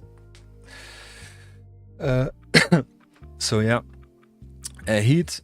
Is the same like the law, but it also destroys armored vehicles. And frag in terms of warhead, yeah, there's like RPG, you have probably seen this. RPG 7 has like this very small rocket, which has just a small warhead. This is a frag warhead. This one has definitely more bang than a frag grenade and will use the full 6-inch diameter as a kill zone. If direct line to impact, no cover in between, immediately killed. If cover in between, reflex roll, and tree suppression. Cover in between means I will show in a moment. Yeah, we have also thermobaric. Everything indoors is grilled. Yeah. So if you shoot in a room, this is the reason of thermobaric. If you shoot in a room, everyone in the room is dead. Yeah, immediately, no chance. Outdoor, it's like a frag grenade, but if survived, you get force suppression. So yeah, everything is stated and clarified. Vehicle damage destruction, just like shooting from soldier to soldier without reflex roll. Armored vehicles with reflex roll, and for armored we could add... Yeah, but this is for the armored stuff. This is different, yeah. Advanced rule, yeah. This is what he talked earlier. We have stopping shot. We can shoot someone in the leg for an HVT or something. Yeah, this needs revision. I have here different modifiers, but like I said, I don't want to have any extra modifiers. Yeah, but I do want to give this option. So yeah, let's hit quick over and do a little shooting. Sorry, I forgot that I don't have the transition. Do a little shooting test roll just to showcase what we talked about. Sorry, it's a lot of talk. I think it's really hard to keep it in mind, but yeah, if we don't play an actual game here, then it's generally harder to showcase. Let's take those two guys here because they're a nice shooting pose. Yeah, we have here the attacker and here the defender, for example. So space. Yeah, we don't need to measure the distance, doesn't matter. So this guy is shooting at this guy and he's obviously in the open. If we have here, for example,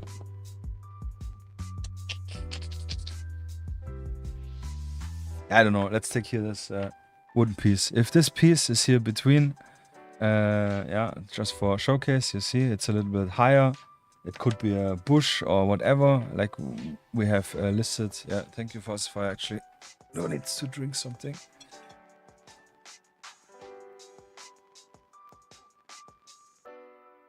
Ah, thank you. If there's something in between shooter and target, this is called an obstruction. It can also be your car, yeah, shooting through between the car is an obstruction. If the target would be like this, base to base to the car, he would be in cover. The cover obviously needs to be between target and shooter. So if he's like this, he technically is also in cover, but not against the shooter. Yeah, only if someone is shooting from this direction, obviously. You can also, yeah, like this, shoot at him because you could shoot through the windows. Yeah, we do take this into account if you like. Again, your game, your rules, you can adjust and modify however you want. Same goes obviously for this one. Maybe hard to spot for this specific vehicle, but technically, yeah, you could do this, but it counts as obstruction. So yeah, let's do a roll for defense. Let's assume both are identical. They are troop quality 3.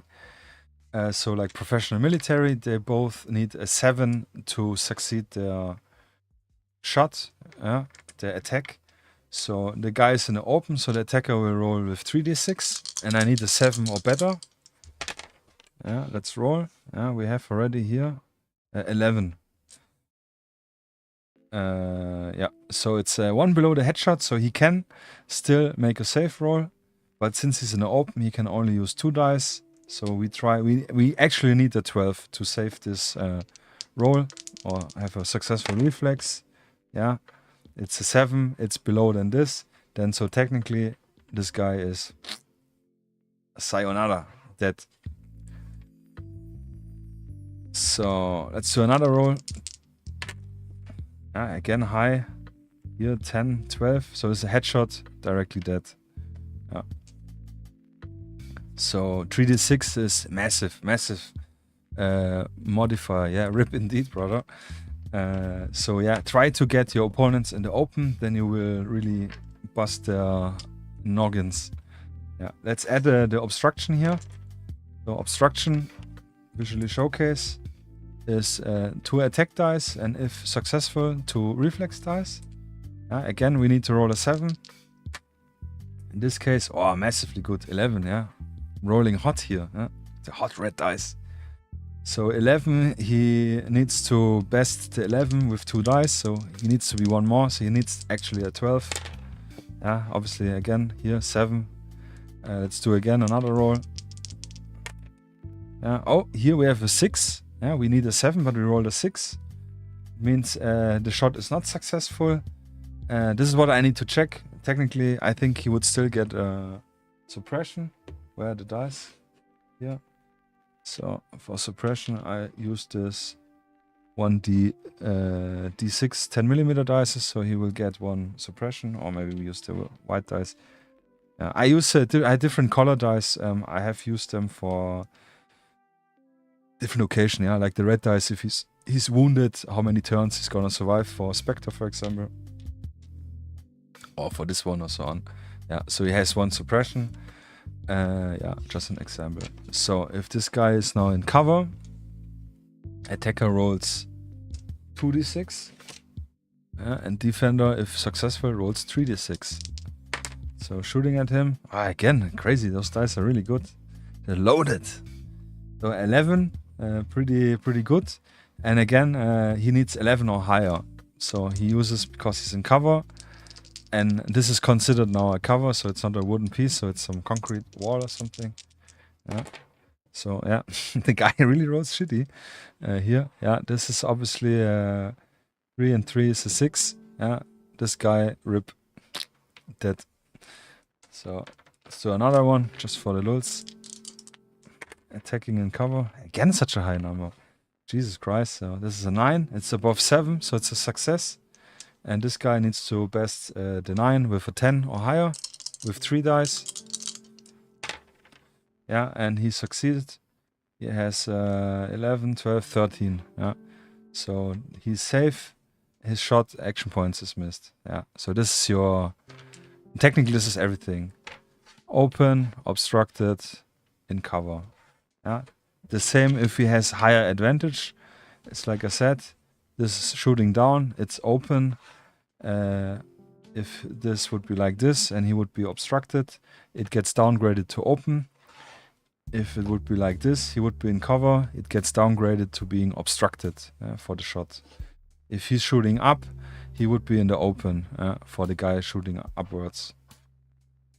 So next, grenade stuff. Yeah, let's put him here and this guy here. So you want to throw a grenade on this dude's head. He takes a grenade out of his frag pool. Yeah, we have the frag pool here in our little dashboard.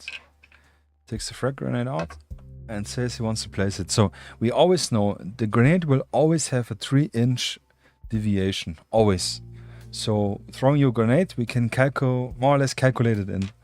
Yeah, and like I showed here, if we look at the template, so the arrow is like the aiming point. You will put the arrow where the target is. Then we have 11 stripes. Yeah, you cannot read the numbers because this is older printer, but this is 2, 3, 4, 5, 6, 7, 8, 9, 10, 11, and 12. And as you remember, we roll 2d6. What is the highest result chance in 2d6? You're right, it's a 7. So, and then the next one is a lower chance until 2 and 11, 2 and 12 being extremely low. Yeah, 1 second, 45. So he is throwing the grenade at this guy. Let's place the grenade here, for example. We have obviously a range limitation. So I place the target like this. This is the 1 inch. We have a 1 inch base. I think is more or less correct here. So let me actually check up.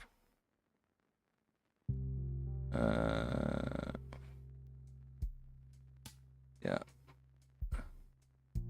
Yes, and you always do 2d6. Yeah? It doesn't matter if he's in cover, if he's in open or not.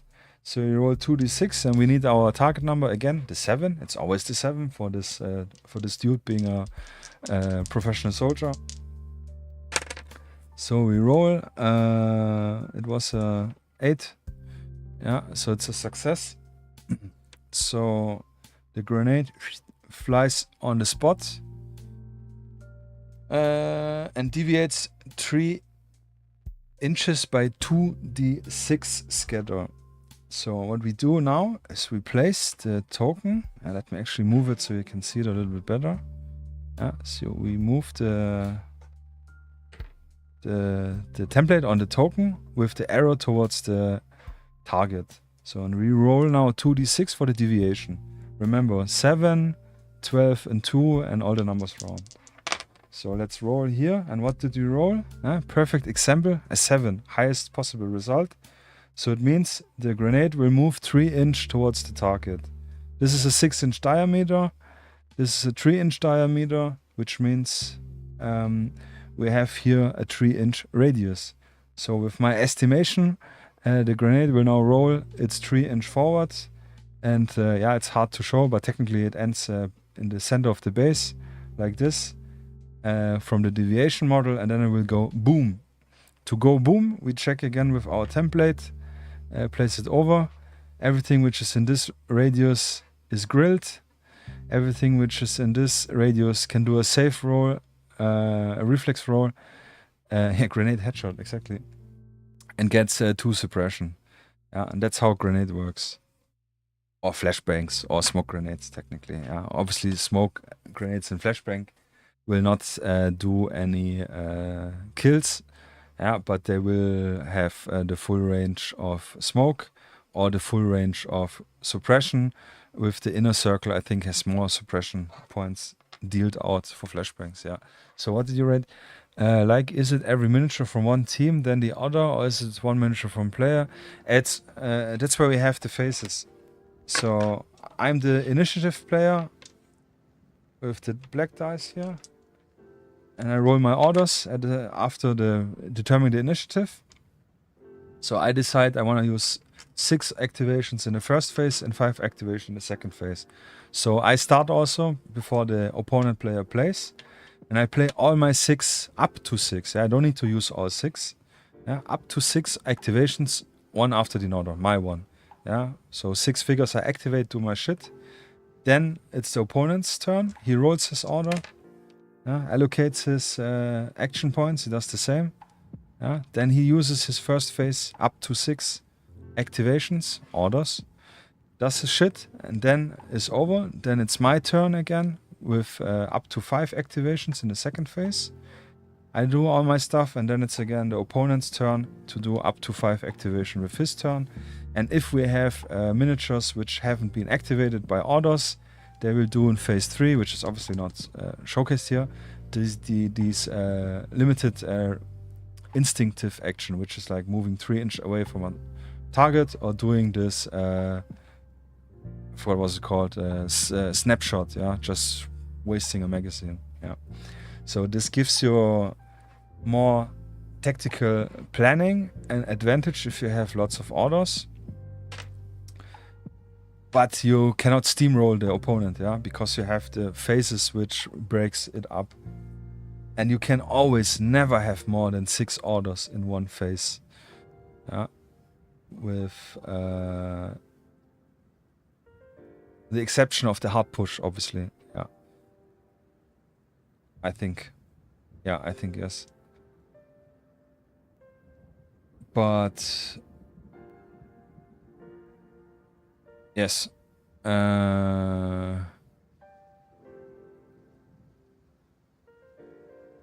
If you modify it like it would have 4 AP and the other 3 AP, we take turns.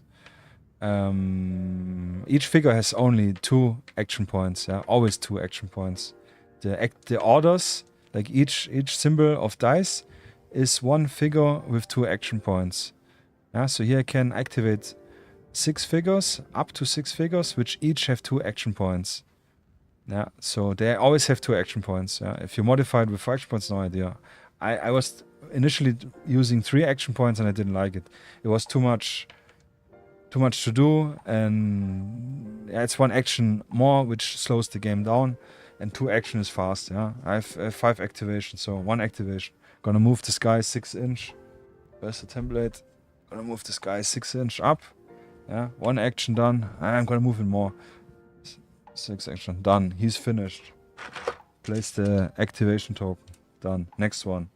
This one I'm gonna move up here. 1 action. And then I'm gonna shoot up on this guy here. So yeah. He's in the open. I use 3d6. Yeah, oh shit, I didn't manage my 7. So it's a fail. He doesn't need to do a reflex roll. Let's assume he gets a suppression. So he's done. Finished. So next figure, this guy. He's gonna do an aim action, which costs 1 action point. Replace the token. Put a little bit here.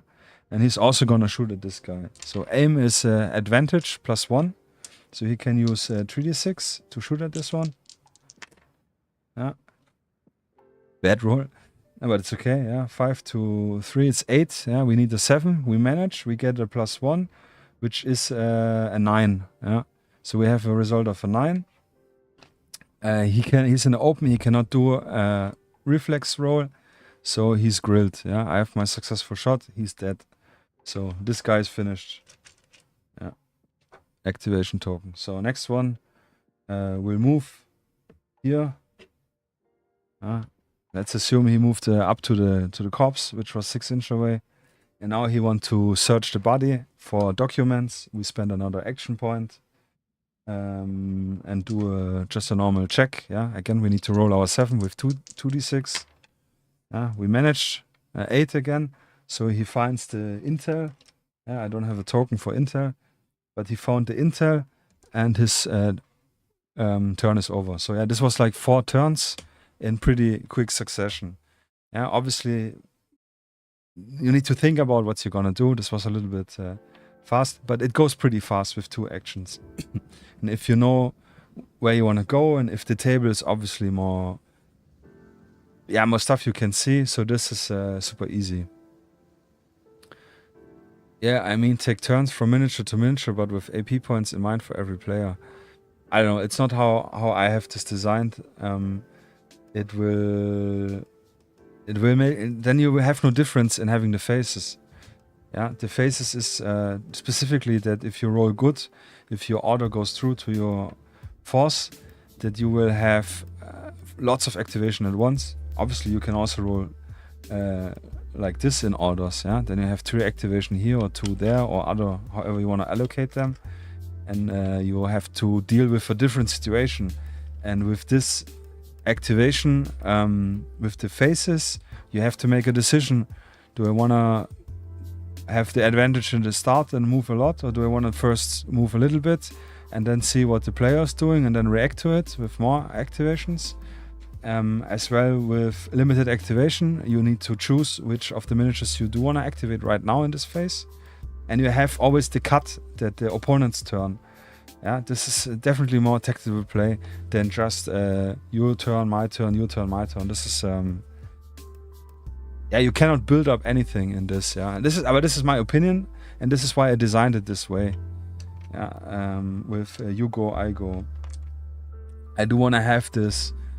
This is what I like from bolt action with the dice draws, where you don't know if it's you activating or the opponent activating, which makes you always, you have a rough plan what you want to do, but you always need to adjust according to the situation. Yeah, and with this different activation, maybe you have positioned your figures extremely well, and you can do now the last push on your opponent. But what happens? You roll this fucking 4 activations only. 2, 2. Yeah, you have to adjust to this now, okay? Obviously, it doesn't matter in this case. So I will give, because I know or guess that potentially the opponent will have more orders. And this is why it's so important that the initiative player rolls for his orders first and do the first phase as well, before the opponent, who's second in line, rolls for his orders. Because if I know the opponent rolled this, for example, then I will absolutely play more defensive, yeah? Because I know he will have advantage. So, but I don't know this yet. I have to allocate my orders and have to stick with them, and have to make a decision without the opponent knowing. The opponent cannot influence his role, only with a hard push maybe. So yeah, so I would decide in this case, like I have those two guys, I would put them both in like in standby, like Overwatch, to save the corridor, to work against the potential push. This this is the tactical level which you get in breaking down the phases and having unknown amount of orders, and with the instinctive action you will always have all figures activated, but not as you want.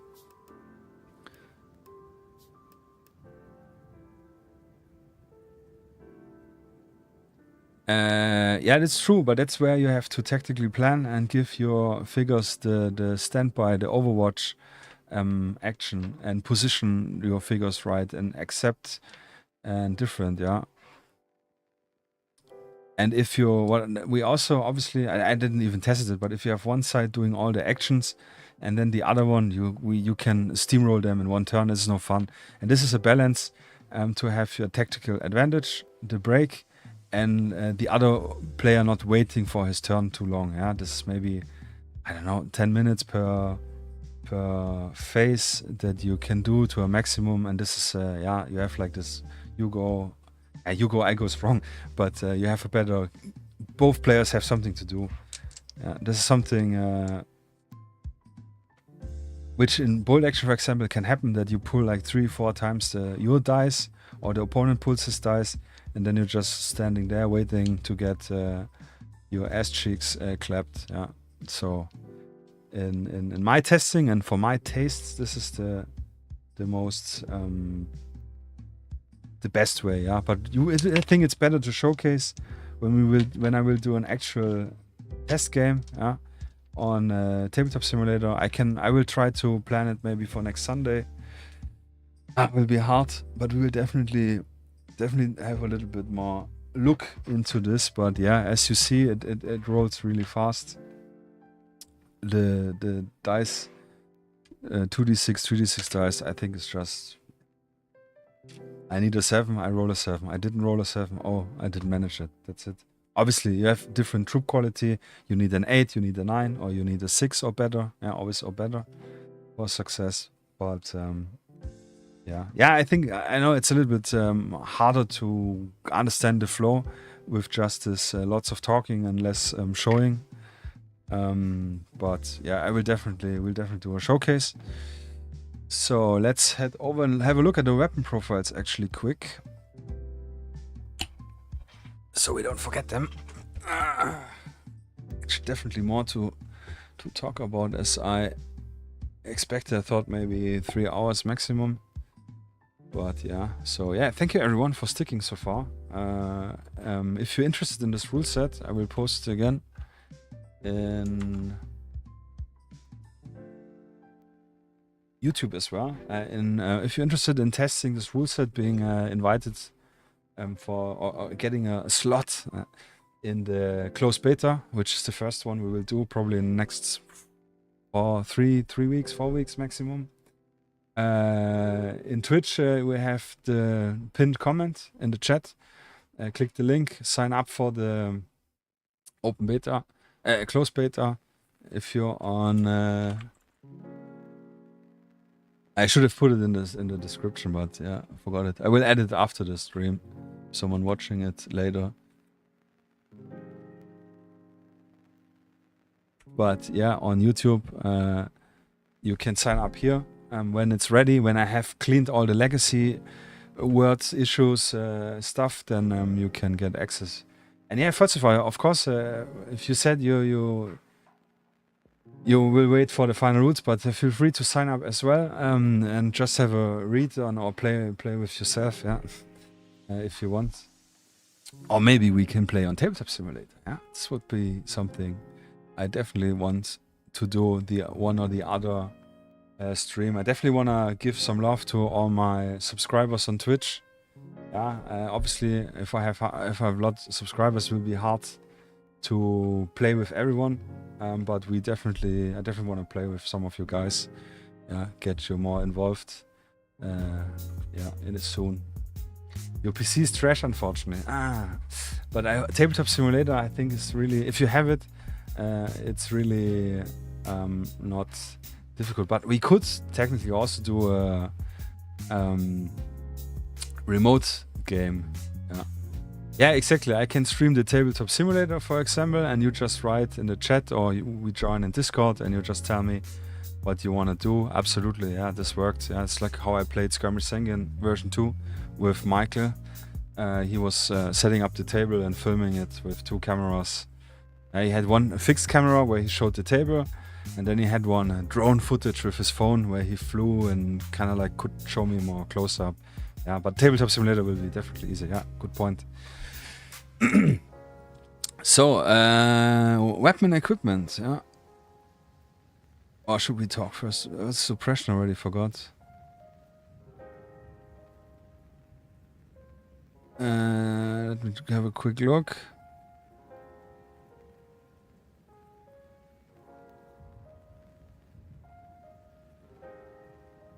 Yeah, this we will look at after the guns. This makes more sense. Because different guns have different suppression delivery. Just 3 phones, Lord. You even do Texas on my phone. Yeah, why not? Yeah, I'm probably, I don't know. I don't want to say I'm this generation because it doesn't matter. But the phone, I like the phone for chatting. I like using my chats. I like to do a quick research, obviously for calling, for sending pictures, for taking pictures. But generally, I'm not using my smartphone a lot. I don't like it. I need a keyboard. I'm a tactile keyboard person. And I hate it that we have only this touchscreen stuff, yeah, because I really despise touchscreen. Yes, so another sip on my channel points.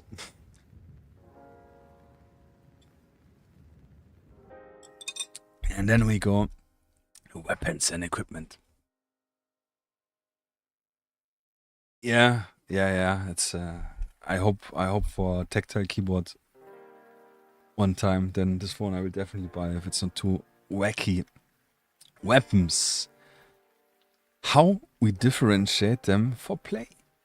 In video, board and other tabletop games, it is often depicted that the weapon is the main factor how good it performs and how effective it is against the target. Very seldom it is communicated that it's actually the type of caliber and the many subtypes of ammunition being the more major factor than the weapon itself. Yeah, Tarkov is Escape from Tarkov is a very good example how they did this. Really doesn't matter what gun you're using, the ammunition is key.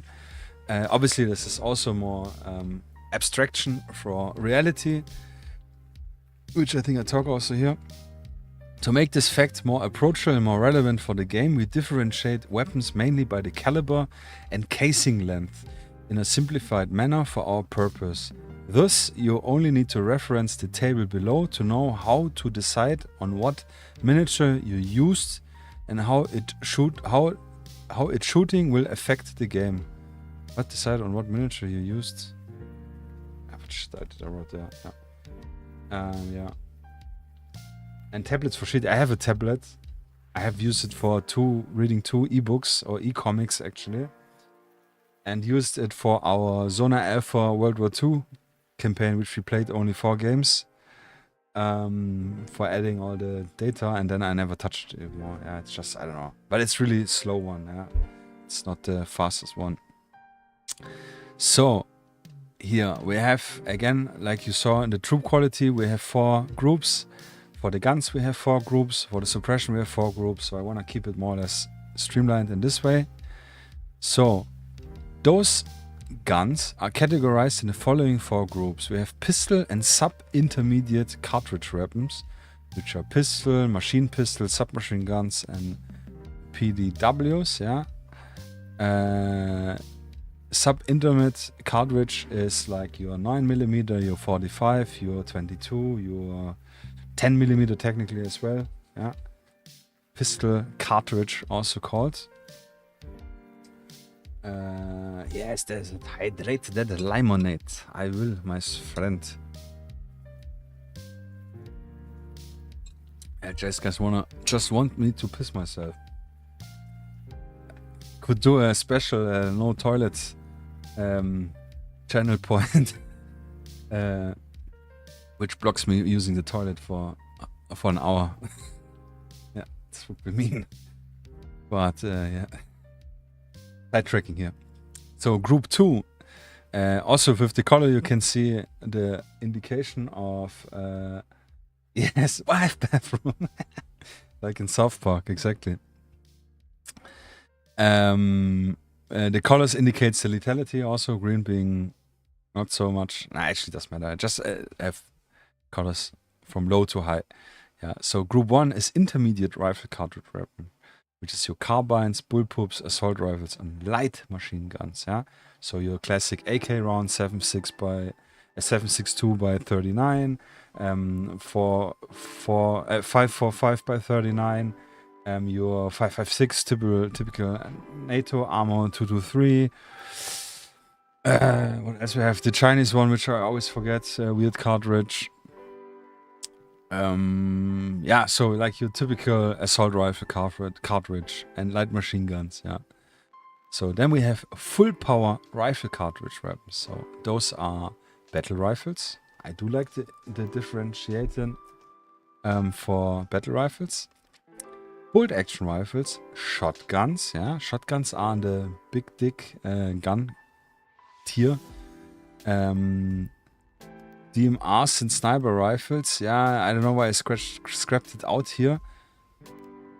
Because I think we just differentiate from marksman's rifle and technically bolt action rifles. Yeah, it's technically the same. And MMGs, which are medium machine guns. So, example would be for battle rifle, your G3, which uses a 308 caliber. Bolt action rifles also very often use 308 or 6.5 Creedmoor, or all the World War II cartridges like your Mosin Nagant and what's it called, Kar98 with 792 by, I forgot what it was. Yeah, like really big dick cartridges.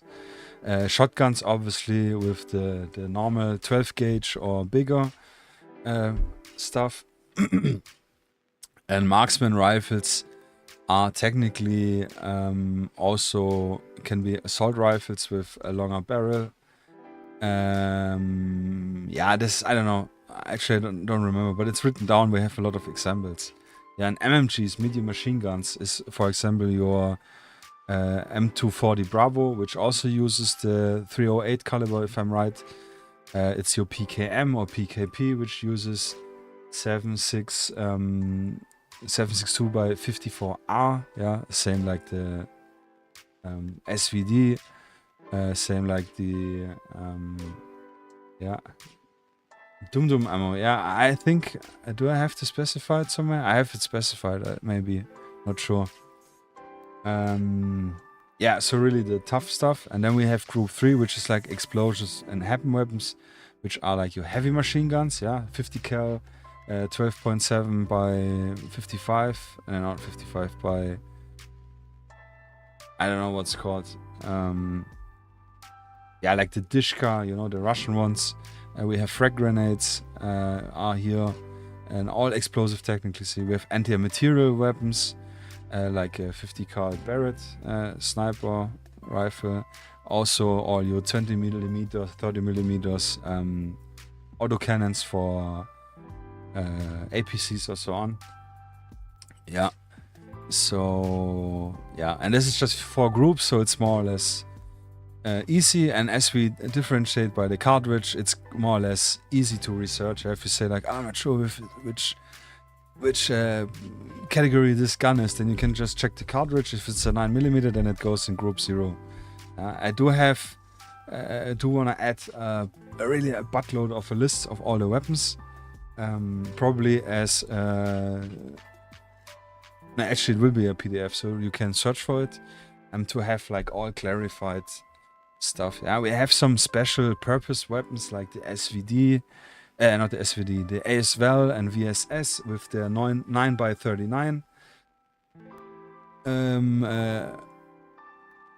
cartridge, but this will, for example, go in your group 1, yeah, intermediate, because it's not a full size and it's not a pistol ammo. I had initially had a special purpose thing, but this just adds to unnecessary complexity. Ugh. I need exploded corpse managers. Yeah, you can get some plastic ones and then just heat them up, and then you can pull out the mold plastic. Yeah, but do it in a well-ventilated room. So yeah, here, for more specific list for weapons manufactured models, check out the reference page, which is not set up yet. Yeah, so for a simplified overview with the 4 groups, we have following suppression and CQB rules, yeah. That's the other one we have. I talked about indoor CQB rules being a little bit different. So, well, let's talk only about suppression. Group 0, pistol, SMG, MP5, all the stuff, deals 1 suppression only on a successful hit. Yes, you see, that's where I was mistaken. Pistols only deal suppression on a successful hit on a target and only 1. Group 1, which are your AKs and M16s and so on, deals 1 suppression at any shooting attempt on the target, yeah, even if you miss, even if you're whatever. Yeah, we talk about the CQB in a moment. Group 3, which is your battle rifles, which is your medium machine guns, will do 2 suppression at any shooting attempt at a target. Yeah, it's like heavy bullets smacking near to you. If it's not hitting you, it will really be loud. And group 3, which are the explosive, frag grenades and so on, deals 3 suppression at any shooting attempt at the target if it's not killed. Yeah, here we have the exception. We can talk about with the explosion first. For explosive, the template must clip the target to do a full 3-inch suppression. Can suppress all vehicles, including in this rule set. Yeah, explosives. Suppression for vehicles. Yeah, confirmed. For the assault rifle groups or light machine gun group, we have an exception that the light machine gun deals 2 suppression if it's prepped. Yeah, if the bipod is open, if it's landed down, you can do 2 suppression. So they do. It's a suppression tool. Yeah, light machine gun. Keep the heads down so our boys can rush forward. And the same goes with the medium machine guns. They will do always 3 suppression if they are prepped, and can also suppress unarmored, so-called soft skin vehicles. So like a normal technical, anything, a Humvee, and not up-armored Humvee, truck, civilian vehicle. Yeah. So yeah, so guns have a big difference. Yeah, but since I made only 4 groups, we can have a very small, quick reference sheet.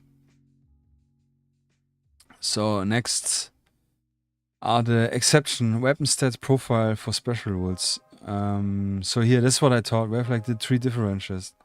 And I actually wanted about CQB, sorry. So CQB wise, pistol and so on have no penalties for indoors and CQB firefights. If you have an assault rifle, an AK, you have a movement reduced to 3-inch indoors in a building, so like tough terrain, instead of the 6-inch for indoors, yeah, tough terrain rule. The same goes for all the other ones, yeah. Here we have another exception, yeah, but again, this is like the advanced rule. You can all ignore this. This is for the advanced people. Let's go down here. When you have a bullpup assault rifle, obviously it's a shorter rifle, it will not give a penalty for moving inside buildings. So it really can make a big difference how you kit out your figures. This is something I think is really cool. If you later in the force builder pick a team with assault rifles, if you want to give them bullpups or not, it's your decision. This gives only a benefit. Yeah, there's no downgrade for it. Obviously, you can abuse it or not give everyone always a bullpup, but this is your decision. The other exception rules is pistols, like really pistols, not submachine guns. Technically, like what's it called? Sierra told earlier, we can have technically use this also for everything which has no buttstock, but even a MP5K has I think it was a 5-inch barrel, which is like a pistol. So yeah, maybe we can do this, but this is again in granularity, which makes it difficult for, especially if you think about people who have no idea about guns. A pistol is clearly indicated because it looks like a pistol, yeah, and a submachine gun looks like the bad guys from Die Hard have, yeah, for example. So yeah, this is easier. So and exactly, yeah, pistol has a maximum distance, which is actually not correct, of 12-inch medium template. They are used considered purely as a backup weapon and are more beneficial in secondary option in CQB condition, yeah, because you don't have the walking penalty. So if you're an AK dude and you wanna go into your special forces dude, go into a building, swap your gun, take the pistol out, which is a free action. Only if you want to swap back, it costs a prep action. But you can move through the building without any penalty, and usually you have less than 12-inch rule. I think this is something really cool. I have not seen anybody do this. This is really nice. You can use your pistol to shoot above 12-inch or the M template distance, but you get your penalty of -2. What I said, disadvantage to your shooting attack roll results, and always use only 2d6. Even if they're in the open, you will always use 2d6. And this is like really specific rolls, but again, we have a few things to remember. So for shotguns, we have the same rule with the distance. A maximum distance is 18-inch, and if you shoot above, you have again the disadvantage roll of -2 to your result, and you will also only use 2d6, and it will only apply 1 suppression. Yeah, this is specifically catered here because group 2, where shotguns are in, deals usually 2 suppression, but on the distance it's only 1 suppression. Yeah, if it's realistic or not, I think it still would be quite extreme if you get shot with buckshot at more than 30 meters, yeah, which probably is 18-inch. But just to have players discouraged in using it for longer distance and having more or less the same benefit if they roll really good. So, and yeah, shotguns are devastating at close and short medium ranges and ideal for room clearing. Yeah, this is something I'm really excited for. I have not tested shotguns in close quarter, but this I'm really hyped for. The movement penalty does not apply to them. Yeah, even if they are longer, with a shotgun, you will not have a movement penalty for CQB because, like I said, ideal for room clearing. Shotguns also always uses 3d6 in 12-inch range for shooting attack. This is heavy, yeah. This is really heavy.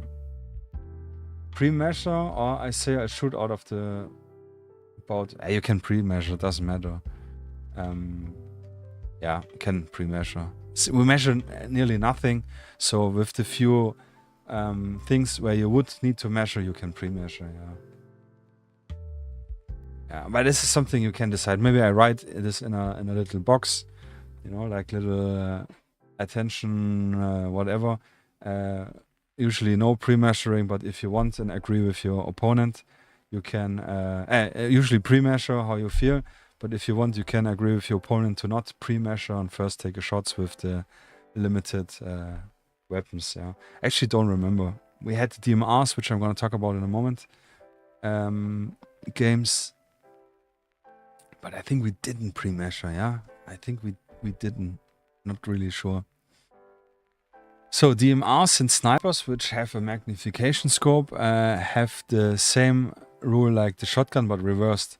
So optimal distance is more than 18-inch. If it's below 18-inch, then we have this rule, which I'm gonna talk about here.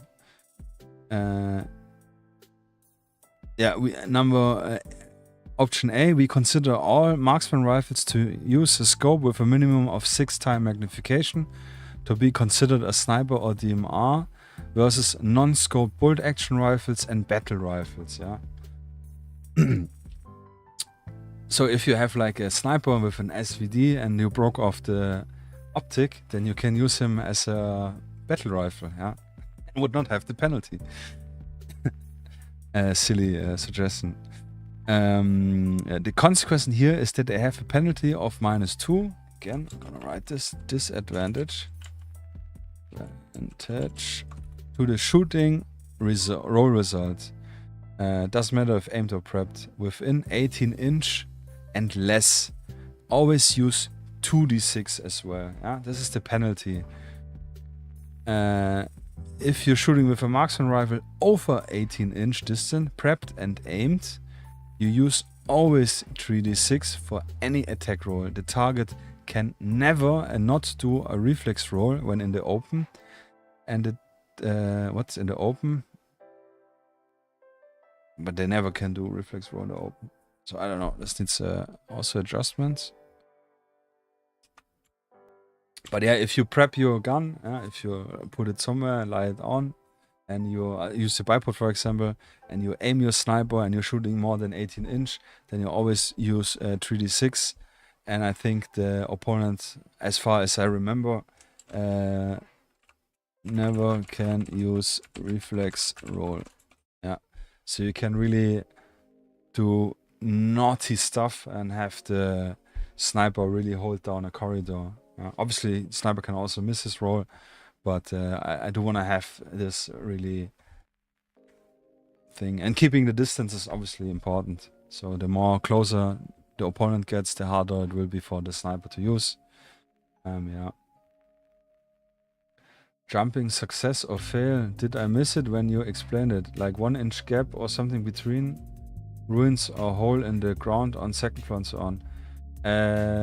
Everything which is 1 inch, you can just walk over.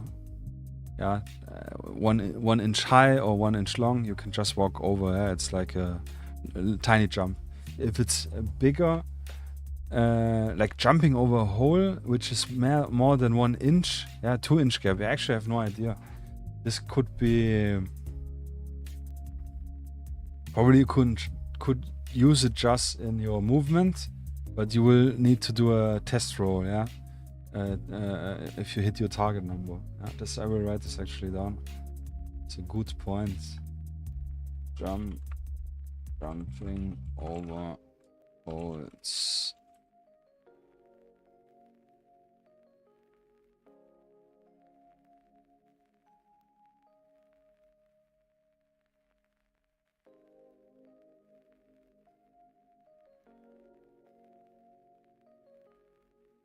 Yeah, and then we could do, if you're, like you jump the 2 inch gap, you roll your target number, if you success, you jump over. If you are unsuccessful, like less than, for example, your 7, unsuccessful, you will manage your jump, but you will get 1 pin because you're like tripped, fall down, whatever. Get 1 suppression, I mean, because you fall down. And if you fail the roll, so you make, for example, the reload roll, you know, like 3 or less or whatever it is, you fall through the hole and suffer. Yeah. Actually, this also means need a fatality. So we need a measurement from which height it will be fatal to fall down. Yeah. Which, especially with the hand-to-hand combat, where if the attack is unsuccessful, you can push the opponent away in a desired direction. You could push him off a cliff or something. Yeah. Suppression, if you fall down and you're not dead, then you will get definitely a buttload of suppression. Yeah, so like 2 suppression, which is already extreme because 2 suppression means you need to spend 2 of your action points next turn to get them removed.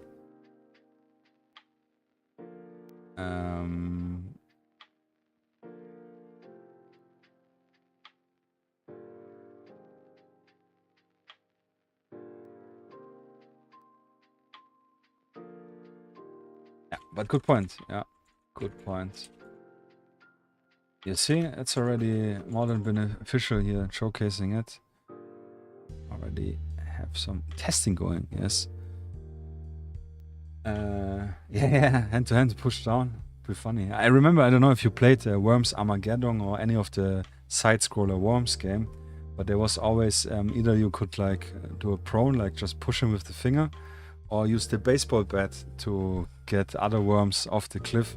Yeah, so pushing someone down was always extremely satisfying. Obviously depends on your terrain. If you're on a roof, then this would make sense. But yeah, cool. Yeah, definitely cool. Yeah, definitely something which can happen and you don't have any solution. Yeah. But yeah, talking about the rest, yeah, we have special rules which are just like additional rules, like the bullpup, like I said earlier, they will have no CQB penalty, but this is advanced rule stuff. LMGs, we have a little bit more explanation because they are very special rules. They can't be aimed unless they are prepped, yeah, very important. And shooting an LMG unprepped gives the penalty of only being able to use 2d6 for attack. And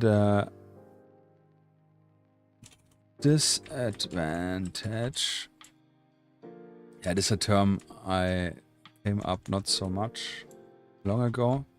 It's a little bit from pen and paper, rolling for advantage, rolling for disadvantage. It's obviously different contexts in pen and paper, D&D and so on. Yeah, shooting LMG prep makes the target suffer 1 suppression with attack. Yeah, MMGs, like we said, it's the same, but they deal more suppression if they are prepped and so on. Grenades, rocket launcher, yeah, this is all stuff. Limitation of equipment of play, yeah, like you asked further. WYSIWYG, what you see is what you get.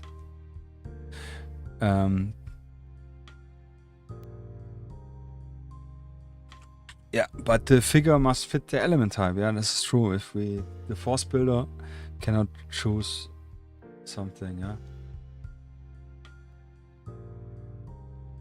Gun fail, take knife, jump down from 1 floor.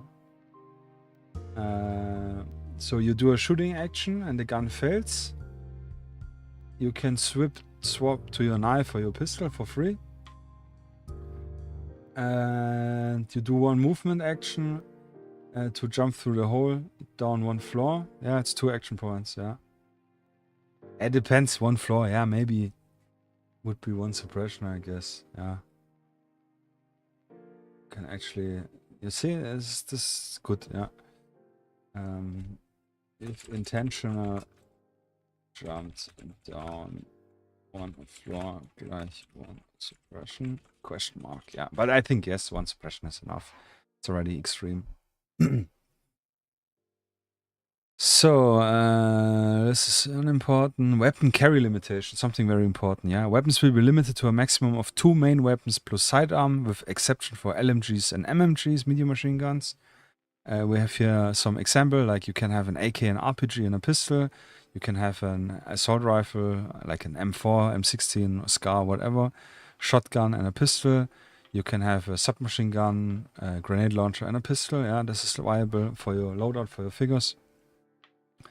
LMG and MMG exception either can be carried only as this layout. You only can have a light machine gun and a pistol.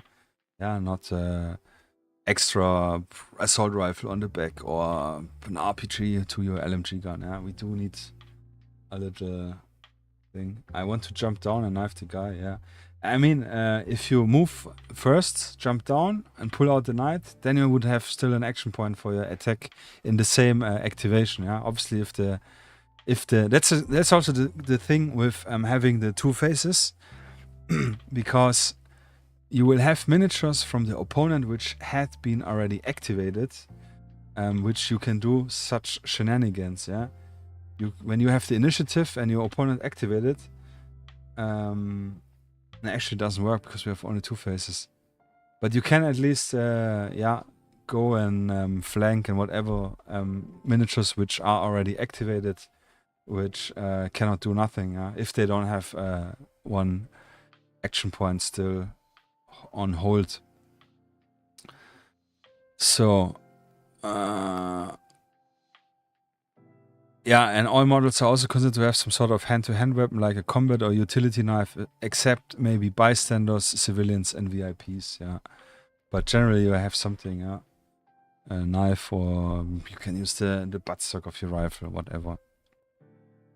Here, weapon attachment. Yeah, big. This whole segment with purple is work in progress area, but we talked about weapon attachment.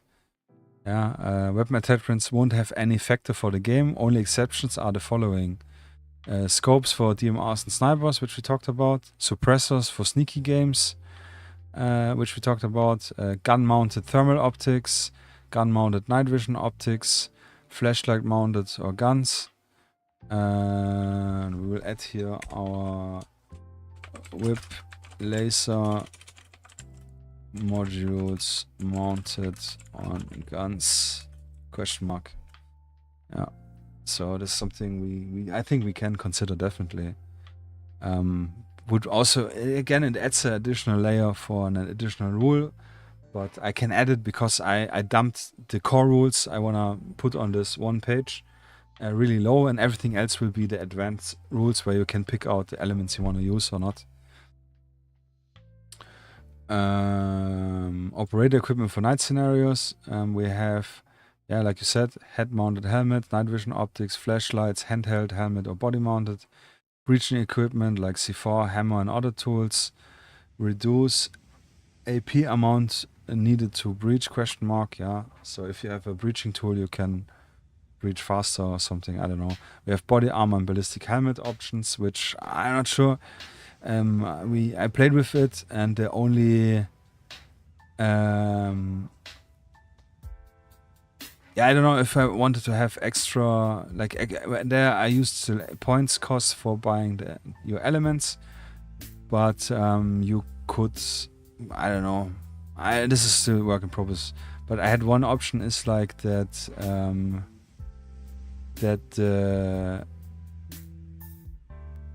yeah, here I have 3 options I tested.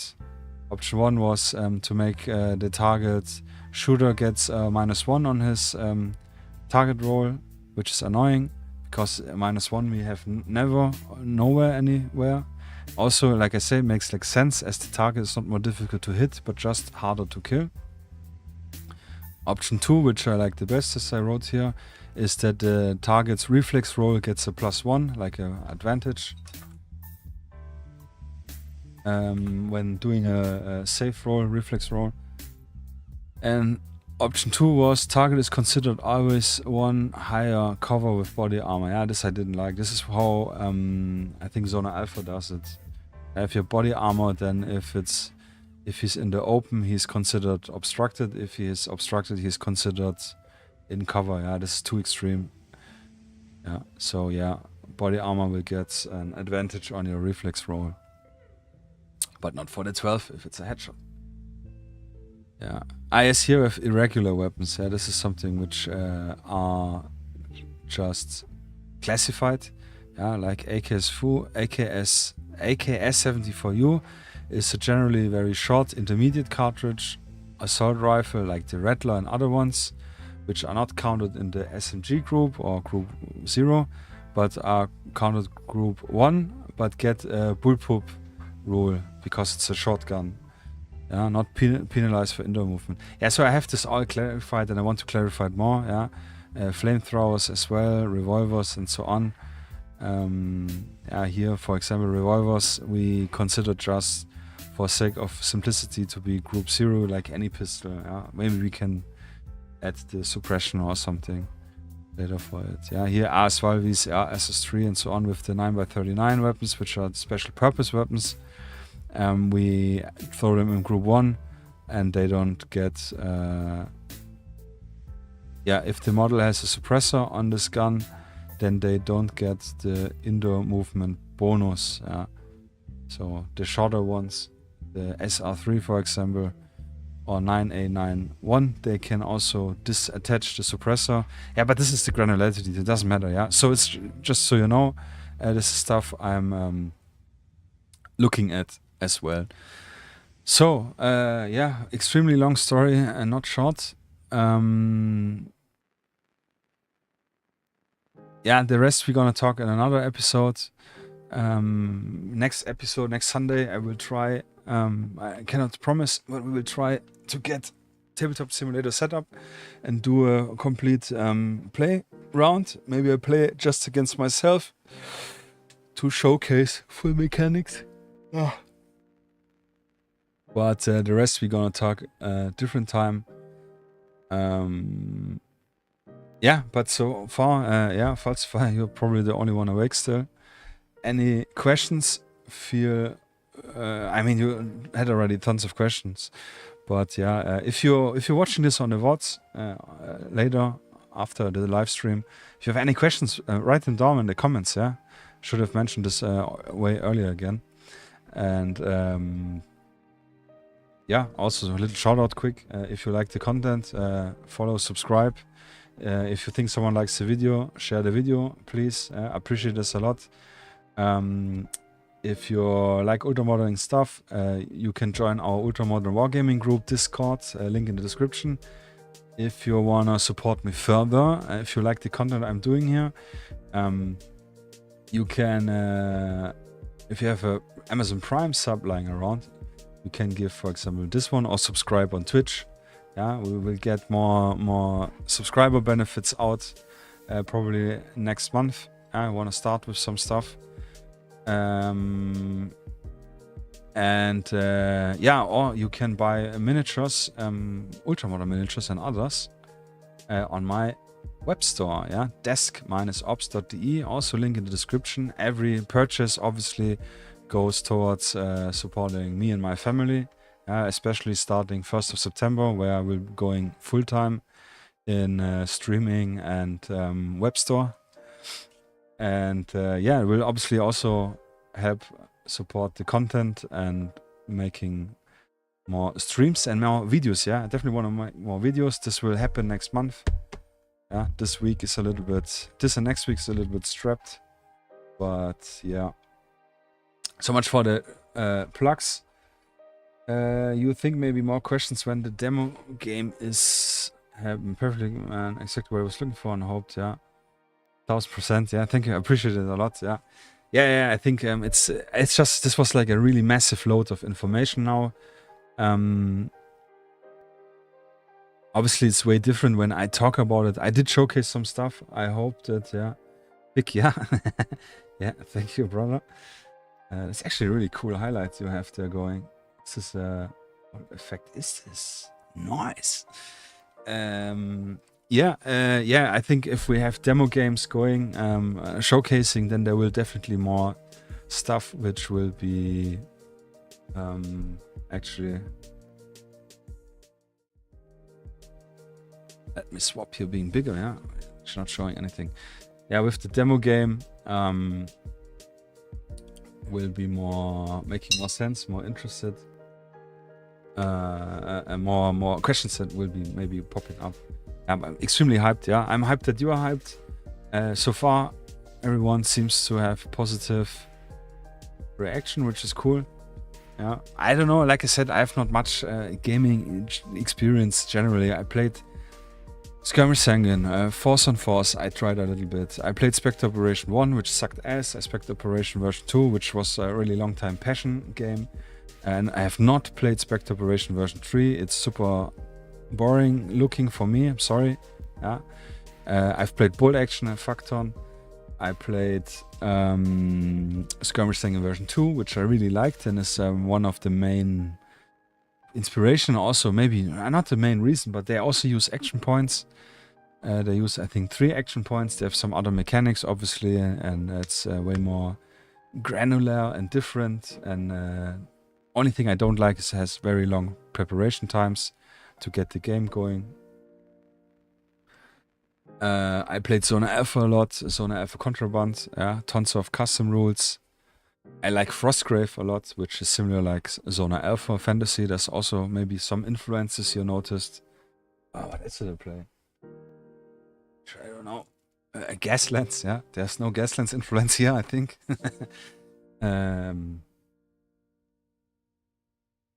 Cruel Seas I played, yeah, really cool. Also, I think no influence here.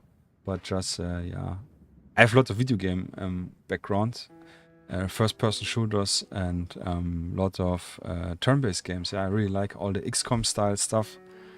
I like games like Commandos. This is not turn-based, but yeah, this style. So this is where I draw my influence from. Oh, Black Powder Red Earth 28mm game was also maybe more or less an influence with the grenades exploding in the end of the phase instead of immediately. Door kickers, yeah, absolutely. Door kickers is pure gaming sex, yeah. This is something we actually could do. I could do some streams on, yeah. Playing Door Kickers 2. I've played it in the early access a long time ago, even before they dropped the CIA and other assets, yeah. So this is something I really want to revisit and play through again with all the new mechanics, especially since it hit 1.0. And it's really on point with what we're doing here. Yes, thank you very much. Good points. Yes, it has 2 multiplayer with Desert, yeah. Desert, do you have Door Kickers? Would be actually cool. I played Door Kickers with Kalpsak actually a lot. And we had this weird fetish that we always wanted to have the mission completely pre-planned so that we just press play and look what is happening. I mean, prepare the game. Door Kickers 2. Türtreter in German. Yeah. But yeah, that's definitely something we could do. This would be cool. Definitely fits also in the AO with co-op games. But yeah, but exactly. You don't have it, yeah? Then we will have a look. You TK'd a guy once with a grenade launcher. That's right. Oh, I think when I played that, didn't was even a grenade launcher. But I played Door Kickers 1 extremely a lot, yeah. On PC, and then later I bought it for phone, yeah. Actually, I was lying earlier. I did use the phone to play also games like Door Kickers, yeah. But this is just amazing. So what I wanted to say, yeah, excited, hyped. We will do this. I do want to show a little bit the demo table I prepared. Yeah, I thought maybe we should have done this first. I was already thinking because this is way faster to do. But yeah, if you're still up to it, 30 minutes, 20 minutes, showing how and what I cooked up for my demo table and the scenario I came up with. So yeah, let's have a look at it. So this we can scrap. And then we have a little added bonus if you stick around until the end. Gonna show the full art cover of the rulebook. Yeah. So this is here.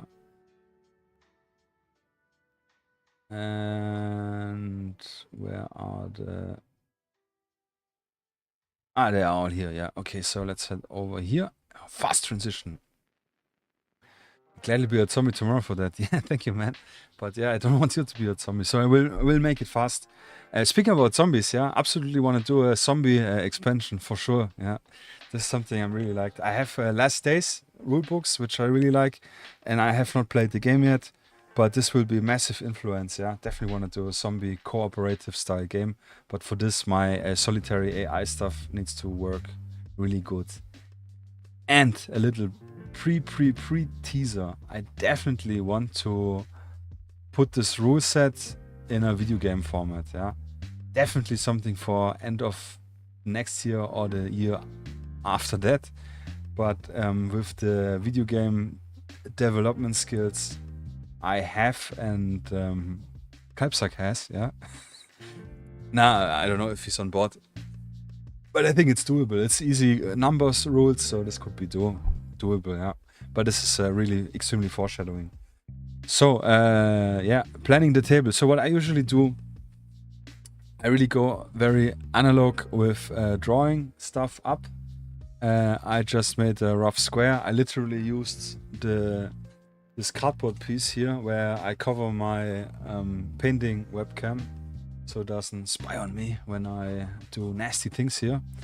Yeah, I just took this as a template to make the square. And I actually don't remember, but yeah, I just made a square. I kind of imagined how I wanted. I really like slanted designs. So these are roads, this paths. Actually, let me get this beautiful miniature here. Let me get this overlay here quick so I can draw on it. Yeah, let's take the red. So I have designed here, these are roads, yeah, here. And these are roads. And it's actually a highway, yeah, with this here are like those islands. This was in my head. We have here a road and we have here a road. I like this if it's not straight, it looks more natural. So this was my plan. I usually like this with having roads in a corner, not going through the middle, because a road is always like a straight line, and having all the, let's say, experience in playing video games. And I do like to create, I used to make maps. I dabbled around with making maps for Day of Defeat Source, for Counter-Strike, for Killing Floor, first version. Yeah, I never finished the map, but I have at least some concept of it. I learned a little bit for our game dev stuff, how to create maps, and obviously from playing around, you know what's a good map and what's a sucky map in first-person shooter games. So yeah, so then I thought, okay, we could have here a little, you know, like alley parking spots, and then these are just buildings. Yeah, I only drew a few buildings just to block out the place. Then I used here in the corners, we have Team A spawn point. In this corner we have Team B spawn point. And then obviously, and this is a 3x3, yeah. I planned first on a 3x3 because it makes, the smaller the table, the faster the game. And for it being a demo game, I do want to keep it below 1 hour so I can have lots of game to showcase it with players who are interested. Yeah. So this is my drafting process, yeah. So this means, yeah. Oops. Like you should say green. This means the objective would be somewhere here in the center, so we have the same estimated distance from both player, and then they have here something which they would have a fight around. This was my idea. And the other idea which I later had, which was suggested by a friend, I think Paulidius suggested it when I showed him the table, was that their Team B has their exit point here, or here maybe, no, not here, but here in the center, and Team A had their exit point here, so they need to go, they cannot go here and then run back, so they would need to be more around where the fight is happening. Yeah. So this was the idea. Yeah, absolutely, Door Kicker's layout. I think Martin, Solo War Gamer, he did use some Door Kicker layouts and printed them out. Yeah, I'm not sure if they are. I think they are freely downloadable from his website, from his Google Drive. Oh, so much talking. So the other thing I did here on the side was, since we have a square field, have more or less like a deployment objective ideas. Yeah, this is something I think the first time I saw this, I don't know, in not Call of Duty, Command and Conquer, when you do skirmish single matches, you have often this layout for the map where are the spawn points for the players. The next time I do remember was in the Bold Action rulebook for the scenarios. So this is great to mark your deployment zones, your objective. Yeah, here I have one, there's like in the middle would be buildings blocked with small pathways. Team A spawns here, Team B spawns here, and the objective is there. So again, they have to both race to get to the objective. Here we have a classic one, corner, they can spawn in the corner, but then exit the whole table edge. Here we would have like the car stopped and we need to go through enemy territory type. Yeah, this is just like thing. So then I had the idea, okay, I want what did I wrote here?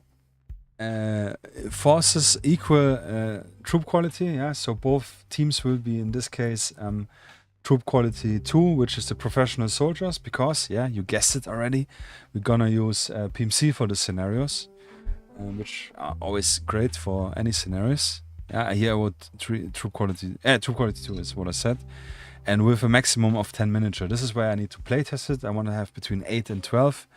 I will start with 10 because then I know it's too less or too much, and then I can go down for the next test or up for the next test game. Yeah. So I made literally just only one draft, despite making 3-4 templates. So the next thing I did, because drawing it, you're not scale accurate. You need to touch it. You need to feel it. You need to look at it. Yeah. So what I did, I had an old carton laid out, laying around. And what I literally did was cutting it up so that I have a really easy 90 centimeters, which is a 3x3 template, which I could draw on. Or in my case, what I did, I made even a small row templates. And here even this little bulge for parking spot, which I told earlier. For making a layout.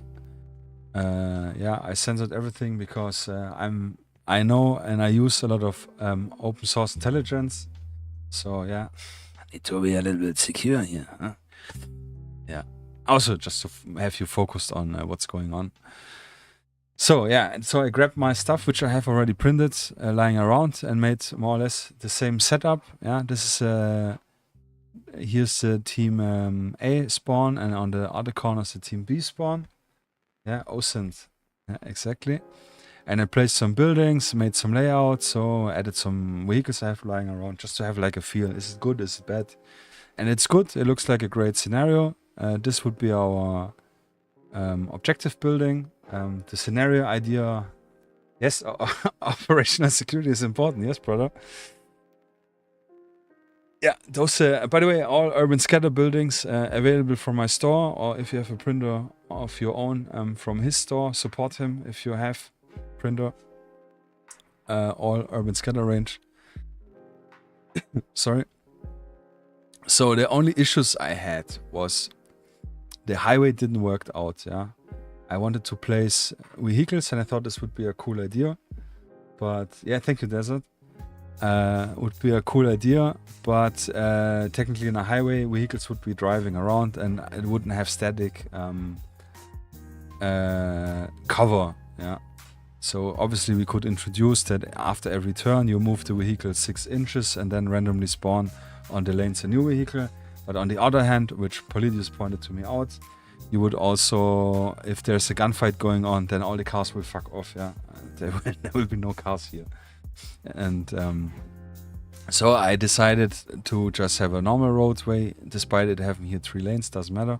But we have a normal road here. We added another building. We have the objective building. The scenario idea, yeah, sorry. Scenario idea is we have a classic Western aligned US PMC and an Eastern aligned Russian PMC. The FSB and CIA and other intelligence agency noticed by their cybersecurity team that there was a sensitive data breach going on and they were downloading, grabbing files. They could not stop the breach and block the hack, but they did manage to trace the signal where the guy is located. So, and they found out the guy is located in Egypt, Cairo. Yeah, this is outskirts, more or less, or center of Cairo. Do I have to walk the stairway or can I rope up? Yeah, you have to walk the stairway, yeah. No, no rope up. But you can make rope up custom rules. Or maybe I will write it down. Yeah, I think, yeah, I can add everything. It's just the freedom to use it or not. Rope or you can definitely rope down from a helicopter or something. Yeah. So so the CIA and FSB are the only ones which noticed it really and could trace back the intel. But since the data stolen was like black budgets for black operations, dossiers of agents and so on, so really sensitive data. And they immediately dispatched PMC force, which is in Cairo, one of the PMCs there. And the FSB did the same. They also noticed the same type of files, and they went down. So both US and Russian intelligence service were aware that there's also hacks going on other intelligence service. They wanna try to grab the files, yeah. So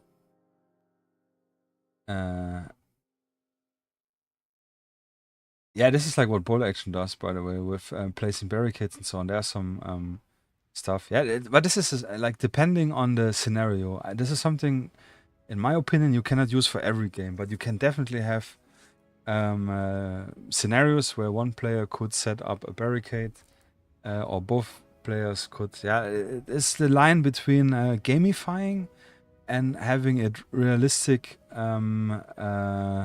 narrative thing. Yeah, obviously feel free to do whatever you like.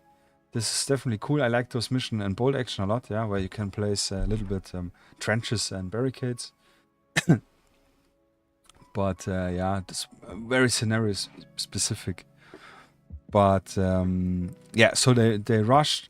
They literally 10 minutes after the hack got called, the PMCs are already in the car, ready to go there, and the Americans arrive in this corner, and the Russian PMC arrive in this corner. The Russian PMC's goal is to get in here, to kill the hacker, and to grab the files. The Americans' mission is to grab the hacker, detain him, and take him out, and destroy the files or snag the files up. Yeah, destroy the files mainly. So we have, like, in the center, I would have some server rooms, some files, you know, I have a little bit stuff. All the other buildings are not accessible. Yeah, important. Yeah. You can remove the roofs on buildings. Yeah, you can remove. But all the buildings besides this one are not accessible. You can go on the... Like this is... before I continue with this is the first iteration. So this is the mission idea. And what I noticed, first of all, we have a very long corridor, which is kind of lame. There's really less incentive to go around here. And yeah, I don't know, it's really tight to move around. It works, but it's really tight. Then I thought, okay, let's do a 4x4 table. It looks more nicer. Actually, here's some more angles where you can see it. Yeah, it's rather tight. It's the size of a vehicle. Vehicle is about 5 centimeters wide, 4 centimeters maybe. Yeah, here we have pathways in here, and here you can also go around, which I will show in a moment. But yeah, it's all really little tight. Here you can see the rather long corridor. Obviously, there will be more vehicles and more scatter and trash bags and bins and vehicles and whatever. But I thought it's a little tight. 3x3 here, classic Battlefield or Call of Duty top-down map. Yeah, here you can see again the loadout. Yeah, I think here even wasn't even possible to go around.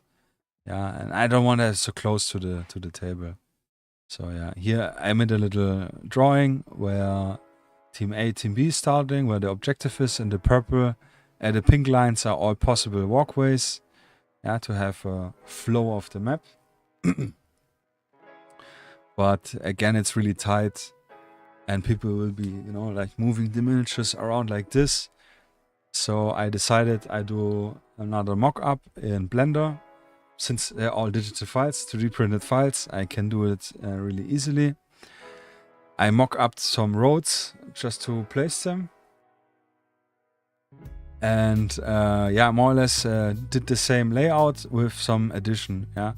So if we look at a different picture, It looks technically, if you take the center one, it looks the same, but we have a little bit more room to the side and all the other side. Yeah.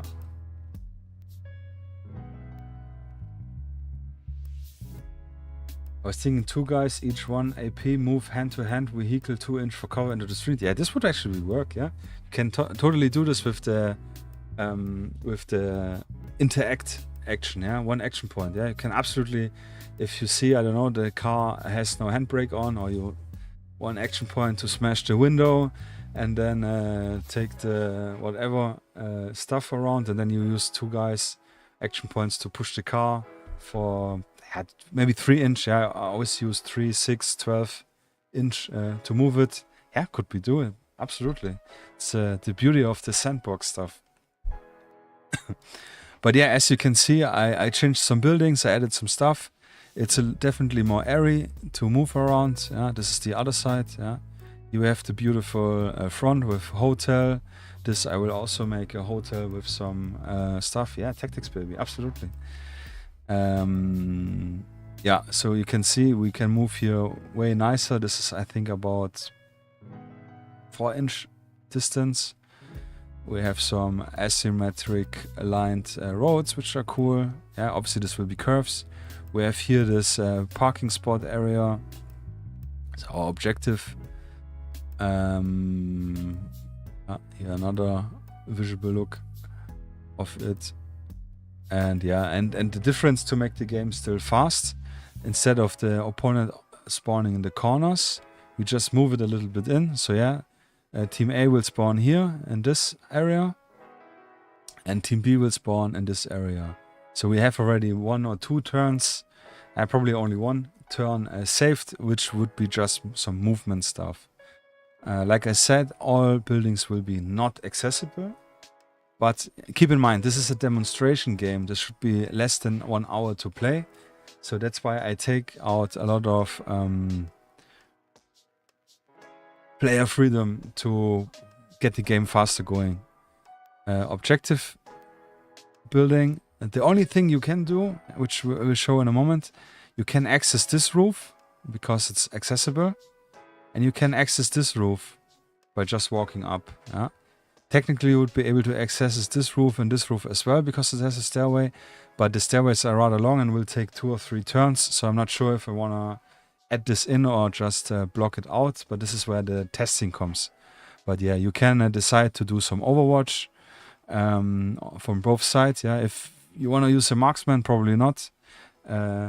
I won't give a marksman in the team. The teams will also be more or less mirrored with the same equipment, so it's really easy to explain and play. Yeah, I really keep it simple.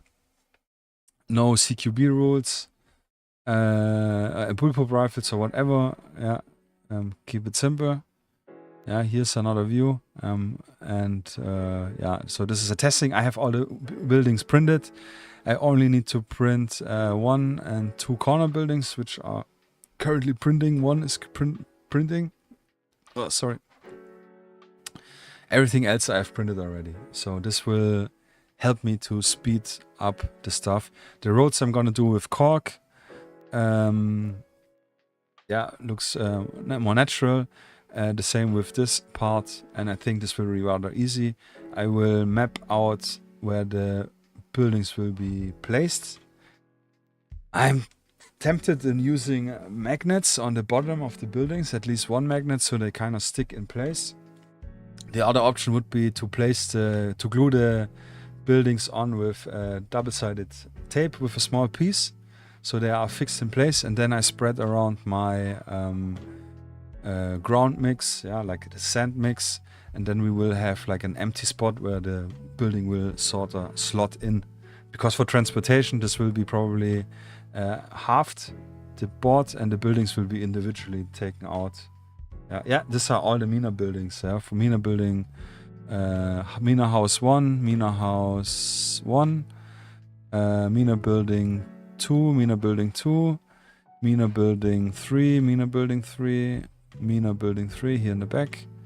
Apartment blocks, apartment blocks, apartment blocks. Corner building, corner building, corner building here, which you cannot see. This is Hotel Fakir. and this is also just the bottom of Mena Building 3. Yeah, Mena Building 3 is not yet in store. Yeah, from Urban Scatter, but I will also add this probably this weekend. It's a really tough week. Lots of stuff with the new release.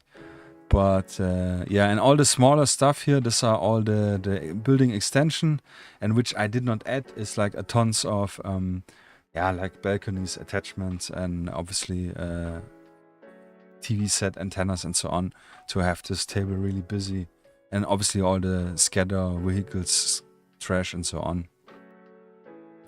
Yeah, this is also from the extension stuff. This is one unfinished building block I have in the store. Yeah, but you see all the small, this one not, but this one, those in the middle here between. This one I actually edited to have bigger, but I will edit also in the store. Here we have another small expansion building, and yeah. And yeah, and here we have another overlay, like I said earlier. Team A spawns here, Team B spawns here. They are both in hardcover. Yeah, we'll probably place two SUVs or some other vehicle where they, you know, arrived. So if we have 10 guys, so we definitely need 2 or 3 vehicles even parked here, which can already be used as cover, and then the whole squad being placed inside. Yeah, maybe I let the player place them inside the square how they want, or actually doesn't matter. I don't know. Yeah, this needs to be tested. Objective here, and the purple, pink lines are already again the possible walking lanes. So you see we have way more options and other stuff, and especially considering that the extraction point for Team A, which I didn't draw and will be behind this building, as well as the extraction point for Team B will be in this corner behind this building, maybe, yeah, or maybe it's this road, and maybe it's here behind this building. Just to have them not go from and then run back, and the other one needs to run after them. This is sucky. I have a lot of games played which are really annoying, so I have the extraction point in a different direction is way more different. And what I thought when I designed this scenario, also here you see the accessible roof in light blue, and those with the X, which I will maybe cut out. What I thought is giving each player, obviously if I'm demonstrating the game 10 times per day, it will be difficult, but giving each player different small cards, like a Intel package dossier, where there's written like the mission objective, because I do want that the Russian player is not aware they have to kill the hacker and get the files, and the Americans need to detain the hacker and destroy the files with incendiary grenade or something. I don't want that both of them know that they have the, I mean, it's obviously that they have the same objective, but with a little sub-task twist. Yeah, so I thought giving each a card which they can read and they know their intelligence. And another thing I thought I might add is I make 3 in the same tokens, yeah, just using some bases. And one token has an empty, one token has a hacker, and one token has data written on it. Yeah. So and then I mix all the tokens upside down, and then I pick from 3 tokens 2 tokens and place them in the building. Yeah, and then it can be that the hacker is not even there. Maybe there's only the hacker there. Maybe hacker and data is there. Maybe only data is there. So we have a little randomizer, which could be interesting. And obviously the first player who enters the building, we remove the roof, and then we turn over the tokens, so both players play. But this is also, I need to test it. The main important is that it's an interesting scenario, and that's fun to play, and that it's 45 minutes to play. Yeah, maximum. Yeah. Yes. So that's how I plan usually my tables. Yeah. I have modular boards where I mostly play, but yeah, drawing it out, and then if you have the buildings printed out, you can set it up and get a feel. The other way would be to block it out in Blender if you print the buildings yourself. For planning it out, yeah, fantastic. I really like this a lot. I have tons of Blender files where I made different missions. Yeah, actually I can show maybe the other demo table I planned for last year actually, and then they already told me that there are no spots available. Where is it here? Demo boards. Damn it! I actually don't have any picture available. But yeah, the other table I designed in 3D was a crashed helicopter, which also both team needs. So like Black Hawk Down needs to get the pilot, rescue the pilot, and the other one wants to detain the pilot. Yeah. How many pages is it actually approximately? The rule book? Boah, I have no idea honestly. Yeah, depending on the font size. But yeah. Will there be physical copies of the rules to buy? Yeah, absolutely. Yeah. So for first iteration availability, I will make PDF free to download through my store probably. Yeah, I don't know yet how I will make it. I will also put it probably on Wargaming Vault, yeah, because it's a good frequented website and people have there already a lot of PDF. The physical book, the first iteration of the physical book will be, like I said, Amazon print on demand, or KDP it's called, Kindle Direct Printed or something. I forgot what it's called. This means, first of all, it's pricey. Not pricey. It's not pricey. It's affordable. It's decent quality. Black Powder Red Earth book, for example, is Amazon print on demand. It's really cool. The nice thing is they print the book for you when you order it. Print on demand, as the name implies. In the country and in the region where you live. So this has two benefits. First of all, you don't have to pay for shipment, because usually Amazon is for free for books and in your country. Second one, as it's printed in your country, you will have it pretty fast, yeah, between 3 or 4 days. And third, you don't have to pay any customs or anything if I will be shipping it from Germany, for example. And another additional benefit is obviously without shipping the shit around the world, we don't have any environmental impact. Yeah, bad impact, I mean. And all of you probably have Amazon Prime, that's true. Yeah. So this is a first version. I have in my mind already, if the game is really, people love it or like it a lot and it's successful, and I have the, I don't know, if I have the mood, I have always the mood. But I thought in maybe making a limited hardcover edition with some additional goodies, like all the templates, tokens, all the shit. Maybe custom dice would be cool. Something I want to do a long time. Maybe we can make game-specific dice. I have already talked with Chessex a few times, getting quotes and stuff.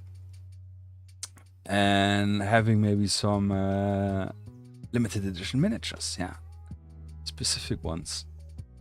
But this is really first the rules need to be version 1.0, so probably earliest next year, mid of year, maybe May. Skull on a 6 dice, yeah. A cucumber on a 6 dice, I actually thought, yeah. But this should be cool. Yeah, or Desktop's logo or something, I don't know, yeah. Skull on a 6 dice, I think there are already quite a lot dice. Should be cool. And color obviously should be nice. Roll 2 skulls headshot. Yeah, that's actually cool. That's actually a good point, yeah. Yeah, so, but this is really down the line. Make a Kickstarter, something like this. I have to obviously need a funding goal. Yeah, I cannot fund this all from my own pockets. Printing hardcover books is quite expensive. Good quality one, yeah, I definitely want a great quality. Yeah, and then you get the hardcover book, you get the PDF, you get all the extra shenanigans, and this will be, yeah, it's just like a collectible item or extra support item. This will be, I don't know, I have no idea what this costs, but I will definitely not make it extremely expensive to make myself rich. Yeah, this should be really a collectible, cool thing to have. Obviously, since it's work to create everything, I will definitely add profit for it. But yeah, but this is down the line. Yeah, you know, first one step after the other. But I'm really excited about this. Yeah, and I think this will be really cool. Yeah, and this is, again, I just want to show the process. I will definitely film and make pictures now when I will tomorrow start building the table. Yeah, I need to clean up a little bit. And yeah, will be cool. I will actually, yeah, by the way, I will actually make some custom kit bash miniatures for the scenario to have them a little bit more unique, a little bit more exclusive stuff for me. And I had two ideas. First idea was I will probably base them on 25 millimeters, just because it's more common. And I will print it on 32 millimeters, which I usually don't do. But just for, if I imagine a lot of people handling the figures, this little more size gives a little bit more stability. I think it's, makes maybe more sense for them. And the idea was actually to give each participating player a little goodie bag, yeah, after they played the game. I thought, besides the usual sticker and maybe a discount code for the store, as well as they get one miniature from the faction they played. Yeah, I could prepare it. 32 millimeters. No, not 25. 25 millimeter bases. Yeah, just to have it a little bit more bigger, more ruggedness. And since we're not going inside any buildings for the demo game and for any other demo games, yeah, I think this will be good. Yeah. No. I don't know. I will try if I can fit the 32 millimeter figures. Yeah, they're bigger and a little bit harder to break. Harder to break. For demo gaming, where like a lot of people will play with it, and you know, if I have friends, obviously I know they handle the miniatures more cautiously. But in a demo game, I don't know. Could be someone who's a little bit ham-fisted. Yeah, and 25 millimeter bases only if they don't fit on the 20 millimeter. But yeah, custom figures. Yeah, I will make 10 figures. I will plan them out already, and then I will make more if I need. I have already new PMC faction created, which I will tell now. It's the Black Atlas Consulting Company. Yeah, those will be the one situated in as well in Cairo. Yeah, for the CIA doing. They're openly more consulting orientated firm, but doing a lot of dirty work. Yeah, Black Ops Atlas, because I wanted something which represents the globe. Yeah, global Atlas. I thought this is cool, and even cooler. There's something I like a lot to do. I really like to look in mythology stuff up and get inspired by this. Yeah, that's also why, for example, the on my store, the Combat Octopus deniable operators are having Russian mythology or Slavic mythology name, yeah, with assault team Svarog and so on. Don't remember even. Long story short, Atlas, Greek mythology. Atlas was the guy who was carrying the globe on his, I think it was the globe, on his shoulders. He's carrying the weight. So I thought PMC carrying the weight of fuck ups and doing dirty missions is kind of cool. Yeah, sounds cool. Black Atlas consulting BAC. This is one idea. And for the Russian PMCs, I don't know. I will probably use the Magna PMC, which I created already. Maybe I kit bash some newer guys. Maybe I create another new PMC faction. Yeah, definitely back in DIC. Yeah. Absolutely, yeah. So those will be really cool. They will having some mixed gear, some jeans, some army points, some more loose, some more baseball caps type. Yeah. So DIC in the back. Yeah. Yeah. So this is the demo game. So yeah, I will definitely show some more. I don't know if it makes sense to have a stream while I build it, because I would need my phone, and I think the sound quality will suck ass. Yeah. I don't know. Maybe kind of do a little in-between stream on Twitch only, and have it unlisted for YouTube. Yeah, a little exclusive stream for my Twitch friends and followers and subscribers. Yeah, have some exclusivity. Yeah. But yeah, that's cool. Yeah, cool that you're hyped. I'm also extremely hyped. Yeah, absolutely. Then yeah, now for the finishing stuff, gonna show my artwork, which I commissioned for the rulebook. Let me actually put some. So this is I'm gonna zoom in. This is no AI. This is I really commissioned this by an artist. Fantastic work. Super great. This is like you saw earlier. Here's the front book, the right side, and the middle will be the spine, more or less. And this is the left side, so the back side of the book. Yeah, if you imagine it open and closing. I think this is a beautiful, chaotic infantry scene. We do have one APC moving in, which kind of shows the scenario-specific vehicle use, yeah, for you, Wyoming, Echo Dark Studios.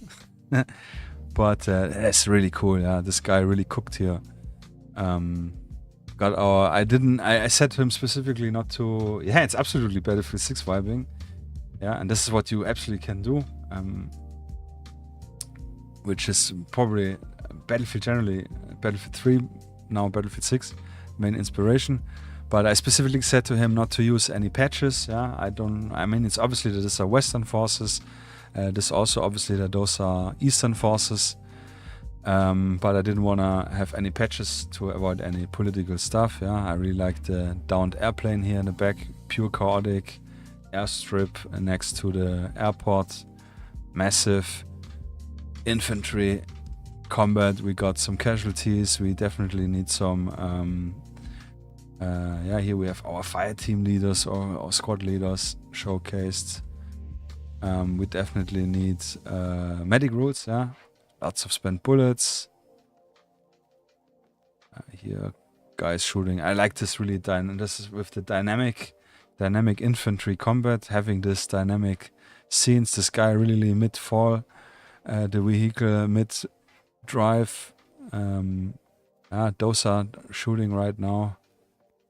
Casualties on both sides, so we're not taking any side here on this artwork. Yeah, thanks, guys. Yeah, the Russian Adidas. Yeah, probably.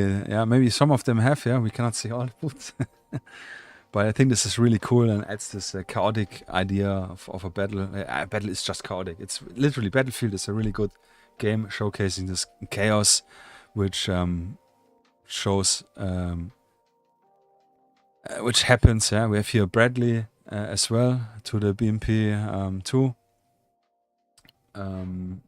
Yeah, thank you, man. I appreciate it. This guy really cooked. And this is cool. Like I told him when I wanted this artwork, I told him what, like I said, no patches, Western forces, NATO versus Russian, so something like this. I wanted him to include 2 APCs on the side, not as main things, which he did. And I said like, yeah, it's for a rule set. It should be white, so I can use it as a wrap around cover for the book. And said him like, go freestyle, yeah, you're the artist, I'm pretty sure you're gonna cook really hard. And he did it. Yeah, the camera angle, it's actually true. Yeah, it's really immersive. Could be like some war photographer, or what's called journalist making this. Yeah, so this is really cool. Really hyped for this one. And do you want to see another one? Maybe one more, maybe. I have quite a lot, and I will definitely get more, but cost money, obviously. But this is where I think where is it here? Where we will definitely have, where I definitely think it's a valued money, because it lifts the book a lot more up. So, by the way, the free PDF will be print friendly, so you will have a nice cover. I showed this earlier already. Not this one, yeah, this we showed earlier. But the beta will have this cover, just desaturated for easy printing. And the home print version will have this cover and the colorful cover as well, so you can decide which one you want to print off. But the full, I will add more artwork, and I will commission more artwork, and I will make the book more beautiful. But this will be more a paid variant. Then it will have maybe more advanced rules. I don't know how I want to split it up. But yeah, since all these artworks cost money, I do need sort of get the money back. So which one I'm going to show you? They're also cool. So okay, let's show this one. Yeah, this one is actually the inseam artwork for the book. Yeah, so if you open the book up in the first page, you have this, the left side is on where the cover is, and the right side is like the first page of the book. That's, if you see, some PMCs preparing for battle, getting all their stuff together. Here we see some drones, really classic PMC look. And we got our white SUVs and stuff, preparing for infill, getting all the stuff. This is fantastic. He cooked so hard with this one, especially here with the airfield. Some SAM sites, some Russian helicopters, some destroyed ones. So this is just guy in the guard. I think this is a massive vibe with the early morning fog, what's called Morgentau. So this is the inseam, the first picture to give an idea. And let's show the other one as well, and then we keep it close for now. So this is the inseam when you open the book, and then we have the inseam when you close the book, which is actually after the mission. The guys who prepared for mission, you start the book reading it. The book is over, then the mission is over. Targets are killed. They had some casualties. Here some guys little mourning. We have some exhausted soldiers taking a drink, taking a smoke, securing the perimeter, and we have here our casualty. So exactly. So little storytelling here. Fantastic. I'm super excited. I have a lot of more artworks. I will do some myself. I will try to get myself some more, but to keep this big moody pictures, I will definitely commission this guy some more. I really like. He's a fantastic dude. I have so much more I would like to show you, but we need to have a little bit of a surprise for other stuff. So yes, 1:30 in the morning. So much more. I thought this will be super fast, and 11 we will be finished already because I'm not painting anything. But you guys, as you know, blah blah blah, king of blah. Thank you, killer stream. Thank you, I appreciate it.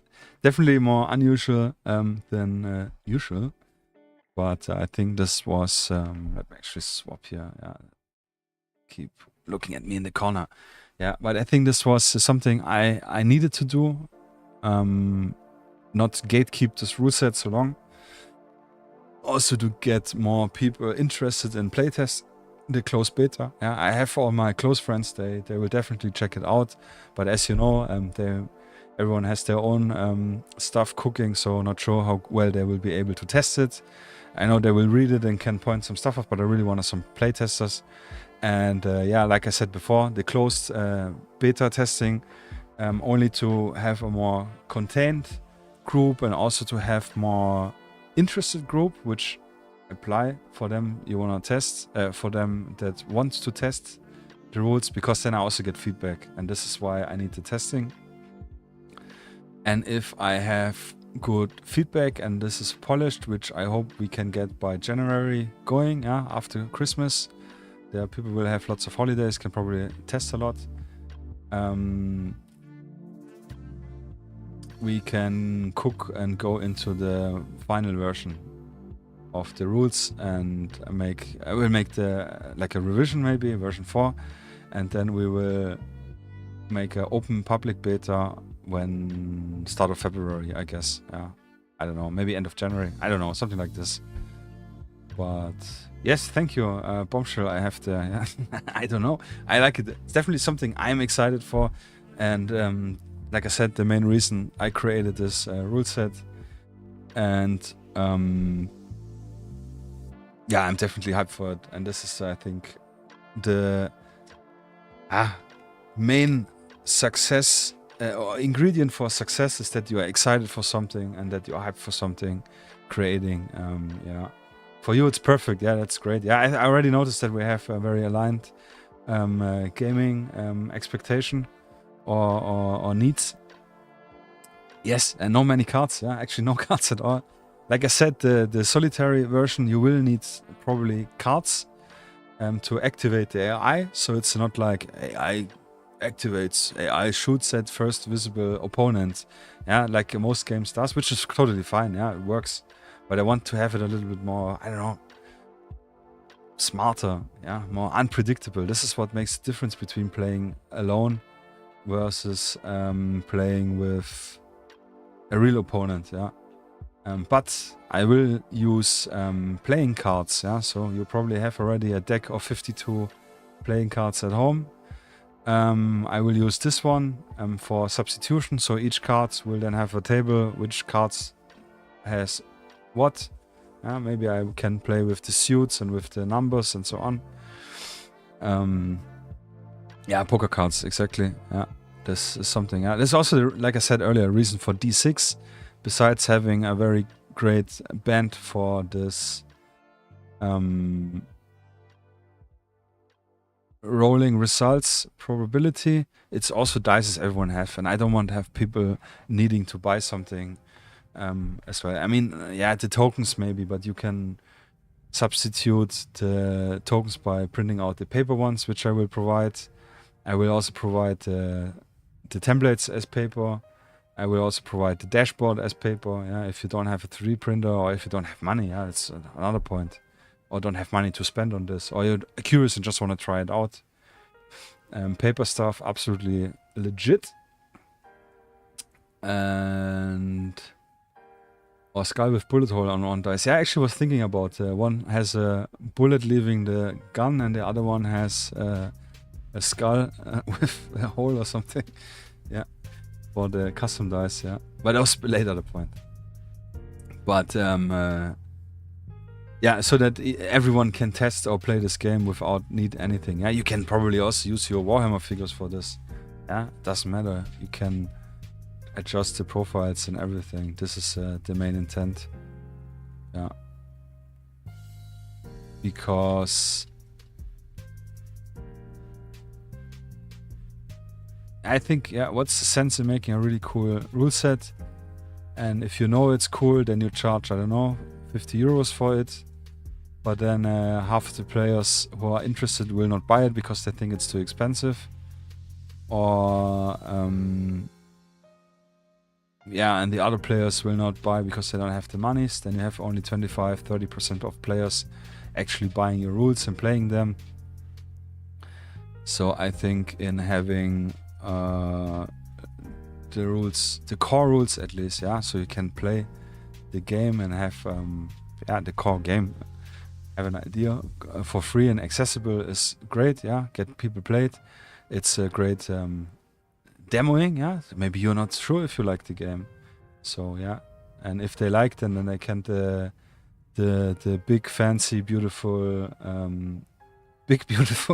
rule book, yeah, with all the artworks there for a few bucks. Yeah, I don't. If it's a PDF only, I think I will between 10 and 15 euros maximum. Yeah, I don't know what's the commission cut will be when I sell it through Wargaming Vault, but yeah, something realistic. Yeah, definitely not 30 and definitely not 50 euros.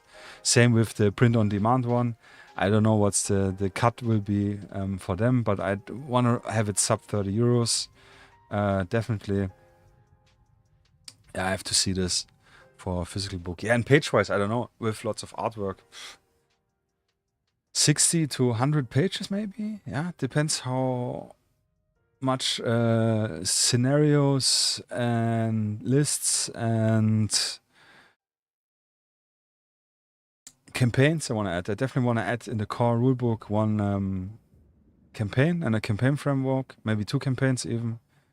Yeah, just to get taste for what's to come, yeah, because the campaign books will be separate, because there will be like interactive movies, like I said, and yeah, what I definitely want to do is have individual World War II, World War One, so everything which has pew guns later down the line, which will be small money additions, yeah, with just like the new weapon tables, maybe different equipment.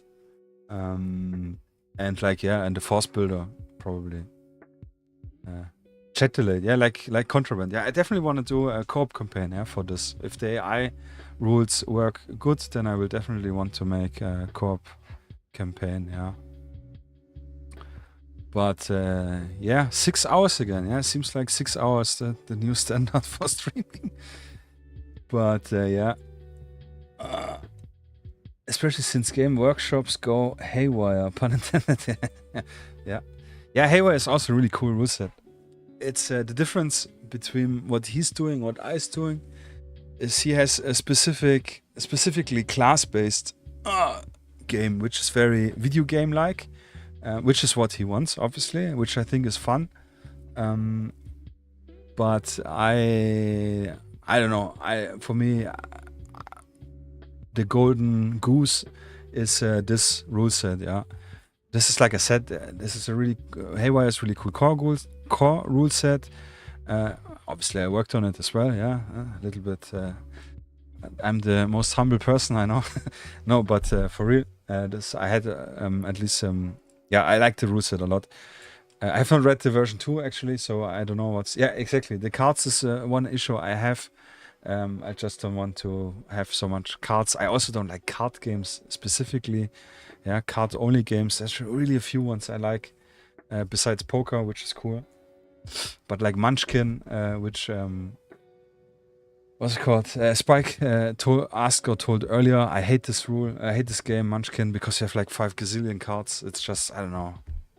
Yeah. Magic, okay. Magic is maybe also exception, yeah. I haven't played much. Magic is cool. Yeah, maybe it's game specific, yeah. But generally, I don't like to have all the cards in hands. It's just like, I don't know. I'm iffy, yeah. But, yeah. And, yeah, and Haywire being a solo-only rule is obviously attracting a different crowd. That's why I have to focus on being a player versus player or player with player. And yeah, Caroline, we actually need to get some Magic playing again. Yeah, actually would like to get again. Yeah, PvP. And it's not like I like PvP, but I think just playing with someone which you are having a hard time to predict, it's just a different outcome than, yeah, it's really not nice to say maybe, but then like having a shooting gallery, like most solitaire games, you have always the player having the first turn, for the initiative for playing a turn. Again, the spiders coming here from the roof. And then you have the opponents activate if there are still any left. Yeah, this is what I disliked with Zona Alpha. That's why I homebrewed the hell out of it. And yeah, but long story short, yeah, that's it. So one more plugs. Yeah, if you like the content, if you're excited for the rules, sign up for the beta, closed beta. It's pinned in this channel on Twitch if you're watching it. I don't know if you can see pinned comments actually. If not, head over to YouTube. In the VODs, I will write it down. Or write me a message, yeah? I can send you the invite directly. I will put it in the YouTube description as well. I will put it maybe in my link tree as well. I actually don't know. Yeah, actually it's a good idea. Which I post always on Instagram. Follow, subscribe, schmipe. Give me... not give me, but if you like to support me more, I appreciate a subscription on Twitch. Yeah, give a little monetary boost here. If you have Amazon Prime and you have a Prime sub lying around, I would appreciate it a lot. If you don't want to give it to me, give it at least to some other smaller creators so it doesn't go to waste. It doesn't cost you anything additionally if you have Amazon Prime. You can support me further by buying from my web store, miniatures, cool miniatures like you can see on the painting streams. Every cent supports me and my family, and obviously the streams and more videos and more content and this rule set, yeah? Because I need time to create it, to finish it. And yes, share the video if you think someone likes it. Share the stream, share the channel, share my shop. Yeah, maybe someone needs some Ultramodern miniatures. Yeah, and if you're interested generally in Ultramodern Wargaming, join the Ultramodern Wargaming group on Discord. Link in the description or in my about stuff here on Twitch. And yeah, that's it. Super excited. Thank you again, Falsifier. I hope you still can get good rest. Thank you, Desert. Thank you, Caroline. Thank you, Buzz Beasts. Thank you, Don't Drink and Paint, and everyone who contributed. Spike, yeah, sorry, Spike. Thank you very much. Wyoming, and all my subscribers here on Twitch. Yeah, highly appreciated. Actually, yeah, we have 10 subscribers. I should be able to add more emotes in Twitch. Yeah, really cool. Yeah, hype up, absolutely hype ups for me as well.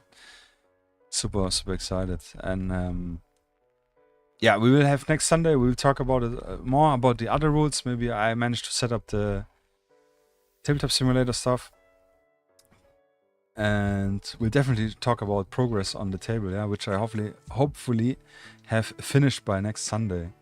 But in the meantime, I need to take a leak, yeah. The stuff is empty here, 1 liter down. And yeah, it's time to go and tend to some more orders. Yeah, another hour. I need to get some orders finished and actually shipped. Yeah, I will actually walk to the DHL station then and put them up in the so they get early shipped out. So yeah, highly appreciate everyone watching again. Thank you guys from the bottom of my heart, which is somewhere here below all this strong big bones. Yeah, thank you very much for staying 6 hours with me here, watching, talking, listening, and yeah, take care. Have a beautiful start of the new week. Much success in everything you want to do. Positive vibes, yeah. And yeah, and that's it from the desk, from my DIC, yeah, Dynamic Infantry Combat. Yeah. I'm so glad I stuck with the name. I changed it because people commented like, it's a little bit premature, but I think it just needs to be premature.